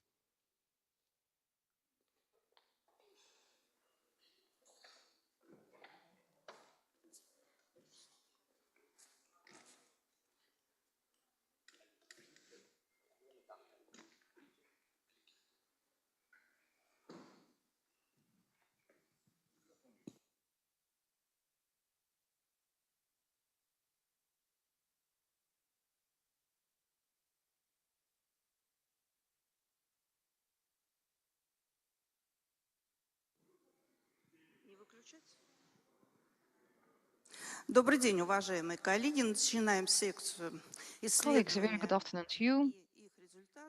Let's start our next session, Research and its Results. Any business process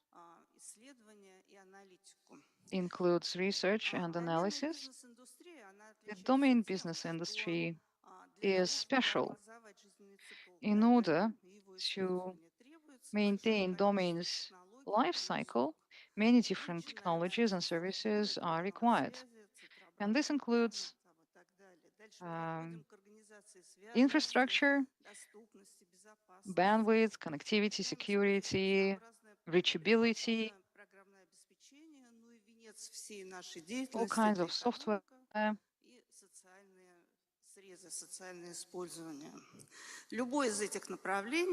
any of these dimensions requires its own research, or rather deserves its own research. Что исследование в доменной отрасли, оно эквивалентно исследованию интернета. And research of the domain industry is basically the same as research of the internet. I think that a statement like this is not only bold, it's true. So let's talk about how we research the internet. Let's get ahead with our presentations. Now our first speaker represents RIPE NCC. Please welcome Kasim Lone.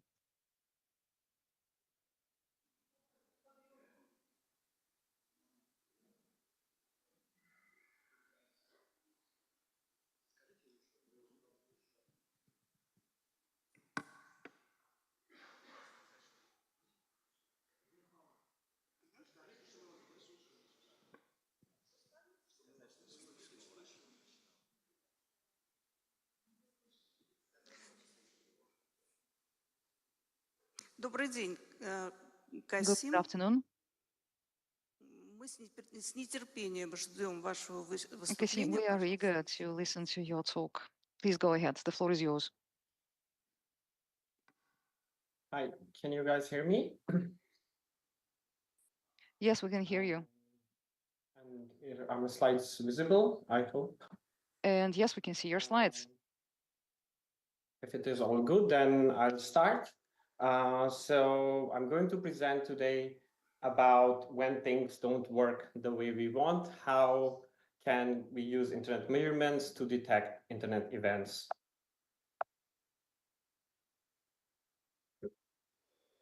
Okay, so we all have seen a dreaded web page like this, especially when we are in the middle of something really important and we have no internet connectivity. So what do?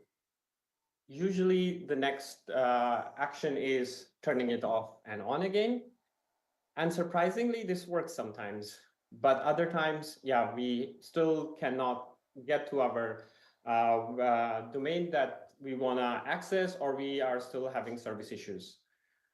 So what could be the issues over here? It could be of various reasons. It could be personal outages. It could be because of Wi-Fi coverage. It could be because of Wi-Fi, you have no internet connection, device configuration issues, or outages at ISP levels, or technical failures, congestions. Sometimes we have maintenances at our ISPs or hosting providers, routing issues, security breaches. It could be a number of things, right? And it could be not only the regional outages, but it could be a country level outage, or having some issues with the presentation. Let's get stuck. You can give me 1 second. Be share. I'm sorry about this. For some reason, our presentation is.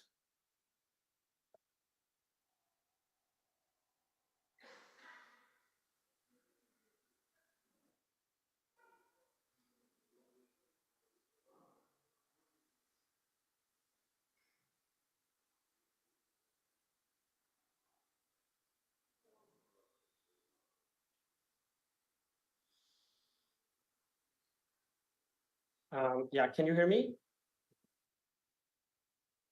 Sorry about that. Yes, everything's fine. So I was talking about that it could be a number of issues over here. It could be technical failures. It could be a congestion, maintenance upgrades at the ISP level, or it could be a regional level problems. For example, countries can have an outage, physical infrastructure damage, power failure, coups. We have seen political actions or technical failures. So usually we do have access to our personal equipment or things which are in our vicinity. However, the major issues are that we have no visibility outside our own personal equipment. And it's hard to figure out what is happening in the upstream area. So today I want to talk about some of the publicly available data sets that you can use to understand how things are happening and what things are happening around the internet to not only detect when these kind of outages happen, but also troubleshoot. So if we talk about internet measurements, we can divide it into 2 planes. A control plane, which basically sets the rule of the game. So it's the BGP data, basically tells us how routing is happening and then what types of routing has been established. There are 2 publicly available data sets available, or 2 popular route collectors. One is RIS, which is RIPE NCC routing route collector, and then there is route views. I'm going to talk a bit more about RIS in a few minutes. And then there is also data plane data sets, right, that you can do active, and you can also look at the passive traffic flows. Examples which we probably all have done in the past is using traceroute ping in the DNS exam. Some of the examples of these publicly available data sets are RIPE Atlas. This is again a RIPE NCC project. I'm gonna go in a bit more detail about it in a few minutes. There are also other data sets outside RIPE NCC. One example for the DNS community is OpenIntel data. It's a project by University of Twente, and they are collaborating with a lot of TLDs, gTLDs, and they have a lot of DNS, and they also do active probing. Partially the data is open.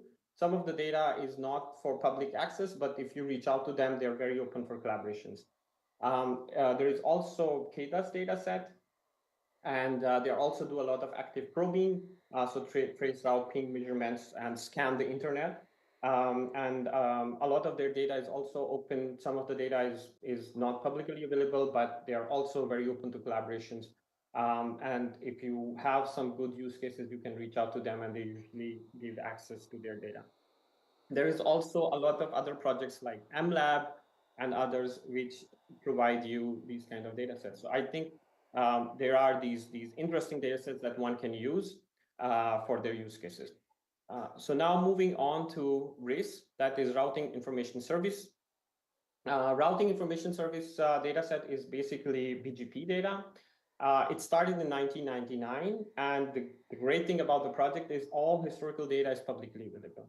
So if you want to go back and see what happened when Pakistan, for example, hijacked the IP space of YouTube and YouTube had an outage worldwide, you can go in RIPE-NCC data and find out which ASs were impacted because of this. So if there are even past events, you can always study how the impact happened, where it happened, and in also like at what time which AS got an impact. RIS is basically majorly deployed with the Internet Exchange Points. As I said, it collects BGP data, it stores BGP messages and routing table dumps. It is also real time. So if you are witnessing a BGP hijack or something like that, you can also see in the real time what is happening, or if you did some misconfiguration, you can also see the impact as it is happening, and you can set alarms as well. Why do we collect BGP data?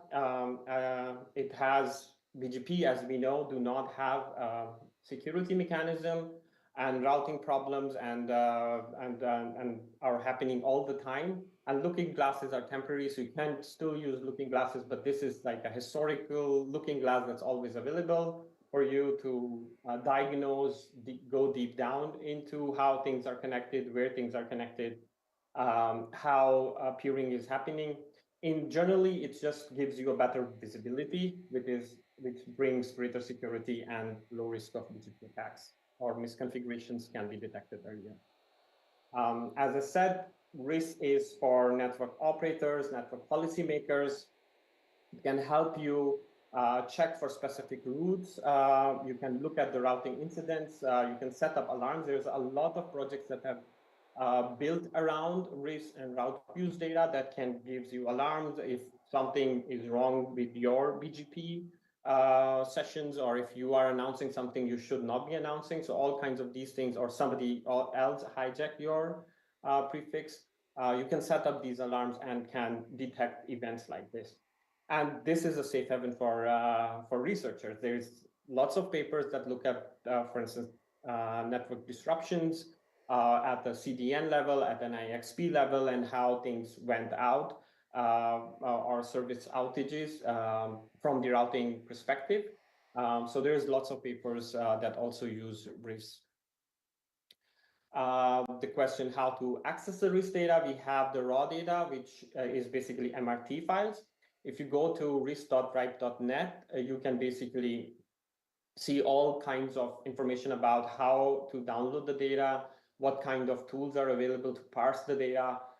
As I said, RIS also has RIS Live, where you can just go to RIS Live and give a prefix, and then you can see in the real time which is different peers, how they see the announcements. And there is also RIPEStat, through which you can look at different visualizations and also download the data. The second second project that RIPE-NCC has for active probing is RIPE-Atlas dataset. RIPE-Atlas, similar to RIS, is an internet measurement platform, but for active probing. We have been running this over a decade. So most of the measurements on the RIPE-Atlas are public measurements. So you can also have access to historic data. And RIPE-Atlas users can create their own customized measurements as well. I'm going to give some examples of what kind of measurements and what kind of analysis you could do with using RIPE-Atlas dataset. It is more than 12,000 vantage points, and the core benefit over here is that, yeah, you can create a lot of measurements from your machine, but that's your own vantage points. But if you, for example, want to see how people from Latin America or Europe or Asia are reaching to your domain or your services, you can use RIPE Atlas to basically compare from various parts of the world how things are connected to your services, and is it good or bad. We have also anchors. So anchors are creating also mesh between anchors, so you can see between the anchors how things are moving, and if there's an incident, it gives a very stable point of view. There are, as I said, lots of historic measurements. It's collecting around 14,000 plus measurements per second, 33,000 measurements per day, so it's a lot of data, and you can always dig through the data to find the interesting things in the data. So what can we do with RIPE Atlas measurements? So you can create, for example, monitors for your vantage points and see the reachability from different parts of the globe. If there are issues, you can always investigate through other vantage points. So if you are unable to reach a domain or a website from your network, you can always see if it's also having issues from other areas. So you can take another vantage point from your country, from your ISP, or another country. There are also ways to create alarms using status checks. And yeah, you can do responsive as something as simple as IPv6 connectivity. I would highly encourage, if you have not used Atlas, to go to labs.ripe.net and look at the case studies. There are tons and tons of articles that people submit. There is a lot of crafty and interesting ways that people have created these measurements and used RIPE Atlas in the past. One example over here is, for example, we have, you can go to this link, observablehq.com, and look at the latency. So here I've given AS number of Rostelecom, and as we know, Rostelecom is very well peered. And then from all different probes, this basically tells the min RTT, and all are green. So that means, yeah, if your services are in Rostelecom in Russia, you are very well connected to the rest of the world with very low RTT values. But you can try with other ASNs, and it's basically updated daily. And you can look at V4, V6, ICMP, TCP, and then you can see how the connectivity looks like. As I said, yeah, maybe you have clients in Latin America and you wanted to see the latency from Latin America to your services, and if you want to improve it by moving to another ASN, for example. So now I want to talk about a bit about what kind of analysis we can use when we use RIPE Atlas dataset. So here we did a study. In 2021, Manu from Meta wrote on a mailing list that hosts in Mexico were not able to reach WhatsApp.net. And interestingly, the problem was triggered by a route leak. So the traffic from Mexico was going towards K-root server in China, and the middle boxes somewhere in between the route were intercepting the request and then sending back a bogus reply. So for WhatsApp.net, interestingly, the reply was for Twitter's IP address at that time. And that outage lasted about a week. And how did we detect this? So, you know, when you send the request to root server, it only replies with its own referral. So it will never give us an authoritative reply. So using RIPE Atlas probe, if you, for instance, query over here a probe in China to facebook.com, you get back an authoritative reply, which is on the left side. And if you look at the right side, that's the correct reply. It should give us the full zone, not an authoritative reply. A root server would never send an authoritative reply. So given that, we actually set up an experiment to see how and where possibly there is a DNS root server manipulation happening. So we used all the RIPE Atlas probes. At that time, it was around 11,000 connected probes. And we sent queries to all the root servers, A through M, for 3 domains to resolve for Facebook, Google, and ripe.net. Ripe.net, in this case, was our baseline. And we categorized responses into categories. So if we get a .com or .net TLD referral, then we would say, yeah, it's not intercepted. But if we got an authoritative answer, then we would say that, yeah, there is a middle box that intercepted it, as I explained in the previous slide, that this cannot happen. A root server can never send an authoritative reply for a domain. So with this experiment, we were able to see where, or at least close to which probes the interception was happening. And we saw for China and Iran, the maximum number of interceptions. So again, it's very difficult to say where this middle box is, but just because the probes in China and Iran saw this with a high frequency, then we have a little bit of intuition that maybe the middle boxes are in China or Iran, and these countries are known also for censorship. In total, we saw around 4% of the probes saw interception at some point in time, and around 20% of the probes saw interception for the duration of the study. Rest, it was also like not all the time. A few times there will be an interception and the others it won't be. So this is one of the examples in which we can see actually how things are when we look at the RIPE Atlas data.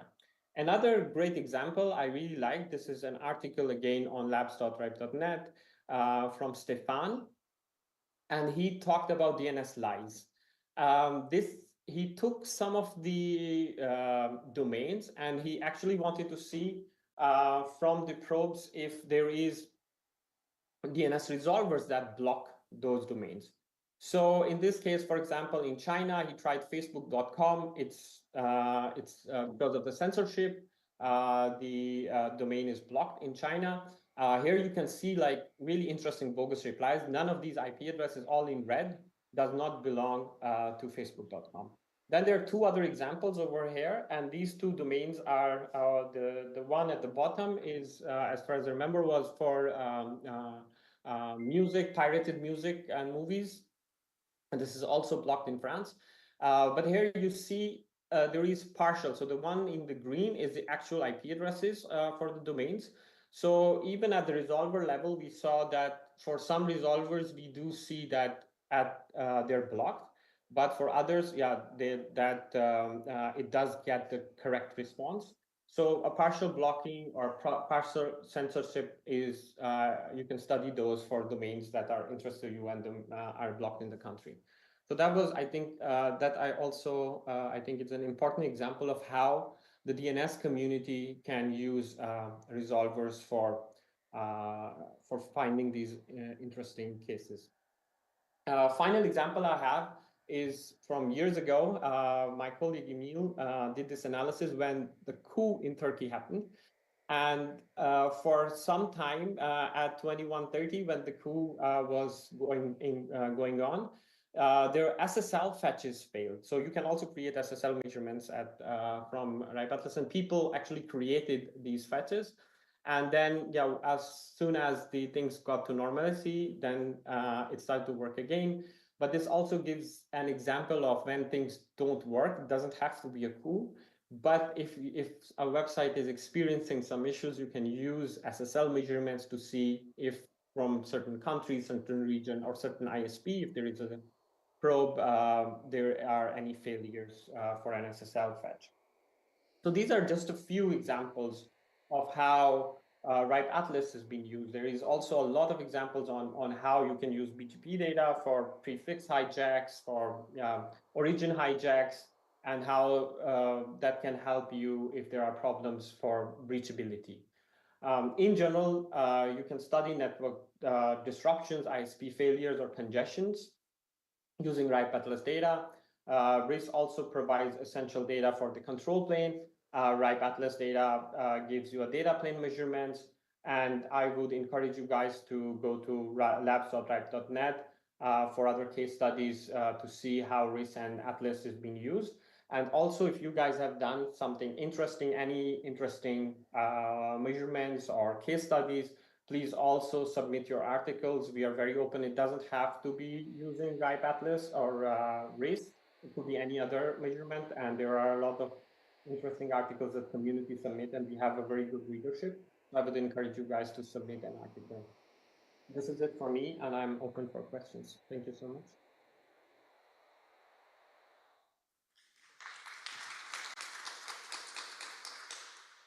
Спасибо большое, Касим. Пожалуйста, вопросы докладчику. Thank you very much, Kasim. And do we have any questions to the speaker? Спасибо большое за интересный вопрос, за интересный доклад. Thank you so much for this great presentation. I have a question about Atlas Probe and DNSSEC support, because you talked a lot about DNS spoofing and comparing data against root servers, at the level of RIPE and location of DNS servers. This kind of comparison or coupling seems to be quite an interesting approach, but does it work with DNSSEC? That's my main question. And have you considered other means, additional means to confirm DNS spoofing? Or do you think that your approach is the most reliable one?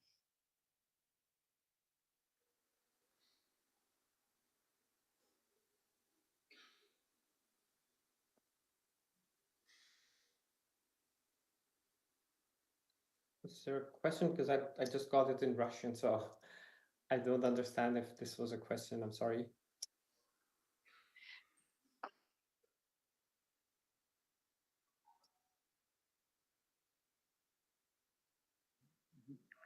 Okay. That's not a problem. I can speak English as well. So my question is about other methods of detecting of DNS spoofing. So, for example, we can.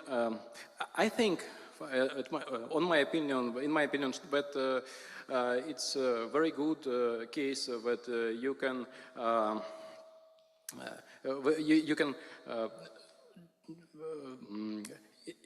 research and compare two DNS answers as well. So you will compare it with RIPE DNS as well. But my proposal in using of DNSSEC as a first case, so you can just detect non-authoritative answers as I can see. And what about what if we introduce other methods of DNS spoofing, like because I think it's quite complicated to compare it with RIPE DNS, because sometimes some providers can introduce their own DNS servers, and it declared by their government policy, for example, and so on. And I think a lot of websites influenced by censorship in different countries as well. So I think it can be considerable as a normal situation in that countries. So how to detect the real DNS spoofing and censorship DNS spoofing? I think it's different cases as well, but it was my second question. Yeah, thank you for the question. Yeah, you're absolutely right. It can detect, but it can also be that, yeah, there are ISPs that are running their own resolvers and they send authoritative answer, but this is, yeah, not an expected answer. And that's why something which we also observed while doing the DNS root manipulation, that some of the answers are correct. So if you are asking for Facebook or Google, you get an authoritative answer, A or quater record, but the records were, the IP addresses were for the domains. The interesting things were definitely when we got a or quad A reply, which do not belong to that domain, or at least, yeah, maybe they are running a cache or some other server, and that can explain it. But for the majority of the hosts, that's not the IP address that we see. And yeah, and then there is also a local host in the reply. That's not possible that facebook.com has a 1.0.0.1 IP addresses. So there are some obvious cases where we can definitely see that this is censorship. Or, as I said, the thing that started this investigation was Okay, how about using of DNSSEC? Yeah, DNSSEC. Я прошу прощения, мы выбиваемся немного из графика. My apologies, we are outside of the schedule. You can send a letter, an email to Kasim, if that's all right. Касим, спасибо большое, очень Thank you so интересный much, Kasim. That was an interesting presentation. We hope to see you again at our subsequent events. Thank you. And our next speaker is Dmitry Kovalenko. Это более прикладная презентация. This presentation will be much more applied or applicable. I don't know how to call that better. My name is Dmitry Kovalenko. I'm with the MSK IX, and I'm responsible for DNS projects. In my talk today, I will be discussing the assessment of availability of national domains, or ccTLDs. I'm going to refer to RIPE Atlas, to the probes that Kasim described in his presentation. We used other tools as well in our research. We made a comparison between several tools. Let's get started.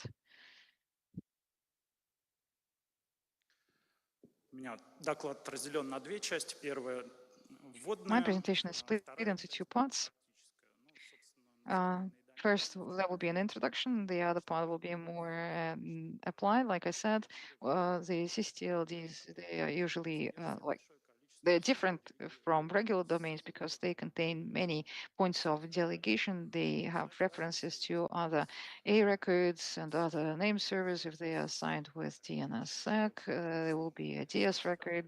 Usually still these have high DNS traffic, and the SLAs are usually 100%. Availability is one of the key parameters. It should be 100%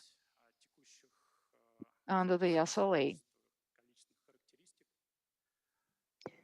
Quantitatively speaking, in the .ru, at the moment, we have more than 5.5 million delegated domains. Within .rf, there are more than 740,000 domains delegated, according to stat.dom.ru. At the time I was preparing this presentation. Now, availability or SLA, you can measure it differently. At the technology level, we're talking about physical availability of the equipment, power, availability of various physical components. At the higher level, there is software, data synchronization, configuration, protocols, dependencies, extensions. And these levels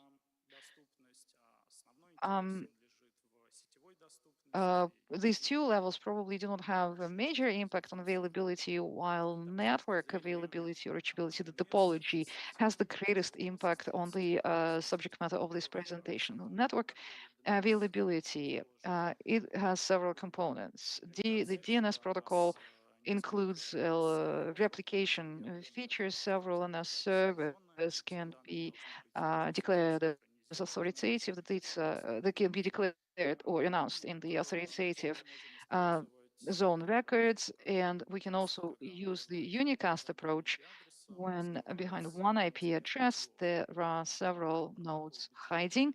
BGP helps us in identifying those cases the topology or geography may be different, but we announce a prefix containing the DNS server IP address, and by doing that, we ensure availability from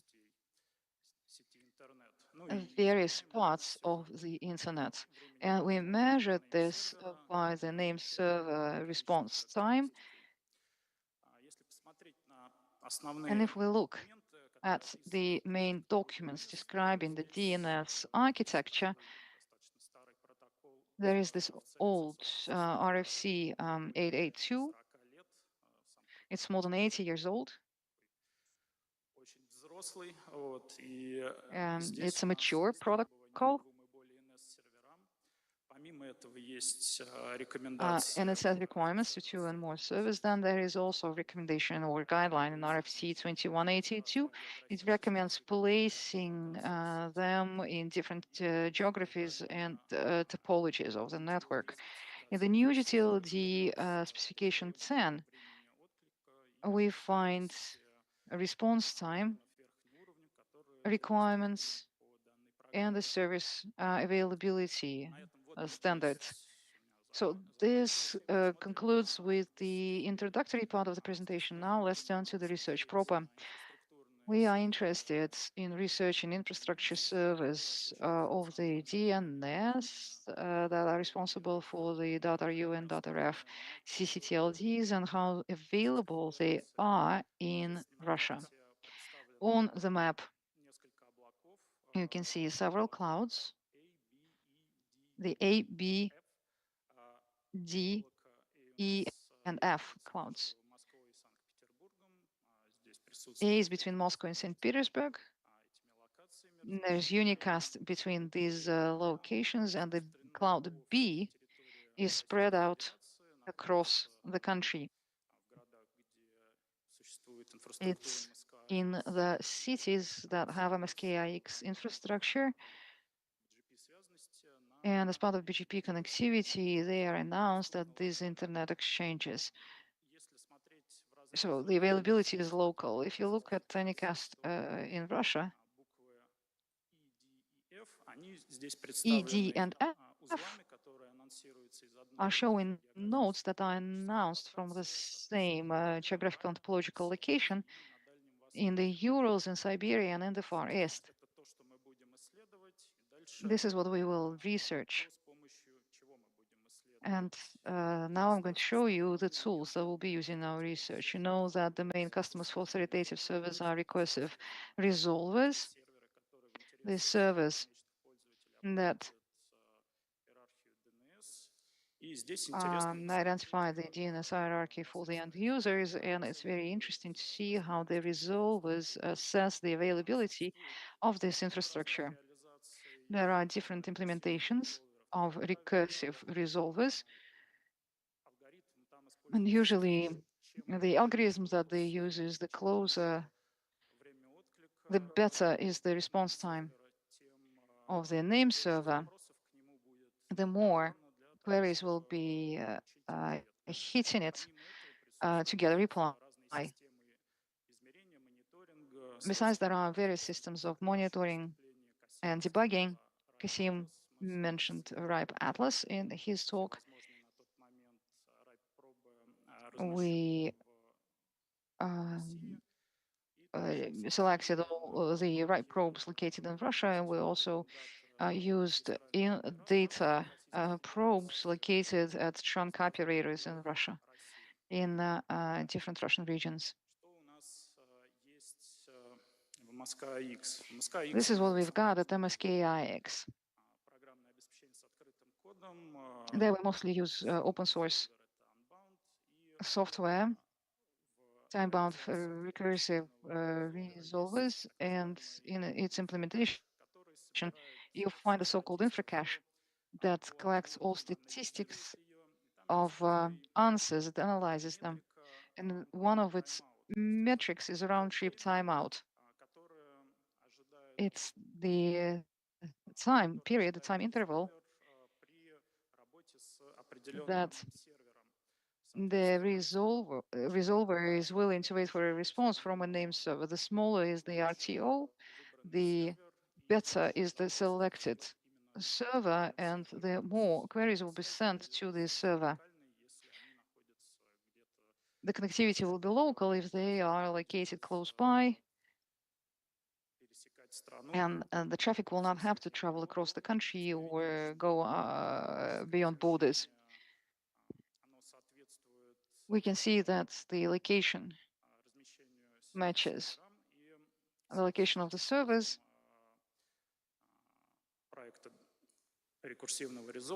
of the recursive resolving project, and interaction happens within the framework of the selected logic. St. Petersburg goes to St. Petersburg or to Moscow. Moscow calls St. Petersburg or Moscow. And here RTO is minimal. Rostov, Kazan, and Samara vary. They can call Moscow, St. Petersburg, or they travel locally at the local internet exchanges.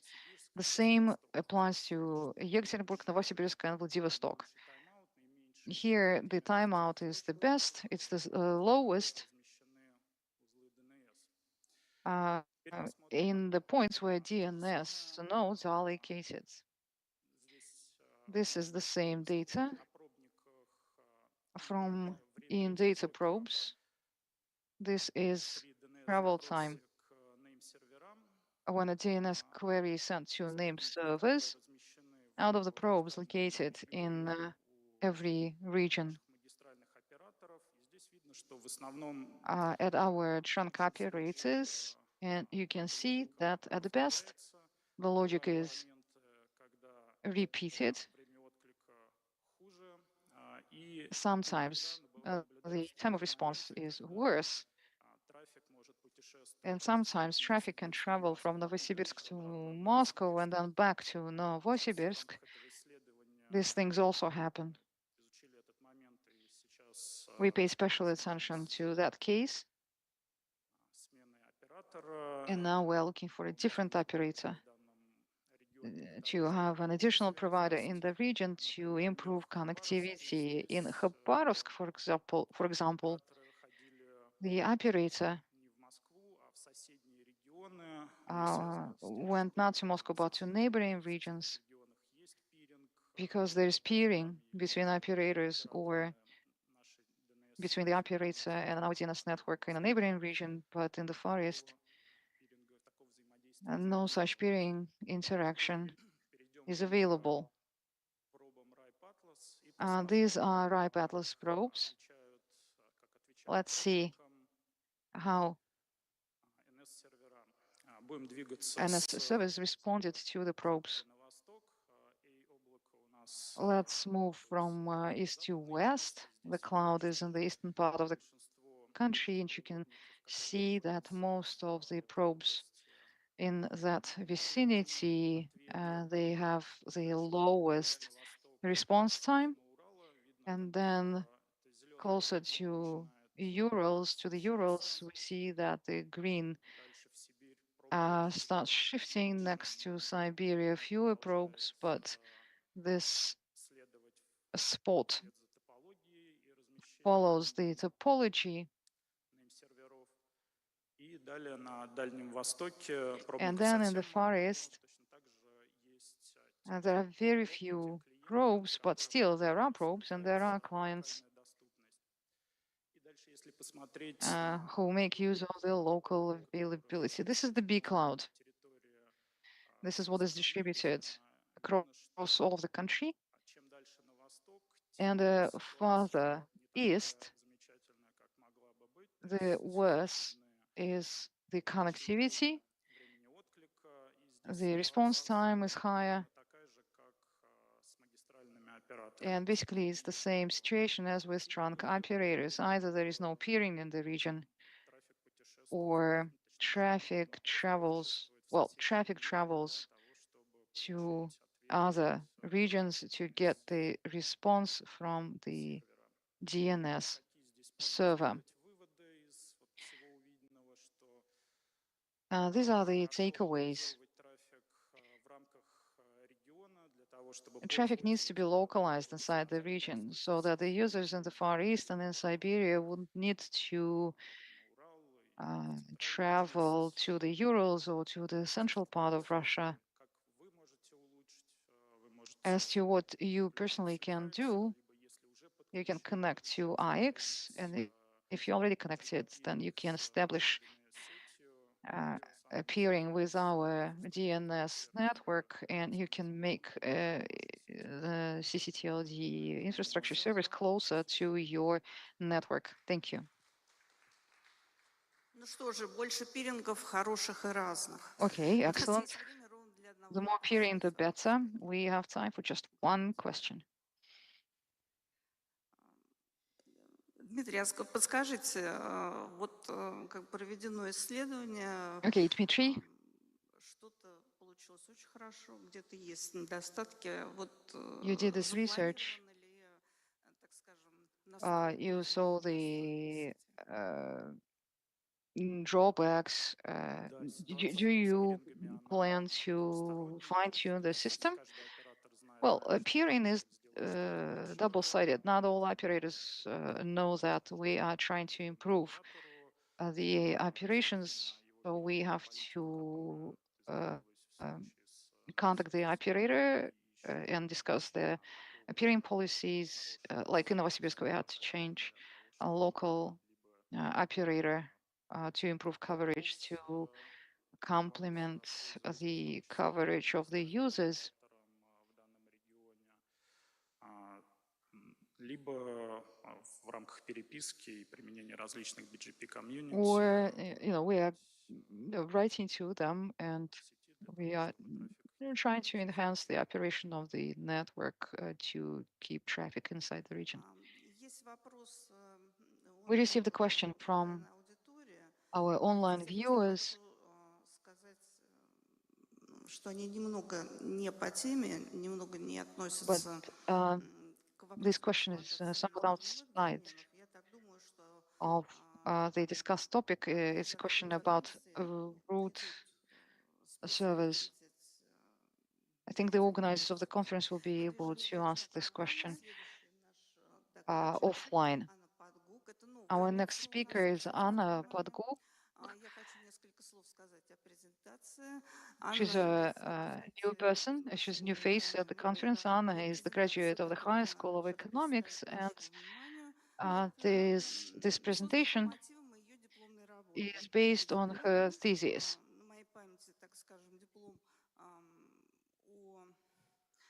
Устройстве в интернет, по-моему, первый.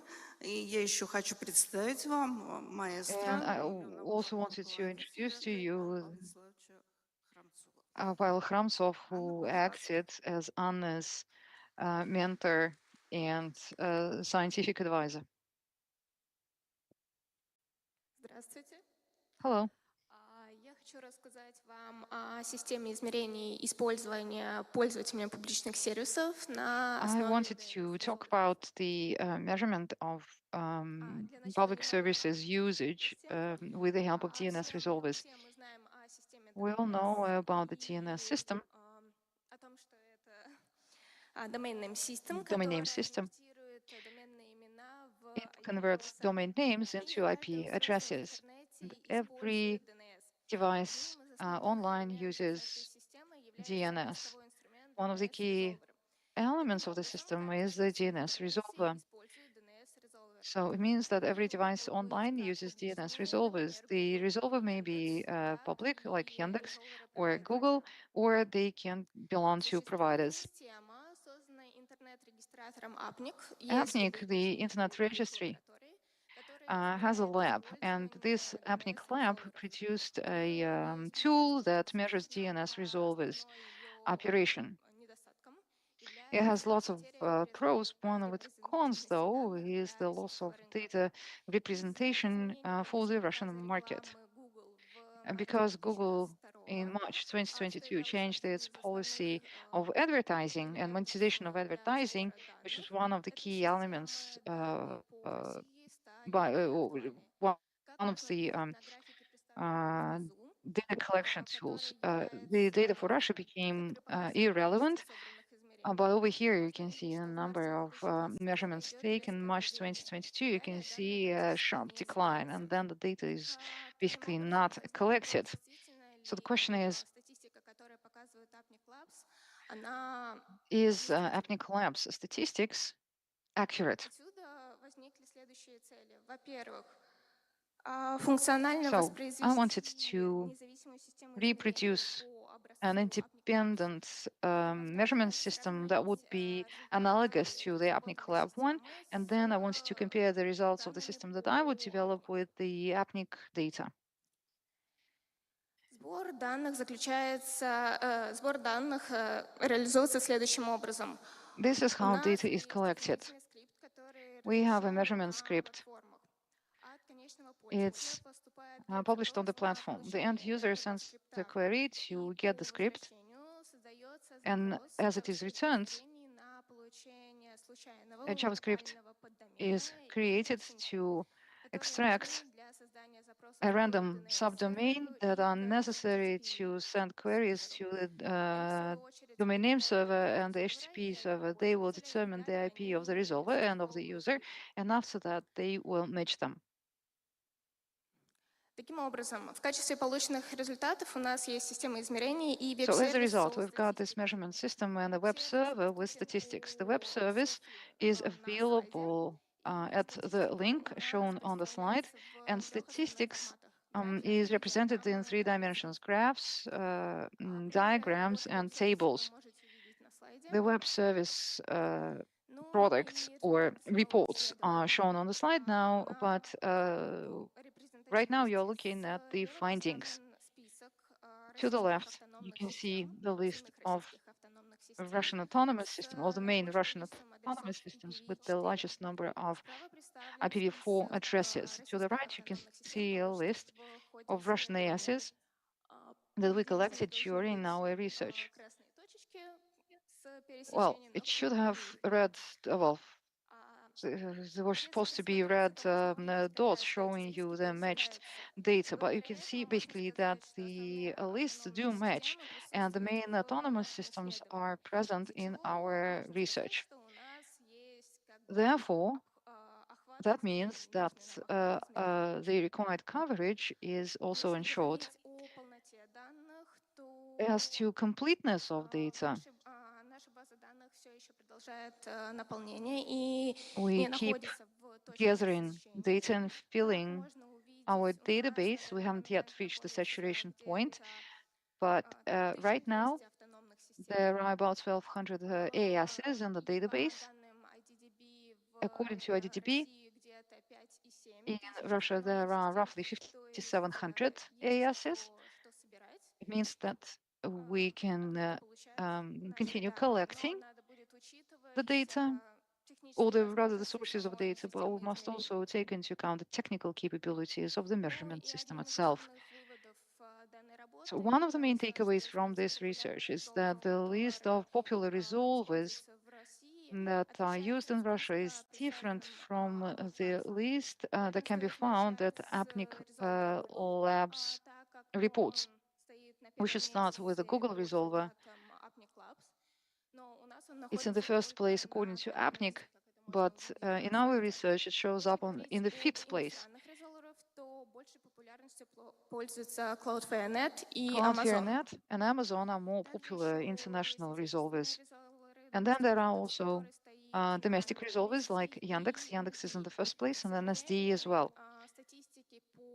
Unfortunately, we don't have any statistics on Yandex and NSD in the Apnic Labs report, which is quite sad.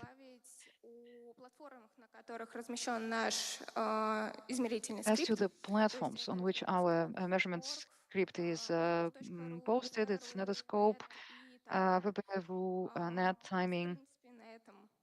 Well, this is it from me, and I will be happy to take your questions.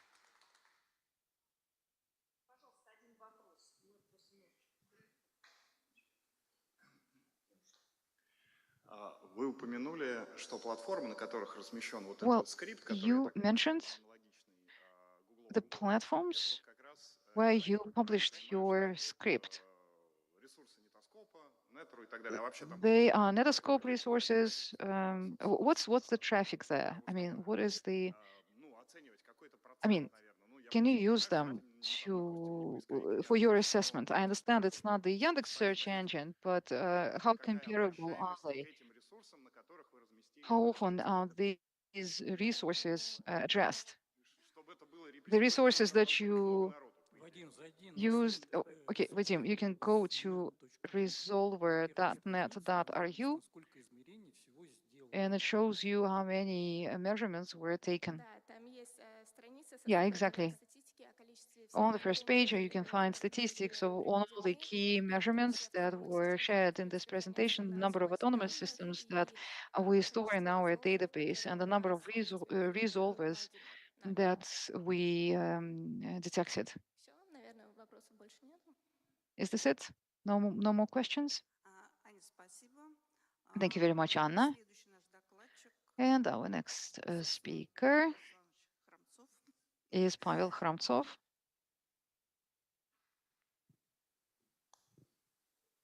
Такое замечание по предыдущему закладу.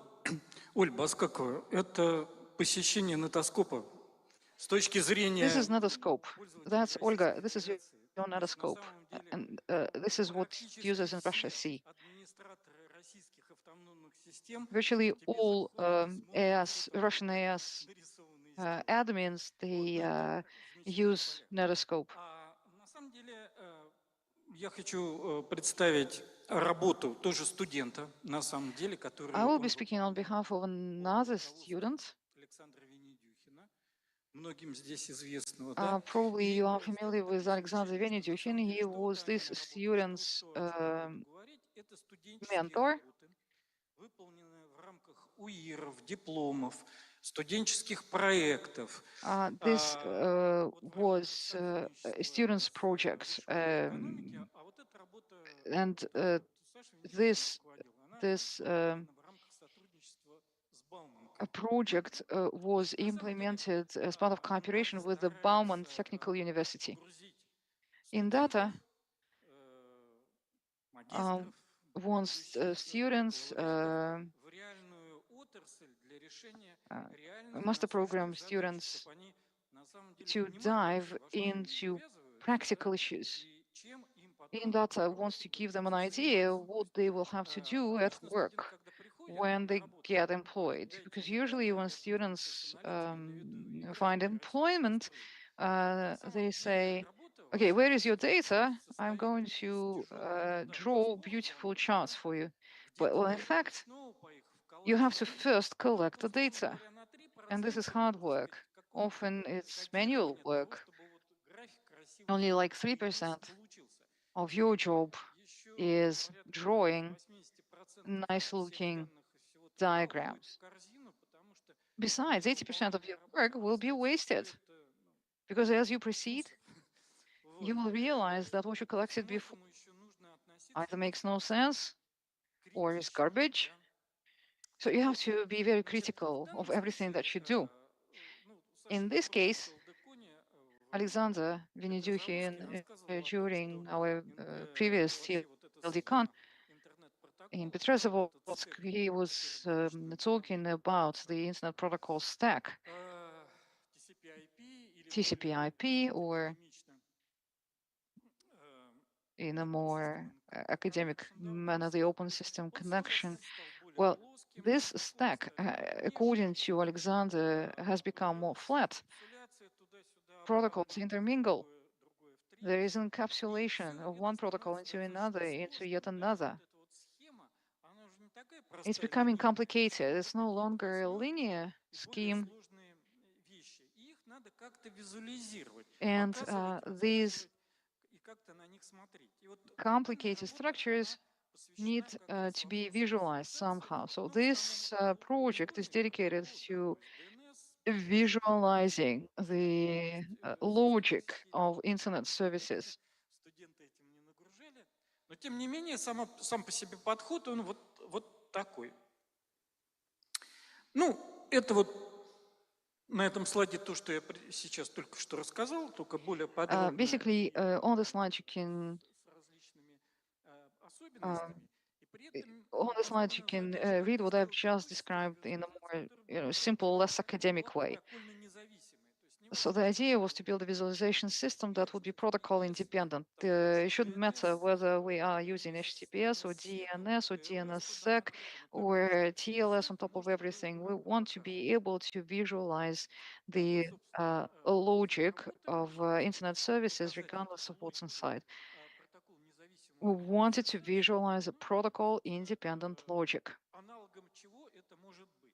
Вот здесь вот представлены скриншоты различных Now you're looking at screenshots of various ways to visualize protocols. To the left is the in-data visualization project for BGP connectivity. In the middle is something that everyone's familiar with. It's a tool that we use to check on DNSSEC, DNSVs.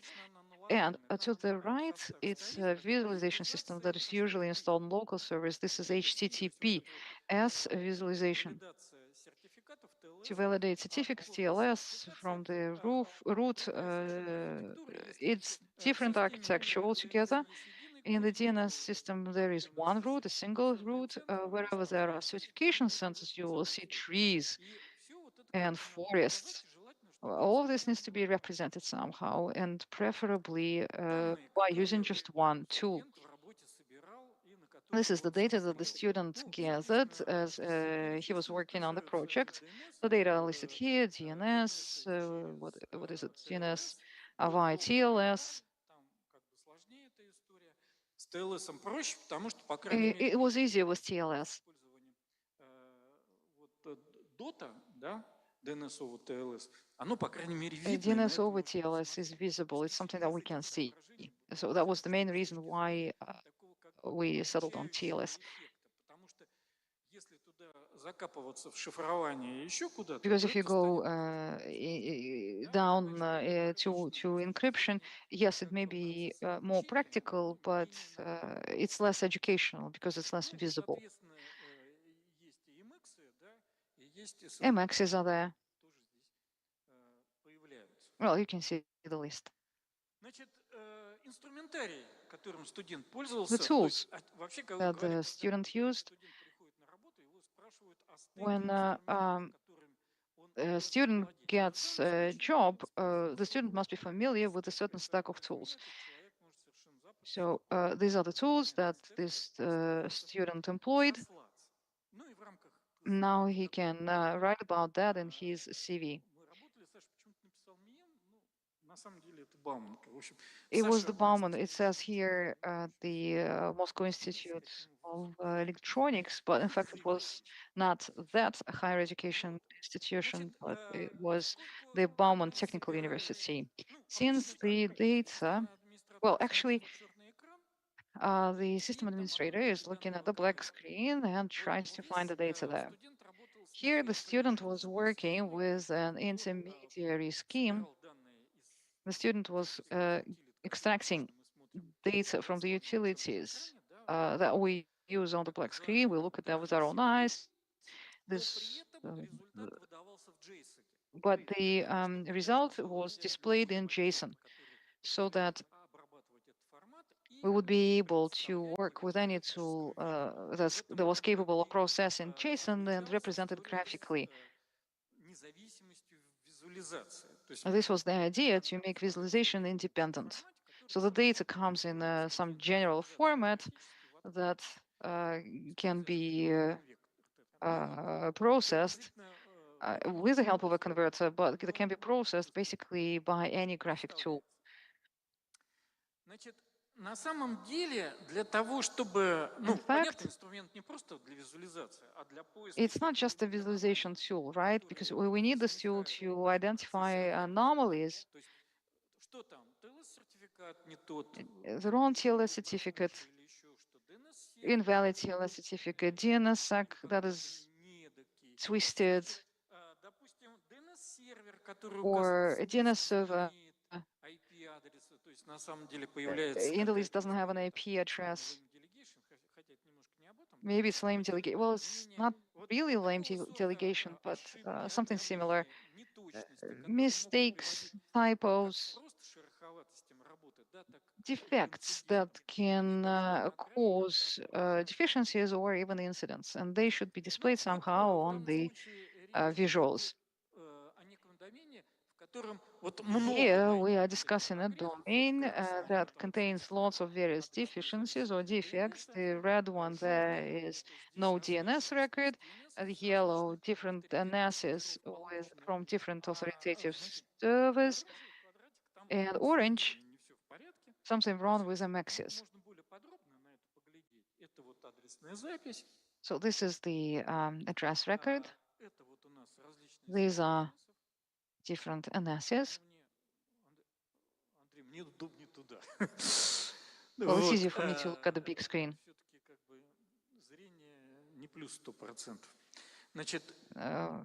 My eyesight is poor. I prefer big screens. And this is how you can turn it around. Here, the information is representative in a linear mode, and over here, the same information is shown in a circular diagram. All people are different. Some prefer tables, others prefer graphs, yet others prefer circular diagrams, pictures.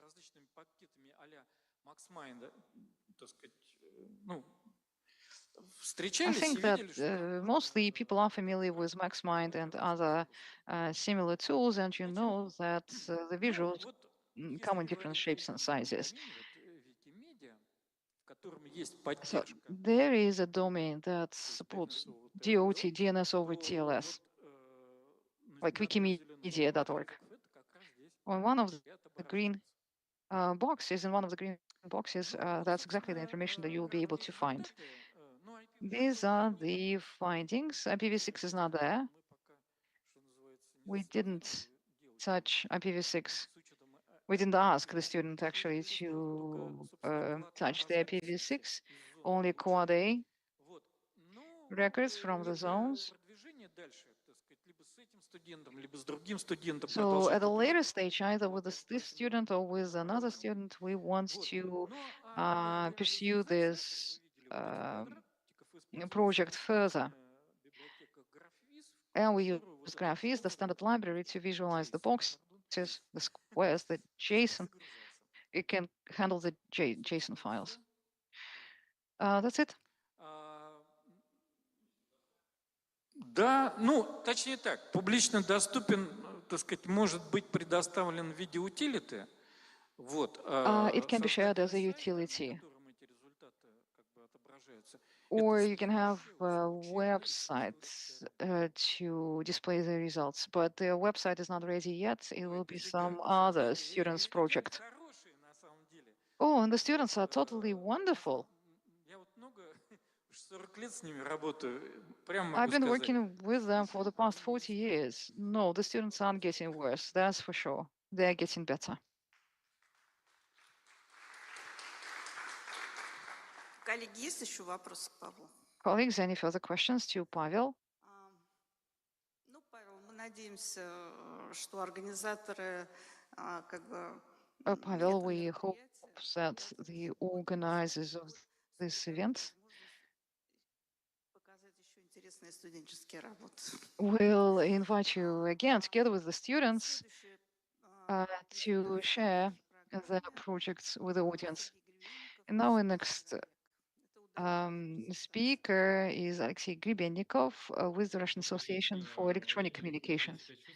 Colleagues, good afternoon. На рок-фестивале, которая случайно затесалась. У меня просто совершенно такая нетехническая презентация. My presentation is so not technical. I feel like a pop star accidentally landing at a punk fest. Well, I've been making presentations at this event on the RUNET economics for the past several years, and I think that this data is useful because we all need to understand which way RUNET is evolving. The data and the forecast that we make at our association every year, I think, are are really necessary for everyone to understand where RUNET is going to. This year, we celebrated 30 years of the RUNET. Next slide, please. Экономику Рунета мы измеряем по разным направлениям. There are different ways to measure the RUNET economy. There is a so-called digital counter, and we measure marketing and advertising, infrastructure and telecom, e-commerce, which plays the key role, and of course, digital content. Next slide. I'll have to run through the slides, sorry.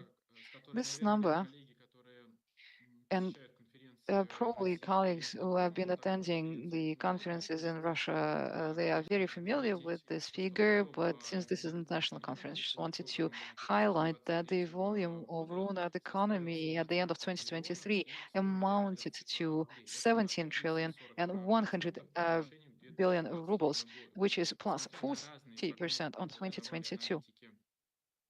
You remember that analysts came out with different forecasts, and I mean, analysts both domestic and international, that the internet economy will sag without other services. Nothing is possible, but in fact, what we observe is growth, and a growth at an unprecedented rate. Something that has not been seen in the earlier years. We've been taking the measurements since 2011. We have a long database. In 2014, рост в 50% we по saw отношению к предыдущему a growth rate of almost 50% on earlier years. In 2021, 2022, there was a substantial growth due to e-commerce in our country. In 2023, it showed that yes, e-commerce is growing too, but other areas such as cybersecurity, digital content, infrastructure, and telecom, they are also gaining momentum, and the government and businesses invest a lot of resources into the development of these industries. Now let's turn to the internet audience. 85% of the Russian population are internet users, which means more than 100 million people. And of course, out of these internet users, virtually all of them use internet on a daily basis. Страны с проникновением интернета там, практически 100%, вы видите There на are several слайде. countries that have almost 100% of internet penetration. Switzerland, Denmark, Ireland, and several other countries. But I'm sure that Russia and Belarus will join that list within the next several years. Well, at least this is the aspiration. We are aspiring to almost 100% penetration. Смотрите, у нас, кстати, в России в 2025 году As a matter of ждут fact, in серьезные изменения с 2025, точки зрения поддержки serious change is coming in Russia in terms of support of various digital projects. There is a big event going on right now in Vladivostok, the Far Eastern Economic Forum. Mr. Grigorenko is responsible today in the government for the development of a digital economy and information technologies and data economy. And he made a presentation. He unpacked the lines of work that in 2025 will be included into the national program Data Economy. And out of the main lines of work, what we find is information security, internet development, new telecom services, 5G, and education, staff.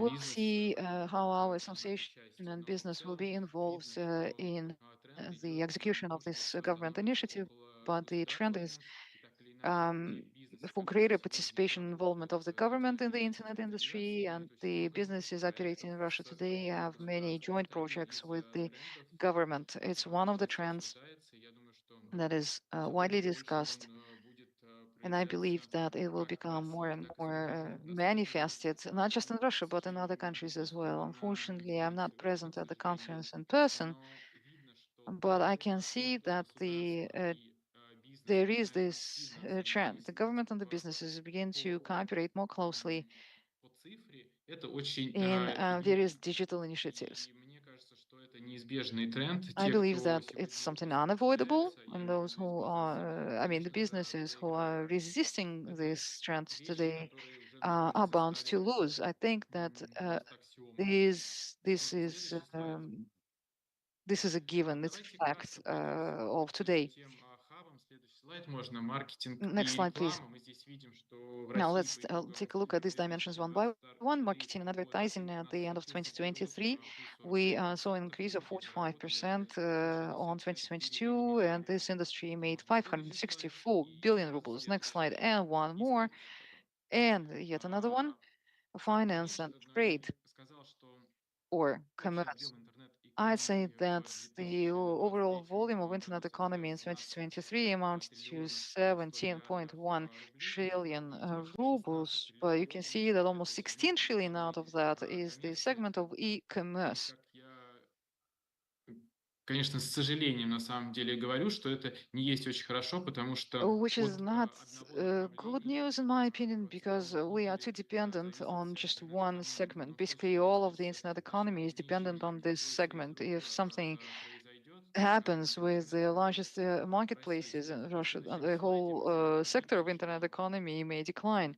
And on the next slide, you will see that online retail проводимые через интернет, тоже здесь, я имею в виду финансовые, занимают and большую online finance, и, конечно, в their share is the heaviest, is the greatest. And maybe in 2024 or 25, the law will be adopted in Russian marketplaces.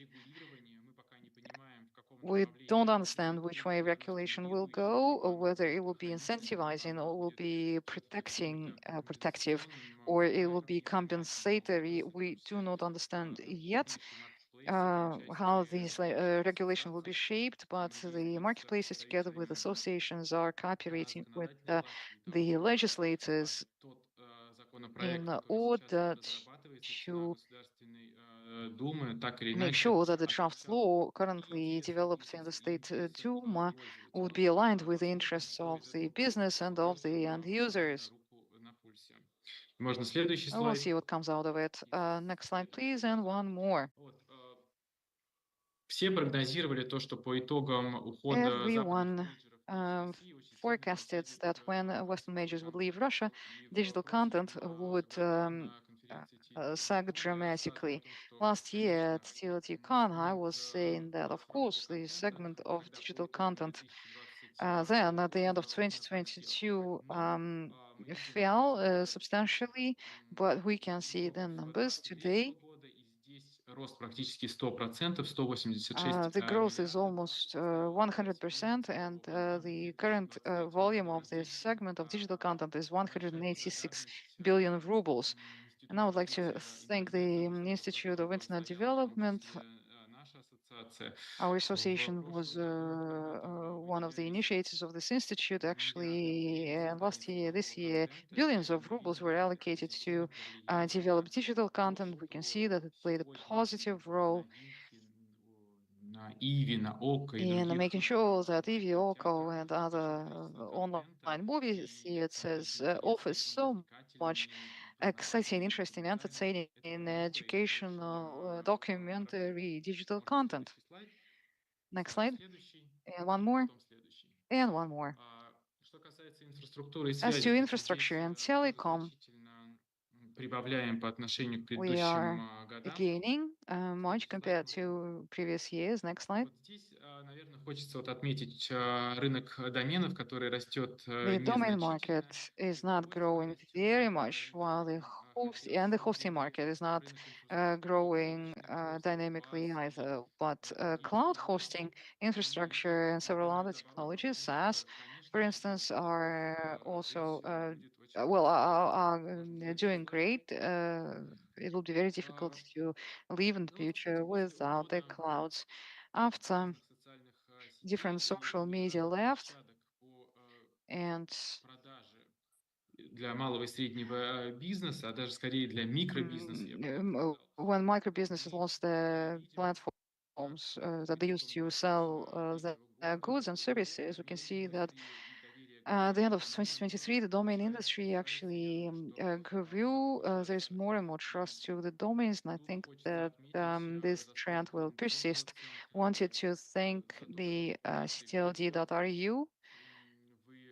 Держите Every руку на year, пульсе в отношении всех you российских доменах .ru и .rf, help ну и .su. and you support .rf.ru and .su, Рынок and развивается, every и year добиваетесь максимальной you действенности тех contribute to the сторон, development чтобы of the market. You spare no рынок effort не проседал, но мы видим, что to keep домены погибают, и to несмотря keep на the то, что domain area прогнозировали, что после там повышения alive and тарифов все эти kicking. домены, что после того, как уйдут киберсквотеры, с рынка доменной индустрии просядет, но этого не произошло. И вам спасибо за это большое. The industry is it seems to be sustainable.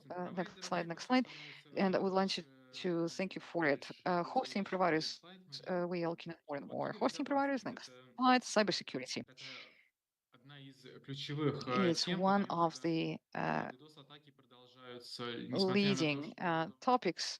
DDoS каждый год attacks повышается уровень цифровой continue. грамотности пользователей It feels страны. like По итогам the 2023 года мы видим, digital что literacy in the country is средний уровень improving, but at the end of стране цифровой 2023, грамотности the просел. index of И digital часть literacy in the этой оценки country передают тем, went что down on average, not because the users are мошенники, getting dumber, которые but because орудуют the в fraudsters интернете, that изобретают всякие operate новые online схемы, изобретают devise new шпионское schemes, программное they обеспечение devise и так далее. Мы spyware видим, что and фишинговых доменных similar становится tools. все There больше, are more phishing больше и domains больше. И шпионское ПО and the развивается, spyware. поэтому Um, здесь, конечно, нам с вами и Координационному um, центру нужно прикладывать больше mm, усилий по is тому, also чтобы образовать evolving. So пользователей we и need образовывать to do a better компании job в of рамках raising awareness of the users and educating the companies рассказывать о том, on как how to protect использовать themselves в from интернете. personal Потому data что leakages and data leakages in меньше general. пользователей сталкивается с The проблемой, тем больше доверяет less интернету, и тем больше users пользователей face будет problems, the more they российских, trust the тем internet, the more users рынок there are, становится and все the больше и больше.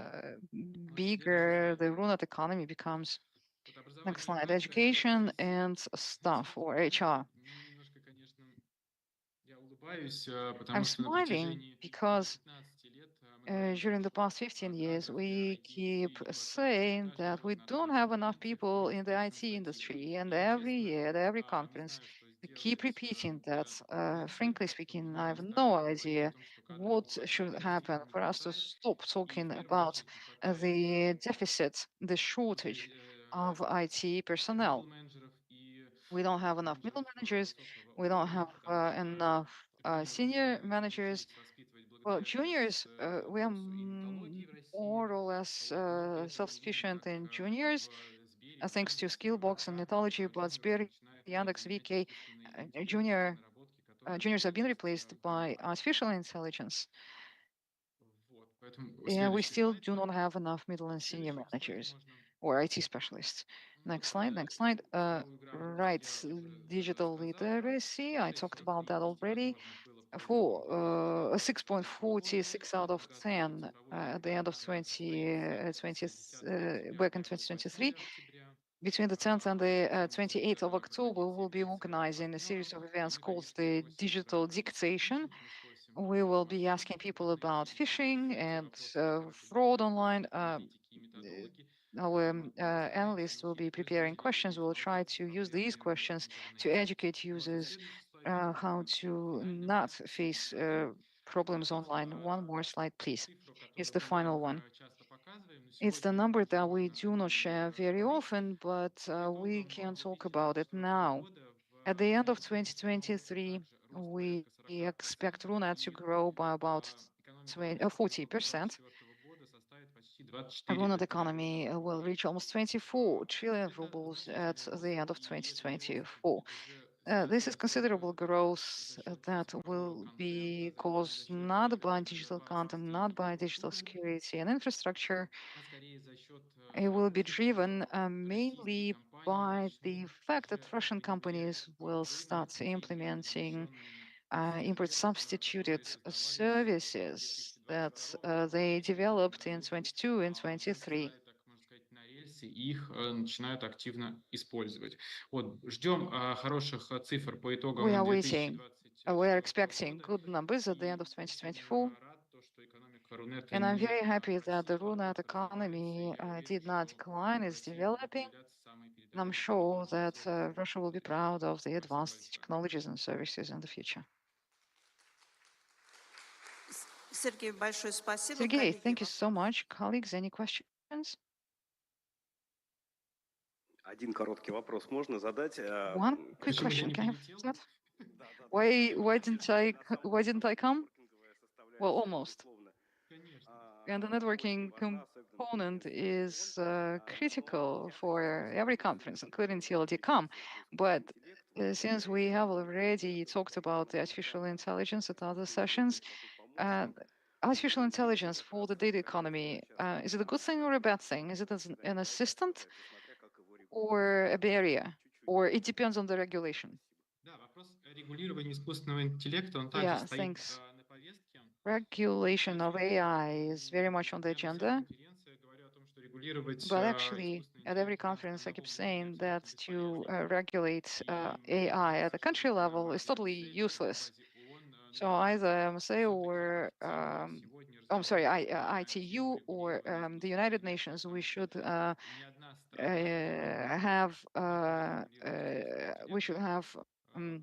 a broad discussion of AI regulation. В экономике, то по разным As to AI in the economy, according to different forecasts, projections, artificial intelligence will be adding 15 to 20% to the RUNET economy every year. будет расти экономика Рунета. Сергей, подскажите, пожалуйста, вы в своей Sergey, презентации упомянули in your talk, you mentioned that the Russian Association of Electronic Communications is involved in legislation one way or another. Are your documents open? I mean, are they public? Yes, absolutely. At RAIC.ru, you can monitor the information. We've got several sections on the website, like information. There is also a GR club, it's closed one inside the association, and there we discuss things that potentially can emerge as new draft laws and initiatives. Thank you very much. Any other questions to the speaker? Sergey, thank you. Thanks for being with us. That was a wonderful presentation. At least I found many of your numbers to be surprising. I wanted to thank all our presenters, and I'll see you next year. And thanks to the audience for your warm welcome.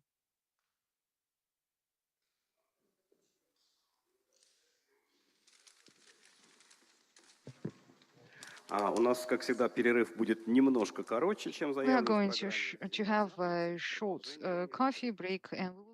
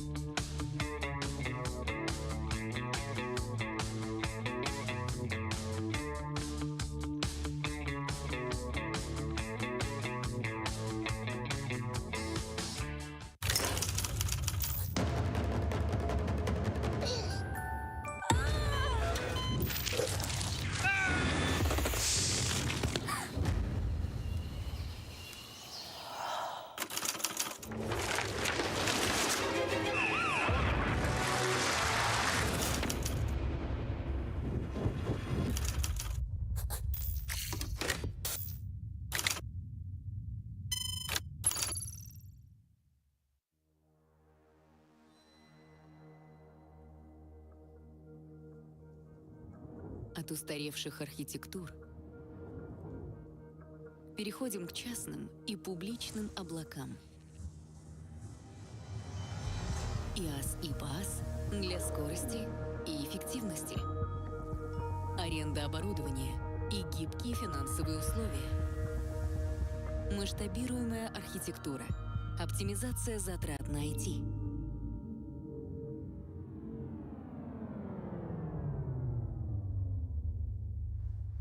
Ресурсы для получения новых конкурентных преимуществ. Расширяем границы вашего бизнеса.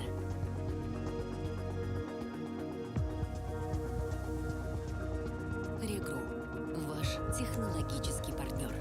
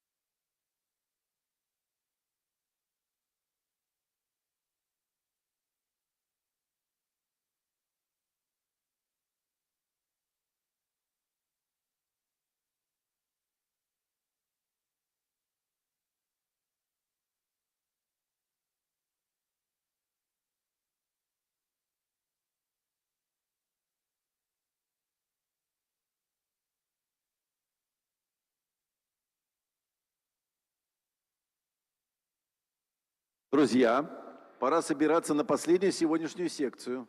Dear friends, it's time to assemble for the last session of the day.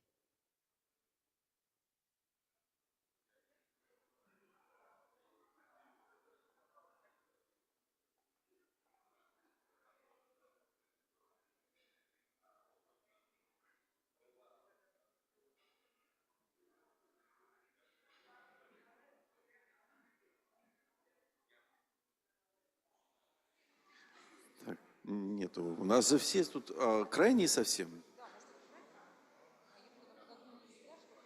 Пускай будут, а это для операторов какие-то реперные точки.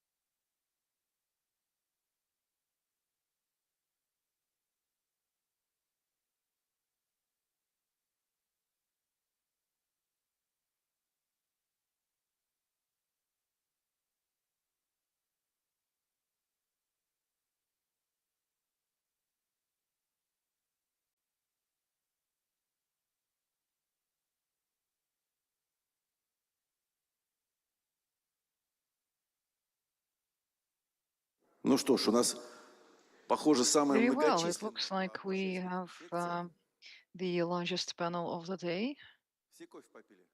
at this session. Занимайте в зале место.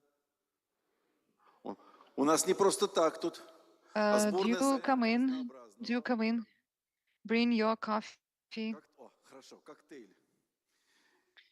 Мы назвали эту секцию «Сумма Okay, технологий». we decided to call this session the Sum of Technologies. Oh, Иди, вот садись туда тогда. take a seat there. На самом деле, это не аллюзия на труды философа Фомы Аквинского. Это We не are not аллюзия referring to the works of Thomas the Aquinas, not Charles the Great, but not even we're not even referring to Stanislaus Lem works, but желание прогностического анализа. what we wanted to provoke, to instigate, is a desire Будет у нас сегодня to become forecasters or forerunners even. рассказ о том, как Let's создаются условия try развития новых to технологий для жителей feel for the spikes Узнаем от того, of the roses not yet grown, as Stanislaus Lem used to write углубимся в on тематику a юрисдикции similar доменной subject. разработки программного обеспечения. So today we'll be talking about NFT certificates for blockchain-based domain names, about the life of registrars, after accreditation, the software package based on the ISP system, Bill Manager. We'll talk about people, we'll talk about money. Let me introduce our speakers. Evgeny Yunusov is with .uz, the Uzbekistan ccTLD. Evgeny Glotov came here from the .kz registry. Ilya Krukover Оказатели неоценимых услуг другим компаниям, хостерам и регистраторам доменов. Андрей Савельев у нас будет сегодня выступать. from Artis. Andrei Savelyev will be speaking on behalf of ref.ru.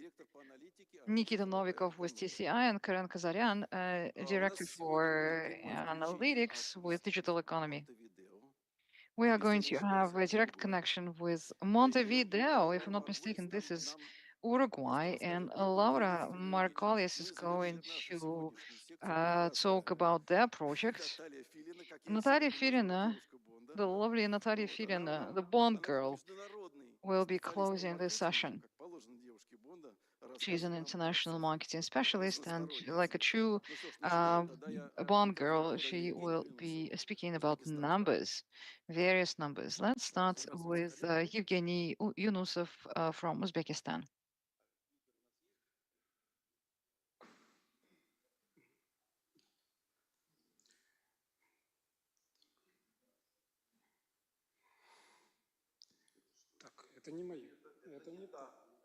This is the wrong presentation, sorry.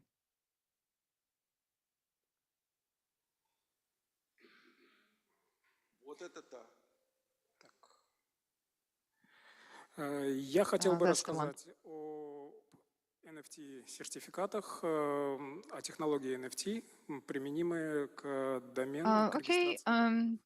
I want to talk about the NFT certificates and how they apply to your domain name business. NFTs are unique tokens that are connected with the blockchain technology. We use this technology to have a transparent history of data transfer, of data changes. We don't want data to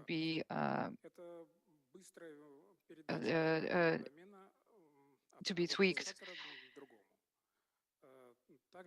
One of the advantages of using NFT in the domain name space is to enable swift transfer of the domain names from one registrar to another registrar. We can use NFT to confirm the right to the domain name without reapproaching the registrar. When we are transferring the domains from one owner to another owner, an NFT certificate can be used to authenticate the origin of the domain name. An NFT certificate can be used also as a confirmation for the use of domain if the domain name is used to register a trademark. The information is stored without any changes on blockchain, and again, we can use NFT to confirm the right to domain name during court disputes. Здесь мы видим процесс покупки такого Over сертификата. here, I'm showing a process of purchasing such a certificate. A customer, client applies to the registrar, makes a payment for the certificate. The registrar enters the data into blockchain. A certificate is generated, and then the client will be able to get the NFT certificate either from the registrar or via mobile app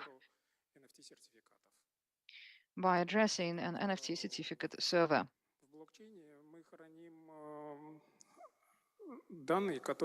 We store data on blockchain. Непосредственно связано с этим NFT-сертификатом. The data is connected with this NFT certificate. The data is not removed once the data is written on blockchain, and the data is protected from modification. Для всех заинтересованных сторон. There is complete transparency of the data on blockchain for all stakeholders. Каждые данные хранят следующую информацию. And every bit of data contains the following set of data: the token ID, the domain name, the generated NFT link or image of this certificate, the hash of the email, and the certificate's issue and expiration date. This is a template or an example of an NFT certificate. All the data that I've just described and the data that's stored on blockchain is recorded onto such certificate. At our website, you will find a complete register of such certificates. Again, you can use the certificate to find out about the certificate issue and expiration date, the domain name, the NFT link. We also have a mobile app. Every customer has access to all their domains via this link.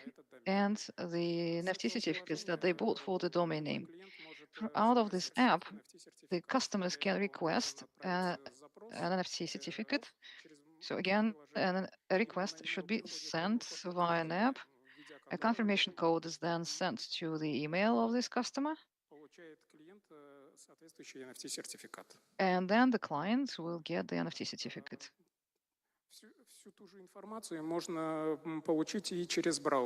And this information can also be obtained via the browser. You can use MetaMask plugin to do that. The customer needs to enter the blockchain wallet, and then with the resources on the wallet, you will be able to buy or send a certificate. What should the registrar do in order to set up a server on blockchain, the so-called validation server or a validator? Software must be installed on such a server. Then the server is brought online onto the blockchain.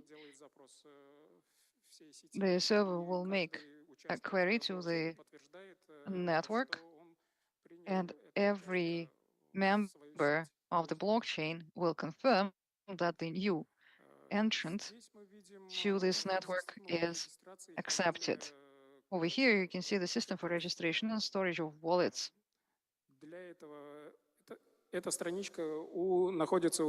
This page is available to the registrar. To add a wallet, the registrar enters customer data,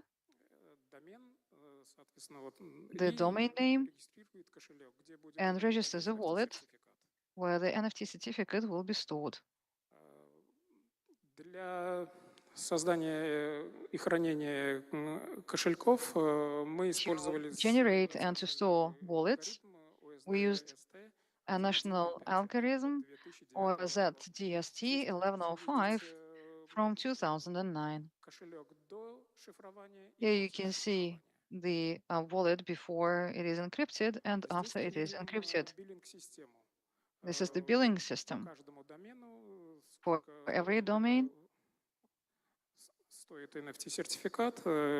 can see the price of the certificate.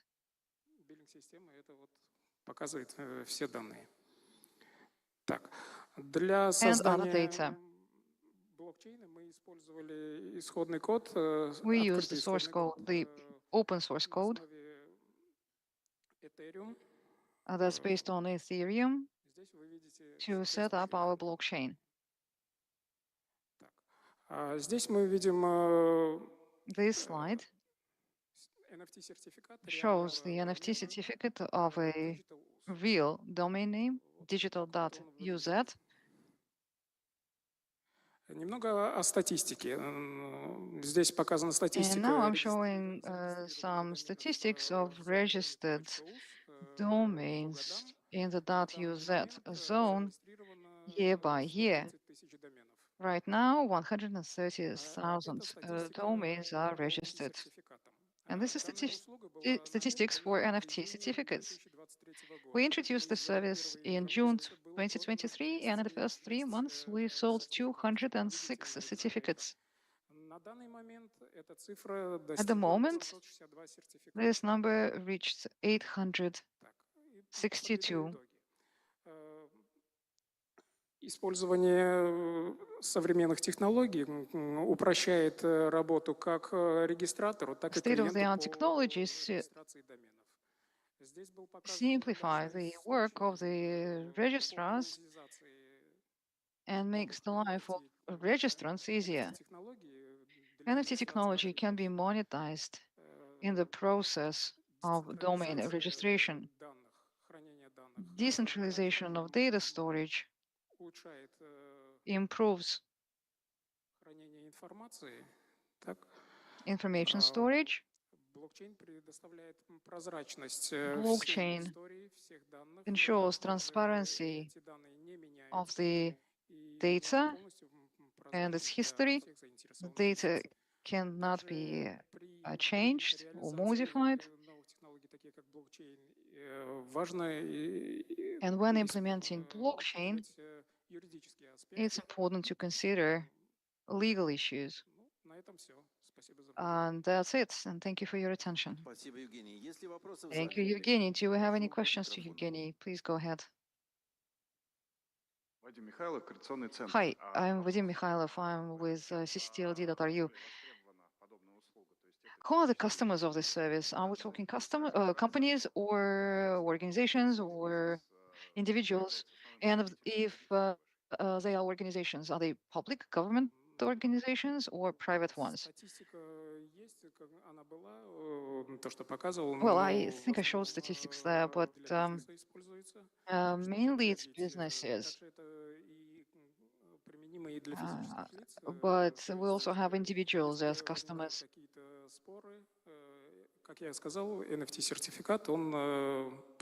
In case of disputes, an NFT certificate is more efficient because it can prove the title to the domain.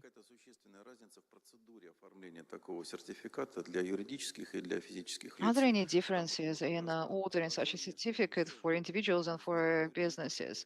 Because the businesses cannot always use an application or pay through an application. No, there is no difference in the procedure. Well, you make a payment either as an individual customer or as a business customer. Отправление каких-то регистрационных действий дальше юридическим лицом, потому что тут практика в Российской Федерации следующая. My next question is, it's actually, I'm referring to the practice in Russia right now, but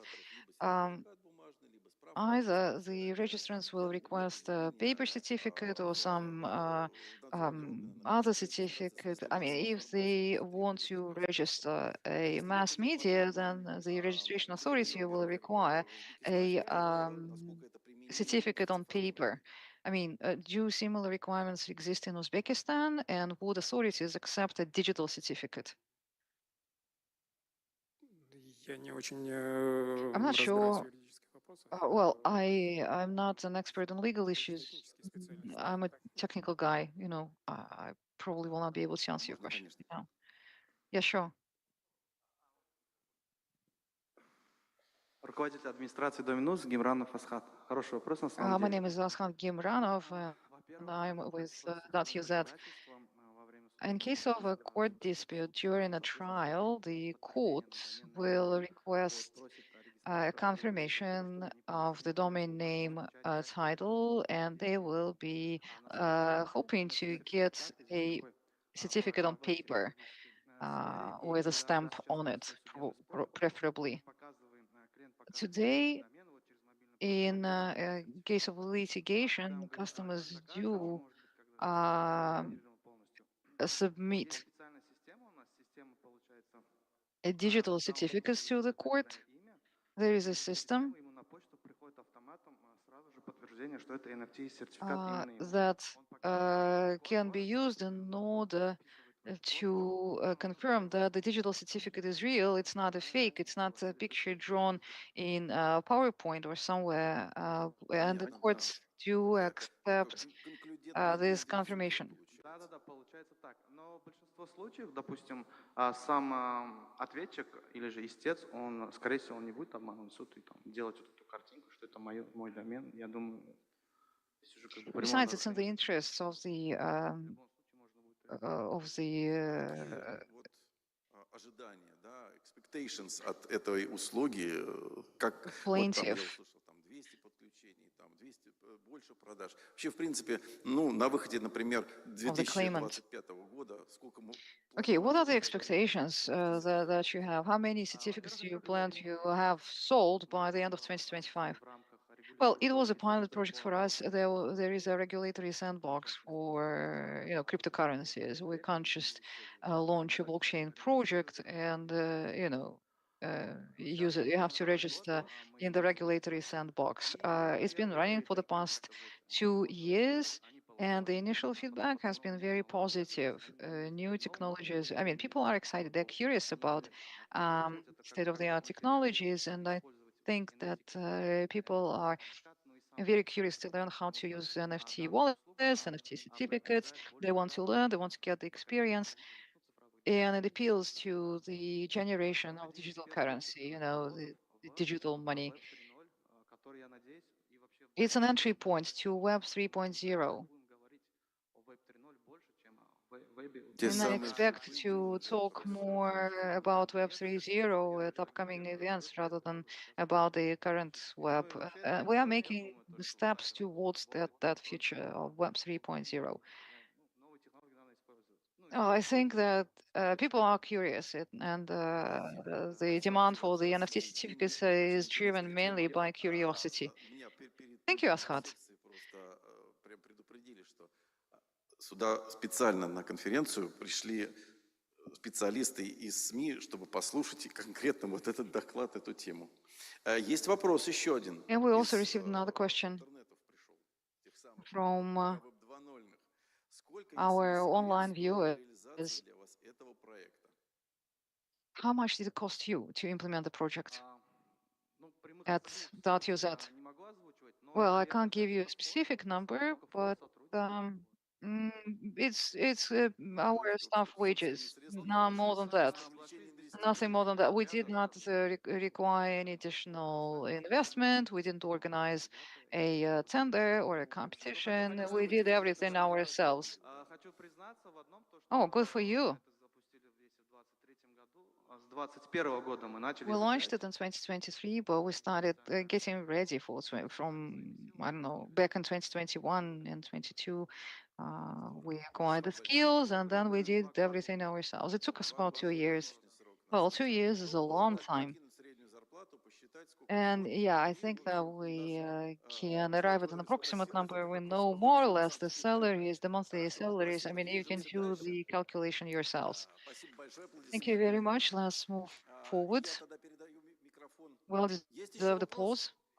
Another question? Oh, there is another question, Andrei. I'm so sorry. I've been looking at Basket.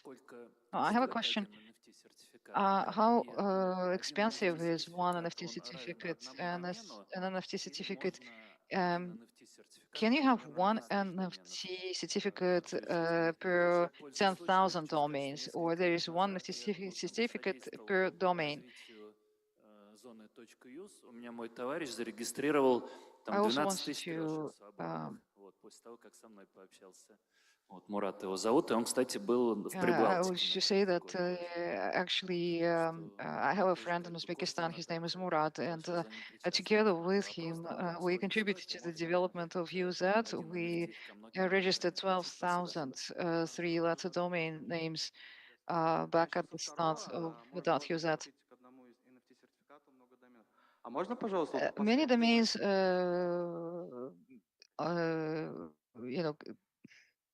ascribed to one certificate. Now, can we open the last slide in the presentation, please? This is the first NFT certificate that we issued for digital.uz. That's the Ministry of Digital Technology of Uzbekistan, and this is a picture that is generated. It's a hash picture, digital.uz. You place it into a mathematical function, and the picture is generated.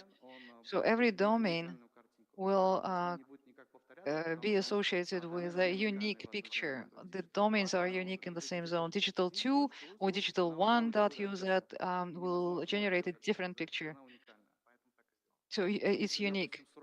One NFT per one domain name. When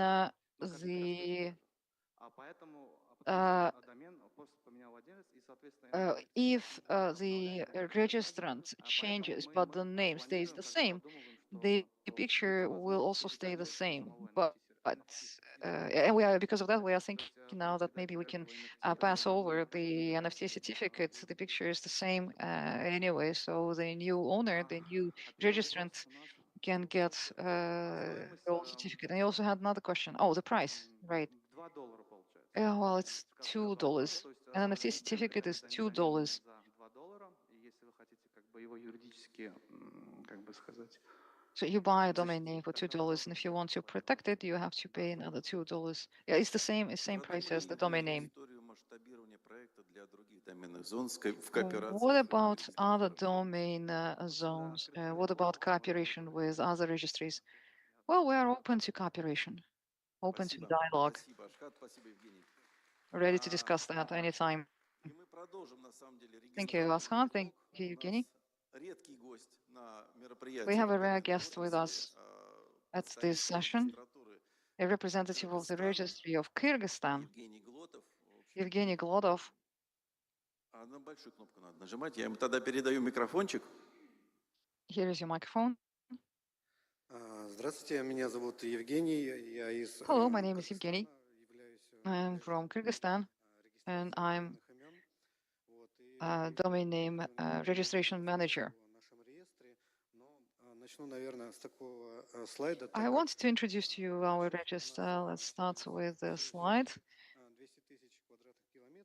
We've got 200,000 square kilometers. That's the total area of the country, and the population is 7 million people. In our register, we have 15,000 domain names, and other registries were probably showing much bigger numbers, but that's all we have. We register second tier and third tier domain names .com, .edu, .org, .net.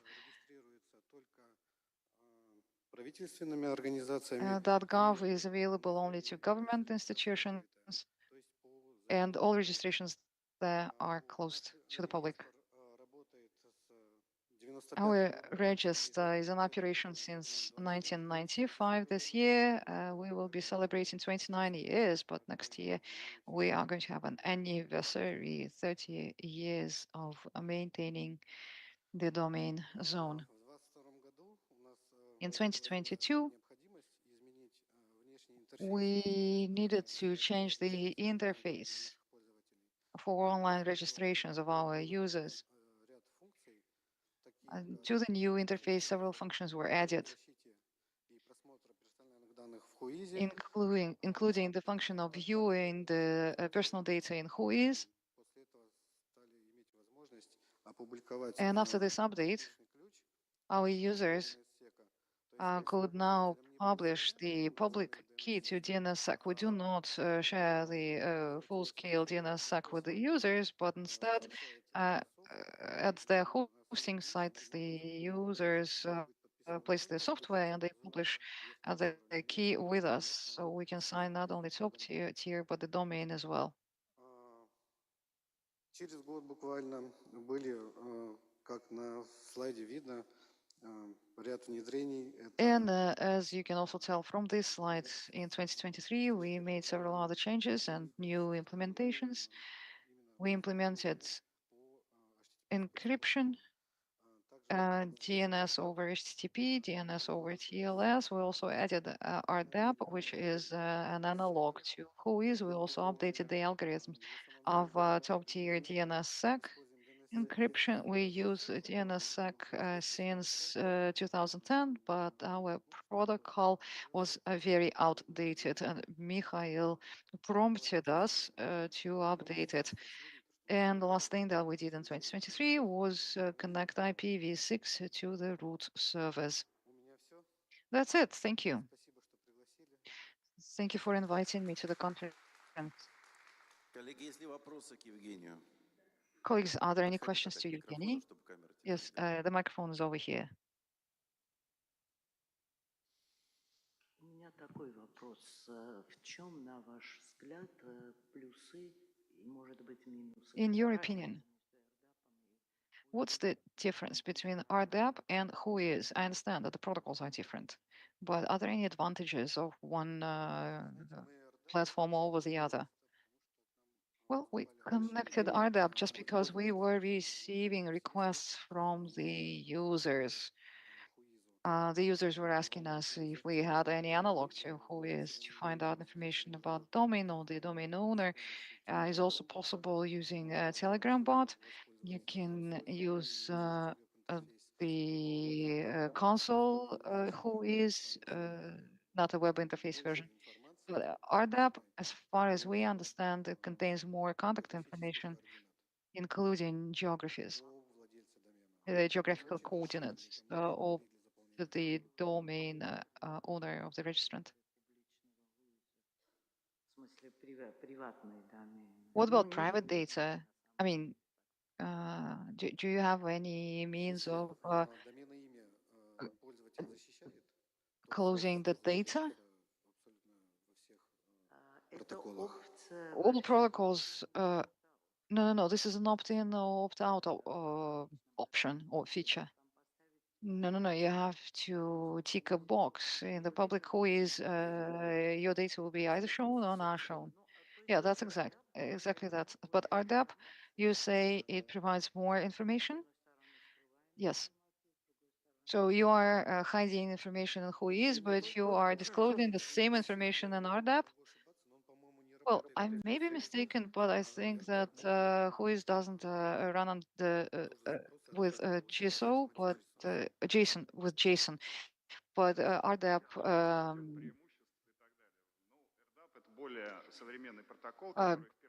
uses JSON.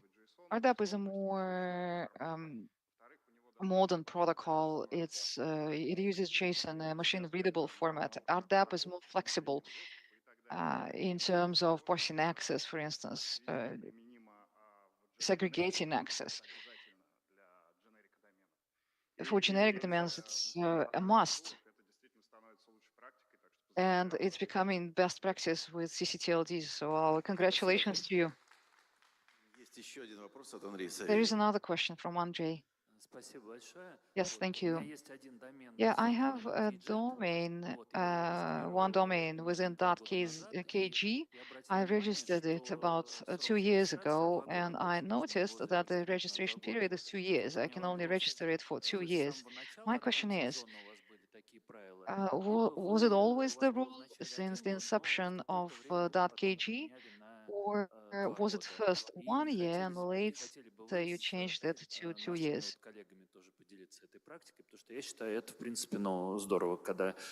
Well, I think it's a best practice when you can sign a contract not for 1 year but 2 years.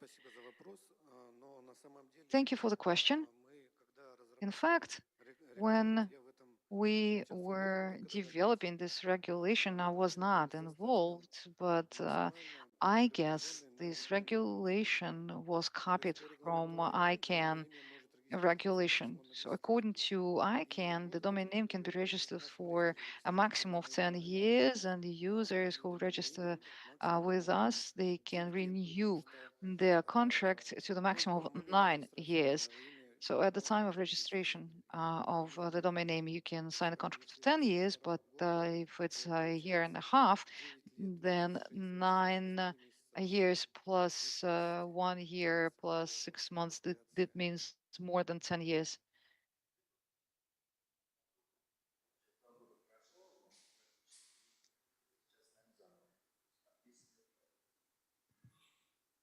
Смотрите, одно нажатие, скорее всего, оно продлевает на 1 год.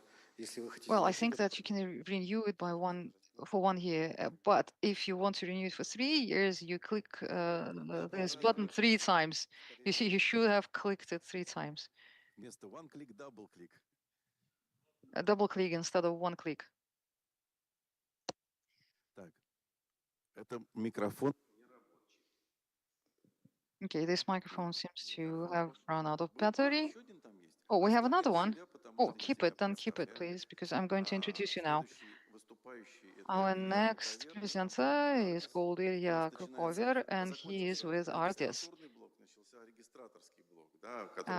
We have listened to the people from registries. Now let's hear from the registrars. Ilya is going to discuss his experience of developing a special system for registrars. Hi, my name is Ilya Krukover. I'm from Kaliningrad. It's the westernmost region of Russia, and we are surrounded by the countries within the European Union. Ввиду местоположения добраться на любой TLD-кон можно было достаточно быстро. In the past, because of our location, we could have reached any TLD-con location by car, and it was very easy for us to travel to Minsk, for instance. It's only 300, oh no, it's 520 kilometers between Kaliningrad and Minsk. It's not too long, it's just that we had to cross a couple of borders. But now we have to fly around, and we had to fly to Moscow first to reach Minsk. Думаю, большая часть участников меня уже знают. I believe that many of you know me already, and probably some of you are using our services. Я заинтересовался доменами 16 лет I назад. first got interested in the domain industry about 16 years ago. And before that, I was selling computer equipment. I was developing software. I even lived for a while abroad. And I registered my first domain back in 1998. Не только трешки, хорошие домены, но даже... Three-letter domains were available, and even two-letter, excellent two-letter domains were also available at that time. Two-letter, two-character, two-symbol domain names, two-number domains as well. And I was even discussing that with one of my clients. I was trying to convince him that he would benefit very much if he would buy a domain name called 39.ru. 39 is the number code for the region of Kaliningrad. За 16 лет был пройден In 16 years, I walked a long journey. I used to be a lone ranger, but now I have a professional team working with me. In our portfolio, we have many interesting services, including an aggregator for registration of the domains that are being freed up. You can request a domain that's about to be freed up almost at every registrar that provides such a service using this aggregator. And not only you can register a domain that is about to free up, but you can also use search inside this product, and the .ru.rf domain history is recorded on this website. We also provide services for hosting support, including licenses, SSL certificates, and software development to the customers' orders. Today, I'm speaking on behalf of Ardis. Ardis is the first accredited registrar in our portfolio.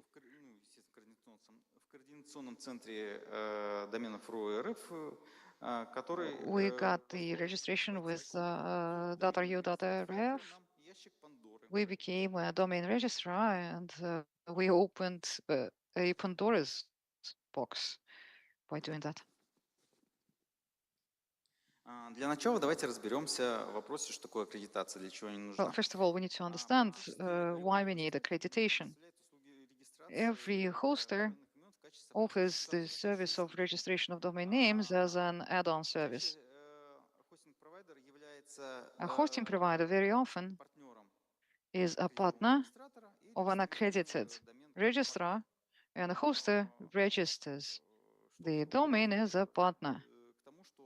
As a result, hosting companies depend on the registrar.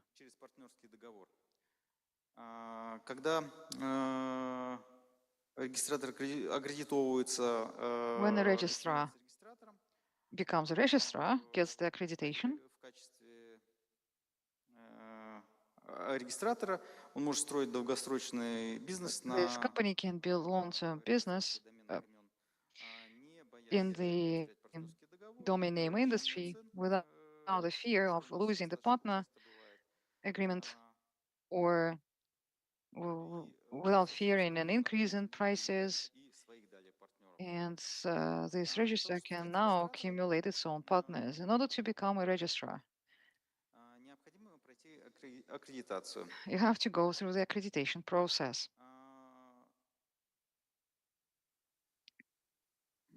Требования для аккредитуемых организаций находятся в открытом доступе. Можно их всегда посмотреть. The accreditation specification can be found at the ccTLD.ru website. It's in the public domain. You have to meet several criteria. You have to have 1 million rubles on your account. You have to prepare certain documents and submit them to the coordination center, to the ccTLD.ru. There is also ICANN accreditation for international domains. It's more expensive.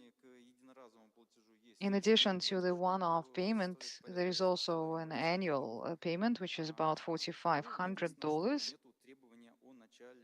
And ICANN it doesn't require you to actually offer services of registrar.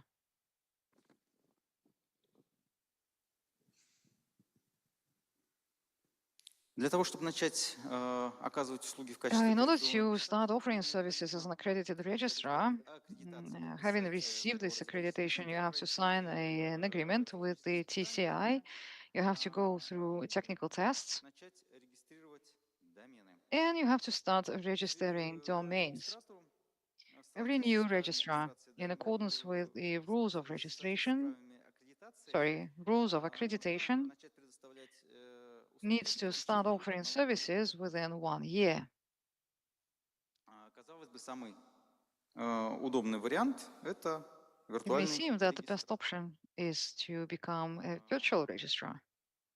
Но, к сожалению, сразу начать Unfortunately, предоставлять услуги не получится, потому что it won't be possible for you to start offering services immediately because the virtual registrar регистратора также в ней есть возможность выполнять некоторые функции, к примеру, сменить DNS. doesn't enable you to exercise certain functions, for instance, to change the DNS. We looked at the market.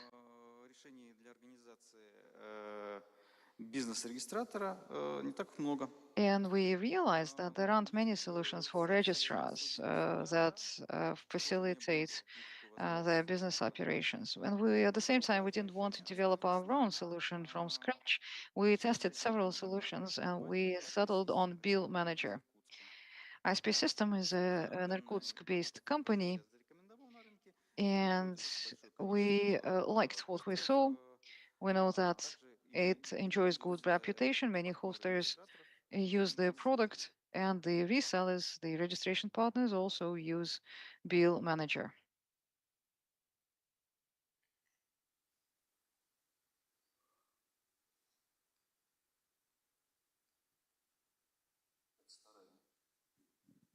Ну, какая была. Но вы тоже прислали. Там чуть не хватает у тебя? Are some slides missing? This is the presentation that you sent us. Менеджер, Надо как раз нам позволить сократить по времени. Okay, we had several slides on EPP Manager, but okay, we can save time now. I think that people will find the Bill Manager if they want to, and they will be able to review it. So please tell us a little bit about the EPP Manager.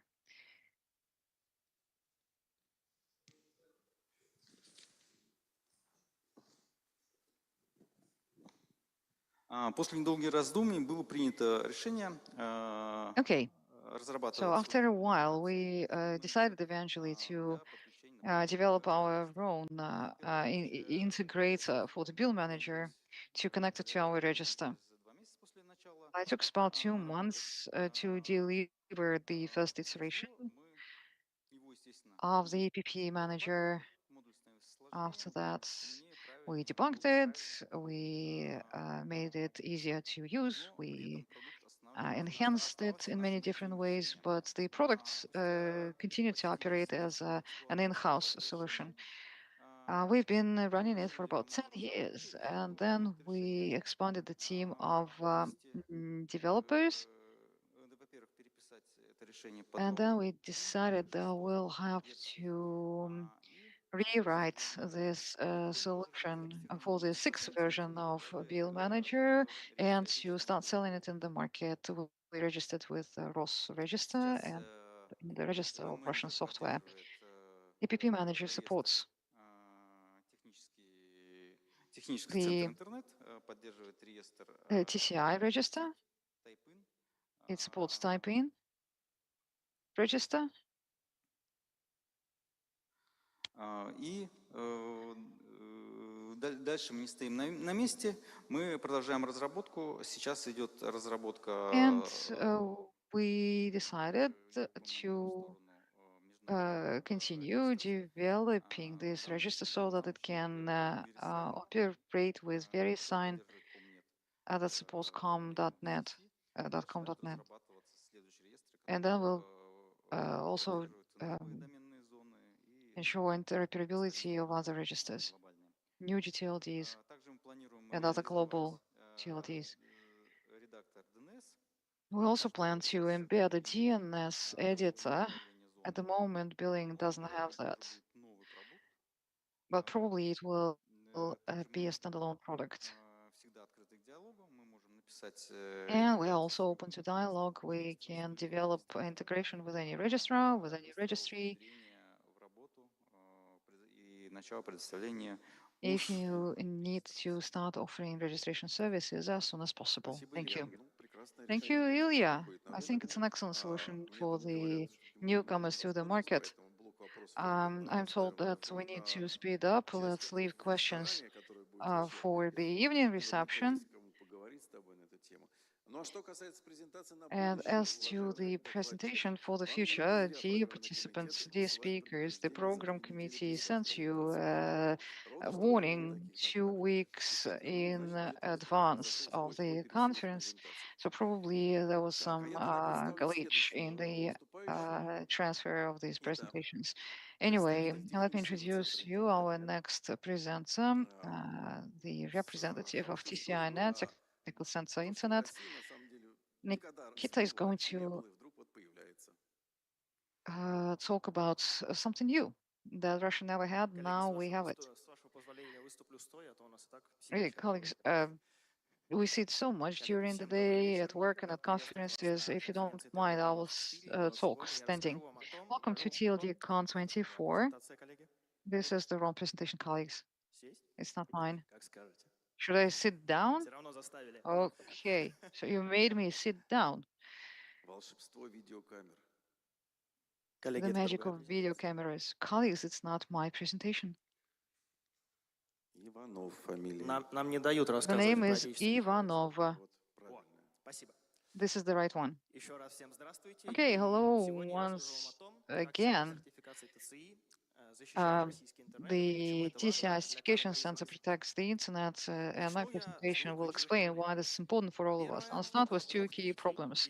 The first one is 2/3 of the delegated Russian domains do not use and do not have valid TLS certificate. Means that a secure connection cannot be established with them. You may assume that the protected, secured 1/3 is composed of the most important websites, the Kremlin, the Parliament website, the Security Council, and even the website of the Service of Foreign Intelligence do not have TLS certificates.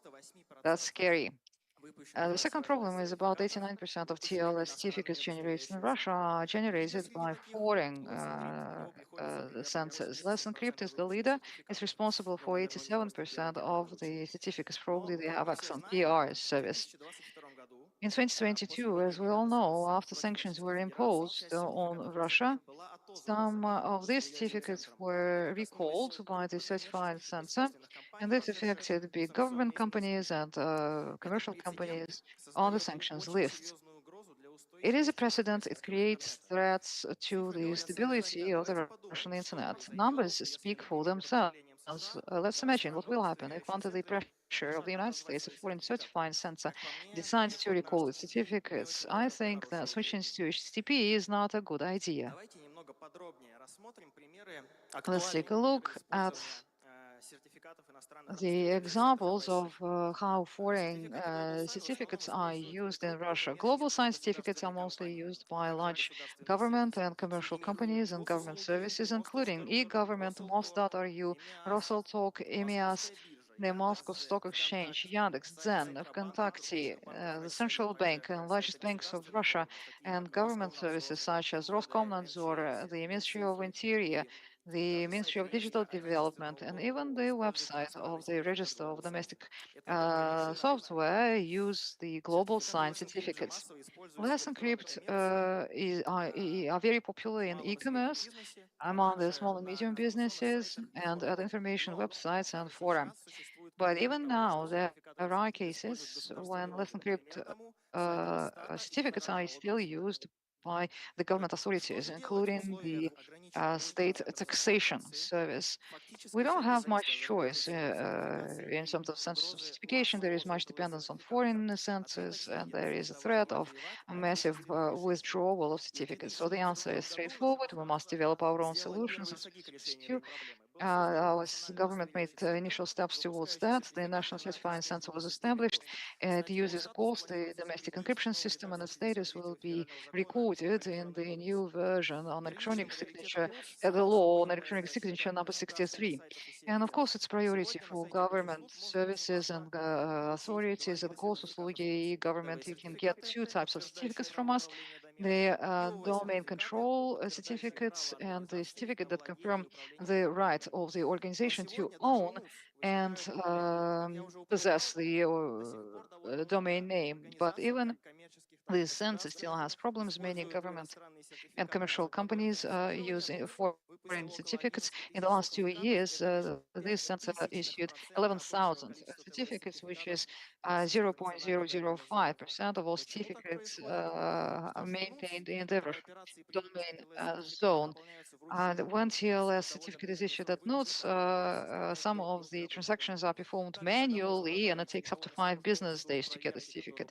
Besides, there is a check procedure that everyone who requests a certificate must go through, like a due diligence check.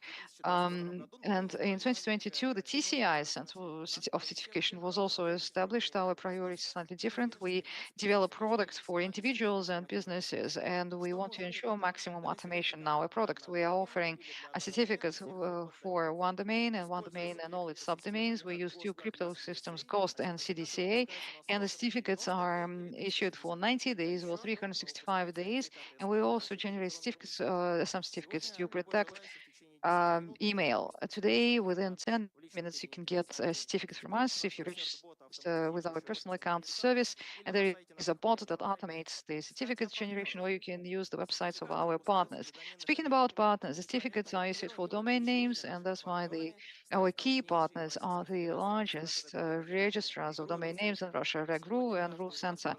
All of you can purchase a certificate from our center at the website of our partners. I would like to thank them for their cooperation. Our certificates, well, actually, we entered into partner relations with VK Cloud and with the Glavnitz of the presidential office. They use our certificates to ensure connectivity, secure connectivity with their clouds and for their internal departments. And we continue expanding our partner network. We cooperate with hosting providers and distributors of DNS certificates, TLS certificates. We also wanted to share with you another achievement of ours, but we'll start with theory first. This is the trust chain, which is the key element of the TLS system. The basis of this chain is trusted root certificates that are installed on operating systems or on browsers. And first things first, we wanted to ensure trust to our certificates in the domestic operating systems.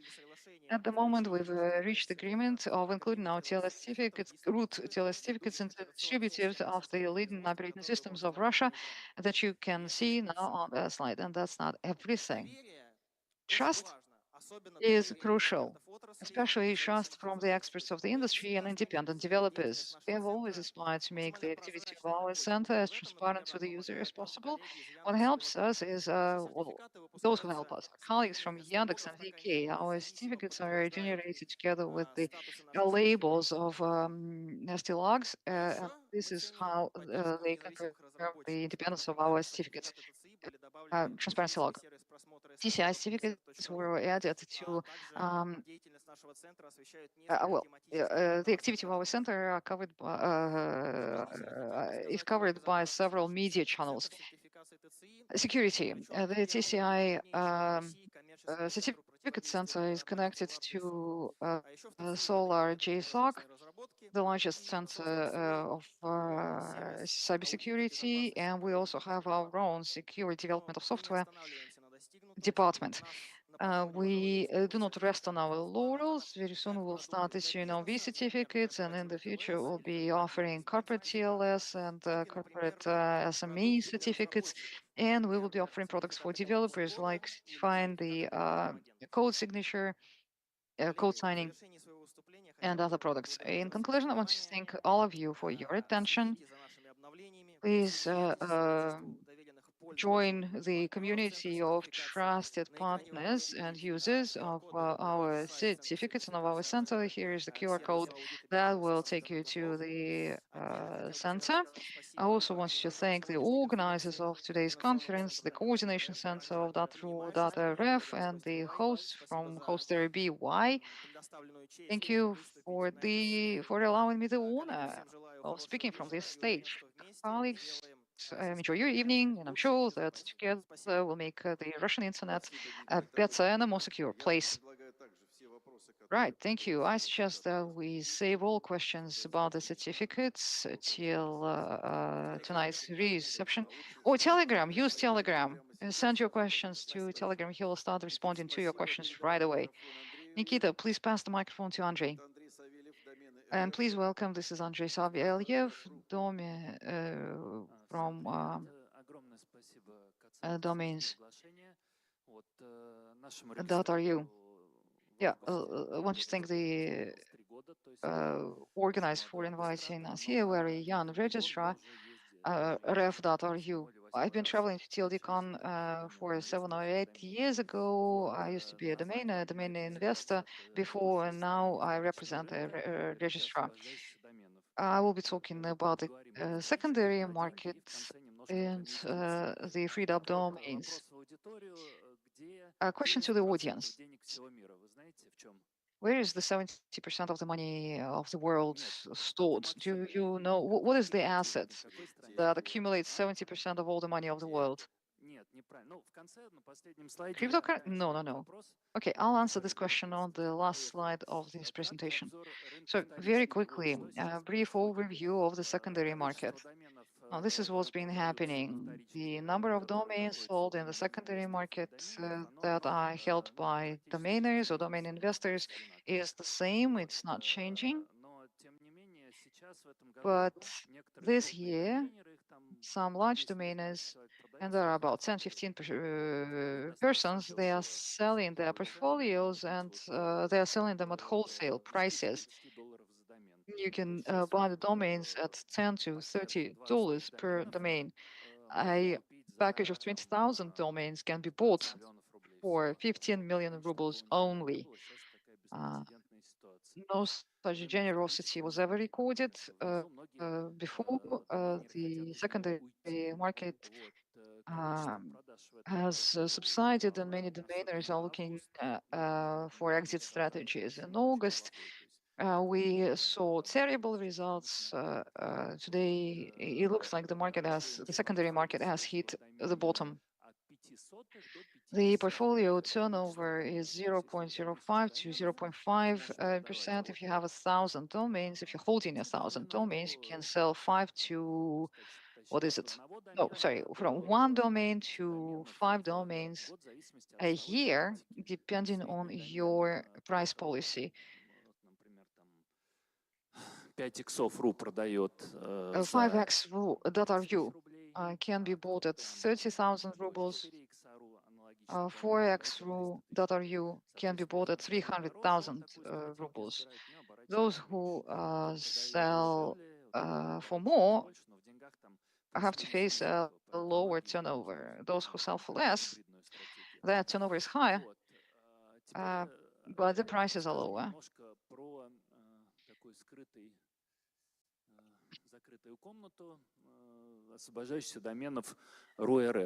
Now, the .ru.rf domains that are being freed up, that are becoming vacant. There are few players who are trying to fish for the domains. Several years ago, we had about 1,000 people who were fishing very actively. Now it's about 200, 300 players in the market who are actively trying to catch a vacant domain. Online casinos came to the market several years ago again. They were very active. They are trying to capture domains associated with schools or municipal services, and they spent about 65% of all the money in this market. These players, the online casinos, they are very visible. They are great contributors to the market. At the moment, there are 133 registrars in Russia, and 2/3 of them are technical. What is a technical registrar? It's a registrar that was established in order to get quotas to capture vacant domains. If you have just one registrar, maybe in a week you'll be able to get your hands onto a couple of simple domains. There is a group of technical registrars with large quotas, as I call them.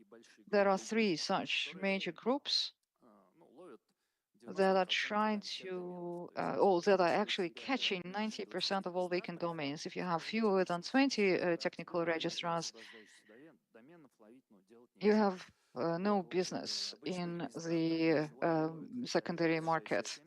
Regular registrars are not even trying to fish for the registrars. А сейчас он, ну, как бы крошки там с стола собирает. Вот. И как следствие эти ГТР, группы технических And as a result, these groups of technical registrars, they are becoming domainers. Аукционах, да, ну, либо кто-то из доменеров покупает домен дорого. They participate in auctions. Этот домен остается у этого регистратора. Такая вот ситуация сейчас. Вот, но they try to sell their domains or they keep them in their portfolios.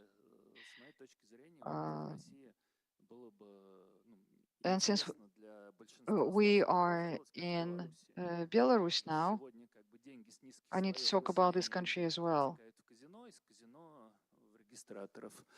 Today, the money goes to online casinos, and from online casinos to these 3 groups of registrars. While in Belarus, domainers help children's funds. I think it would be best for Russia if we had the same practice. New TLD zones. Вот, я стал их противником, я всем знаком. I was dead against new TLDs. From the very beginning, I do not recommend my friends to register in the new TLDs. You can have something like that for promo activities, for hype, for marketing purposes, but there is no business in them. There are external risks like .iro. CETA is the registrar of .iro, and it stopped working with Russian airlines. Some Russian airlines exited the zone, others are still there. It's not clear what's going to happen with .iro. In the current circumstances, every new zone, most of the owners of these new zones are from unfriendly countries. в России этих зон, ну, этих доменов. And there is a risk that these zones will not be available to Russia. Or Roskomnadzor, which is an internal risk, the Roskomnadzor may want to block a particular zone for the Russian users. Renewals are often very expensive in new TLDs. A good friend of mine bought Pro.Auto. He only spent 250,000, but in a year's time, he was very surprised when he saw an invoice for renewal of 250,000. So though they spend a lot of money on offline marketing, and not just online marketing, this friend of mine decided not to renew the Pro.Auto beyond its third year. He dropped this domain. And the greatest risk is people do not understand what a new TLD, that a new TLD is a domain. Обычная аудитория, она не понимает, что это домен. Если на визитке Regular users do not understand that .auto is a domain area, and if they see something like that on the business card, they wouldn't be able to understand that it's something that you type into your search bar and get to the website. So 10% is product, 90% is marketing. They are great sales professionals. .su is a single universe. It should be above .com. It should be the main zone for everyone, because you can decode it as a single universe. It's very similar to .ru. The prices are several times lower than in .ru. Only 100,000 domains are registered. At .su, there are a lot of 3-character domains still available, and a good investor will know where to capture the best domains now. Evgeny Kuskevich should be in the audience. I just want to say that they need to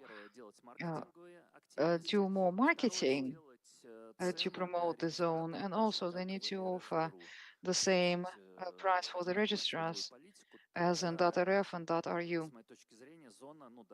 I think that the zone is capable of growing to 300,000 if the prices are the same, and the register will become profitable.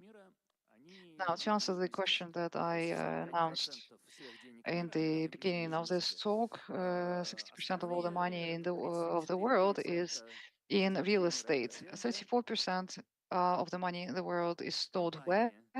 Companies. That's companies. And only 1.5% of the money is cryptocurrencies, domains, and everything else. It would be great if the domain market would change, would grow. The real estate market is more than 1,000 years old, while the domain market is only 30 years old. In the short run, I hope very much that domains are finally perceived as assets and would be traded at fair prices. These are types of investments. I mean, this is where you can invest. The stock market, the shares, the companies grow, you have to invest, but you see what happened a day and a half in Russia, so it's a big question mark. Venture investment in the United States, yes, it's very interesting and lucrative to look for unicorns, but in Russia, there's just telesales, and I do not know any other unicorn from Russia. And domains, a competent package, like 10,000 domains that you can buy for $1 million, a good package, will pay back in 10 years. I think that domains is an excellent target for investment. Thank you. These are our contacts. please call us, please get in touch. Thank you, Andrei. We have very, very little time. We've got like 5 minutes for the remaining speakers. Since we started talking money, it's time to give the floor to Karen Kazaryan, because his presentation is all about money. Thank you.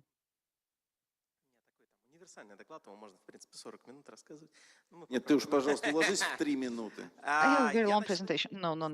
You can't have a long presentation. You only have like 3 minutes.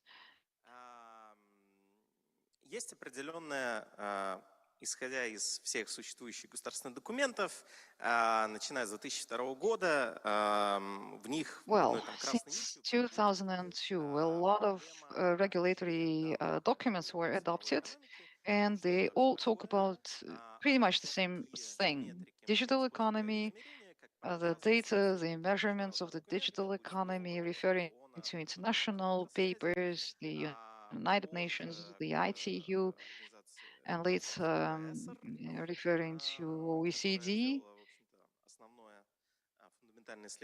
that made a fundamental research on digital economy, data economy, describing how these things should be measured and collected. In Russia, the data is collected about the companies based on their tax codes.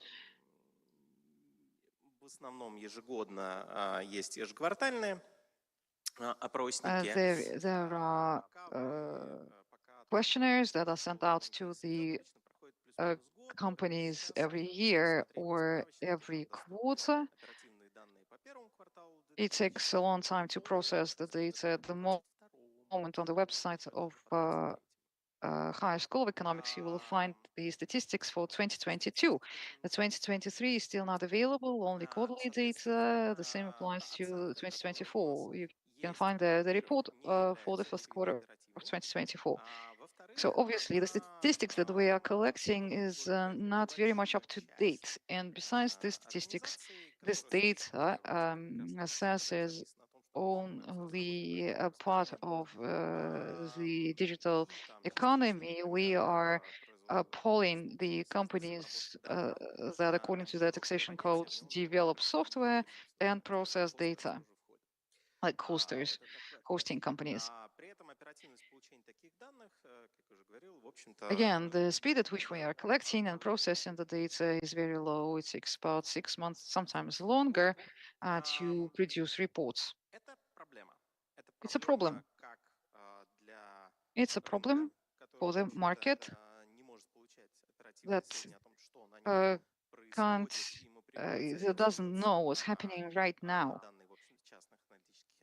And sometimes they have to buy data from private intelligence agencies. It's a problem for the government that invests substantial resources into digital transformation and technologies, doesn't have up-to-date information about whether their investment is having any impact. There are long-term solutions to the problem, and these require complete restructuring of the whole statistics system. There are short-term solutions. Objective sources of information can be integrated into these statistics, and we can gather this data at high speed, and we can get this information from the organizations that publish them and collect them.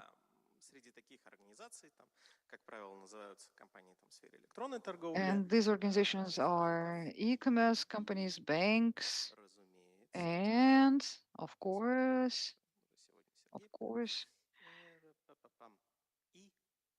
and oh, sorry, I need to go back. And domain registrars. Including the ccTLD.ru. Some time ago, I produced a research for the Coordination Center on the possibility of including the statistics into the government statistical facilities. Based on the data, we can make forecasts of economic activity. You have 1 minute left. all data on domains and their activity is data representing economic activity in the country. This data is valuable because we can always get the data from StatDom.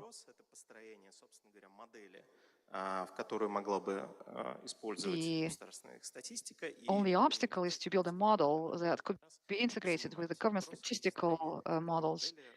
And this is what we are working on right now at our office. Thank you to all registrars. The services that you produce, the data that you collect are very useful. And I think they have greater value than you think they have. All the presentations will be uploaded to the conference's website, and you can review them and then send questions to Karen. Now, we are going to have a speaker from Uruguay right now, Laura Margulis. I cannot launch. Отлично, я представил. Давайте внимание на экран. Excellent. Let's take a look at the screen.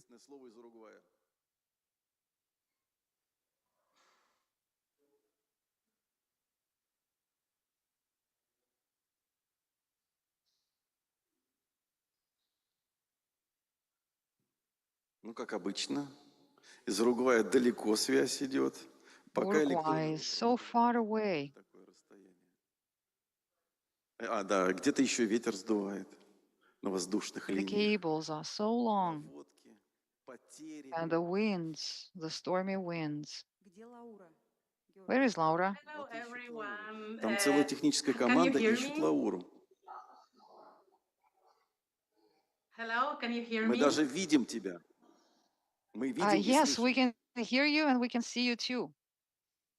Okay, thank you. Видим и Well, слышим. hello, everyone, and greetings from Montevideo, Uruguay, in South America. I am really very excited to join you, at least remotely, on this great event, TLDCon 2024, and thank you so much for the invitation. The way ccTLDs and GeoTLDs domains are managed is really critical to the digital identity of the nations. And as the internet grows, managing these domains requires balancing technical excellence, policy frameworks, and of course, the community interests. From the security and DNS governance to market and sustainability, the challenges we face are both very complex and involving.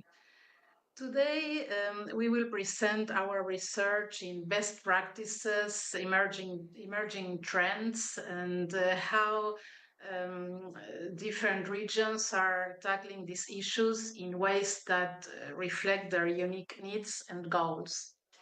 I am sure you will find our research more than interesting, and I guess we have a very little time for our presentation, so I would like to give the floor to Natalia Filina. Please, Natalia, go ahead, and thank you. Спасибо большое. Thank you very much, and hello everyone one more time. So thank you very much for inviting Laura. I miss you so much, Laura. My name is Natalia Filina, and I will be speaking not on behalf of the community at large. And I can, although we are very active there, and our project stems from the community at large. Laura is a dear friend of mine and a great colleague from the community. Today I will be talking on behalf of Dotdaki. It's our project together with Laura. We came up with this project about a year ago. We presented this project, we launched it at ICANN in Hamburg at one of the meetings. It's a not-for-profit project. It's our initiative. We have restless minds, and in our large community, we want to dig deeper, and we want to raise more interesting topics than the ones that are determined by our agenda. That's why we decided to launch this project this summer. We opened a research And we wanted to understand how country and ccTLDs are managed. If you consider this governance in the paradigm of the business model, this project covers economics and marketing and statistics and everything. Well, you can see a pretty picture. And this is information about me and Laura. I wanted to thank Andrei Vorobyov. I consulted with him. Before we decided this data that we are going to collect is very important. It's a new kind of research for our industry. And I hope that it's going to help you and to help our colleagues from around the world to take a comprehensive look at the problem and to consider the ways to remove barriers to the development of the domain zone. For some reason, the presentation does not show correctly. No. I want to change the presentation. The PDF file does. We don't have time to change the slides. No, but it makes no sense to talk about it without pictures. People will be looking at you. Well, that's fine, but the technicians are telling us that this is the prettiest picture that we have, and it's the only one. How about we postpone your presentation to tomorrow? How about tomorrow? Oh, okay. Tomorrow morning? Tomorrow, first things first. You will be the first speaker before you have a solo presentation. And we will fix your presentation. How about that? Oh, okay. Then thank you very much, Laura. Thank you for being with us. And I'm so sorry for this technical glitch. Colleagues, thank you very much for your flexibility. Okay, the first session, or rather the first day of the conference is over. Now, the transfer to the restaurants. Those of you who live in Marriott, you've got half an hour to get to your room to change for the evening and get downstairs. To get downstairs and leave for the restaurant at 7:30. 7:30. If you live in the Victoria Hotel, then the buses are going to pick you up right now and take you to the Victoria Hotel, and they will pick you up to deliver to the restaurant at 7:32. Well, the transfer here. The bus is leaving right now to the Victoria Hotel, and this bus will take you to the reception from the Victoria. All other buses leaving from the Marriott will be departing from the parking lot at 7:30. Если что, ресторан Бровар это совсем недалеко. Это не дальше, чем мы ездили вчера, но в другую совершенно сторону, чем вчера. Давай. Подарки нашим спикерам. And we've got souvenirs for all the speakers. Nikita, can you go back to your seat to get your souvenir? Thank you very much for being with us.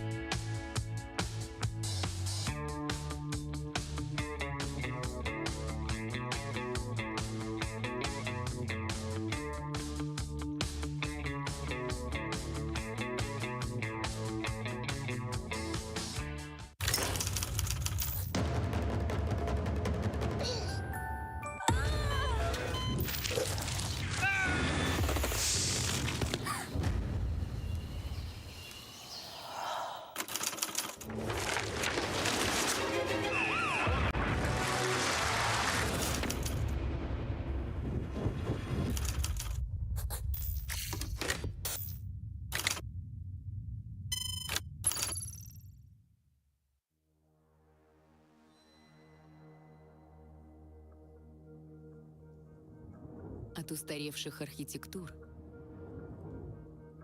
переходим к частным и публичным облакам. IaaS и PaaS для скорости и эффективности. Аренда оборудования и гибкие финансовые условия. Масштабируемая архитектура. Оптимизация затрат на IT.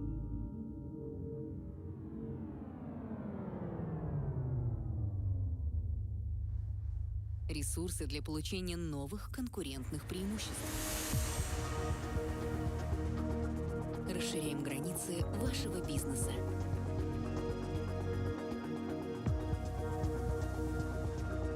Регру – ваш технологический партнер.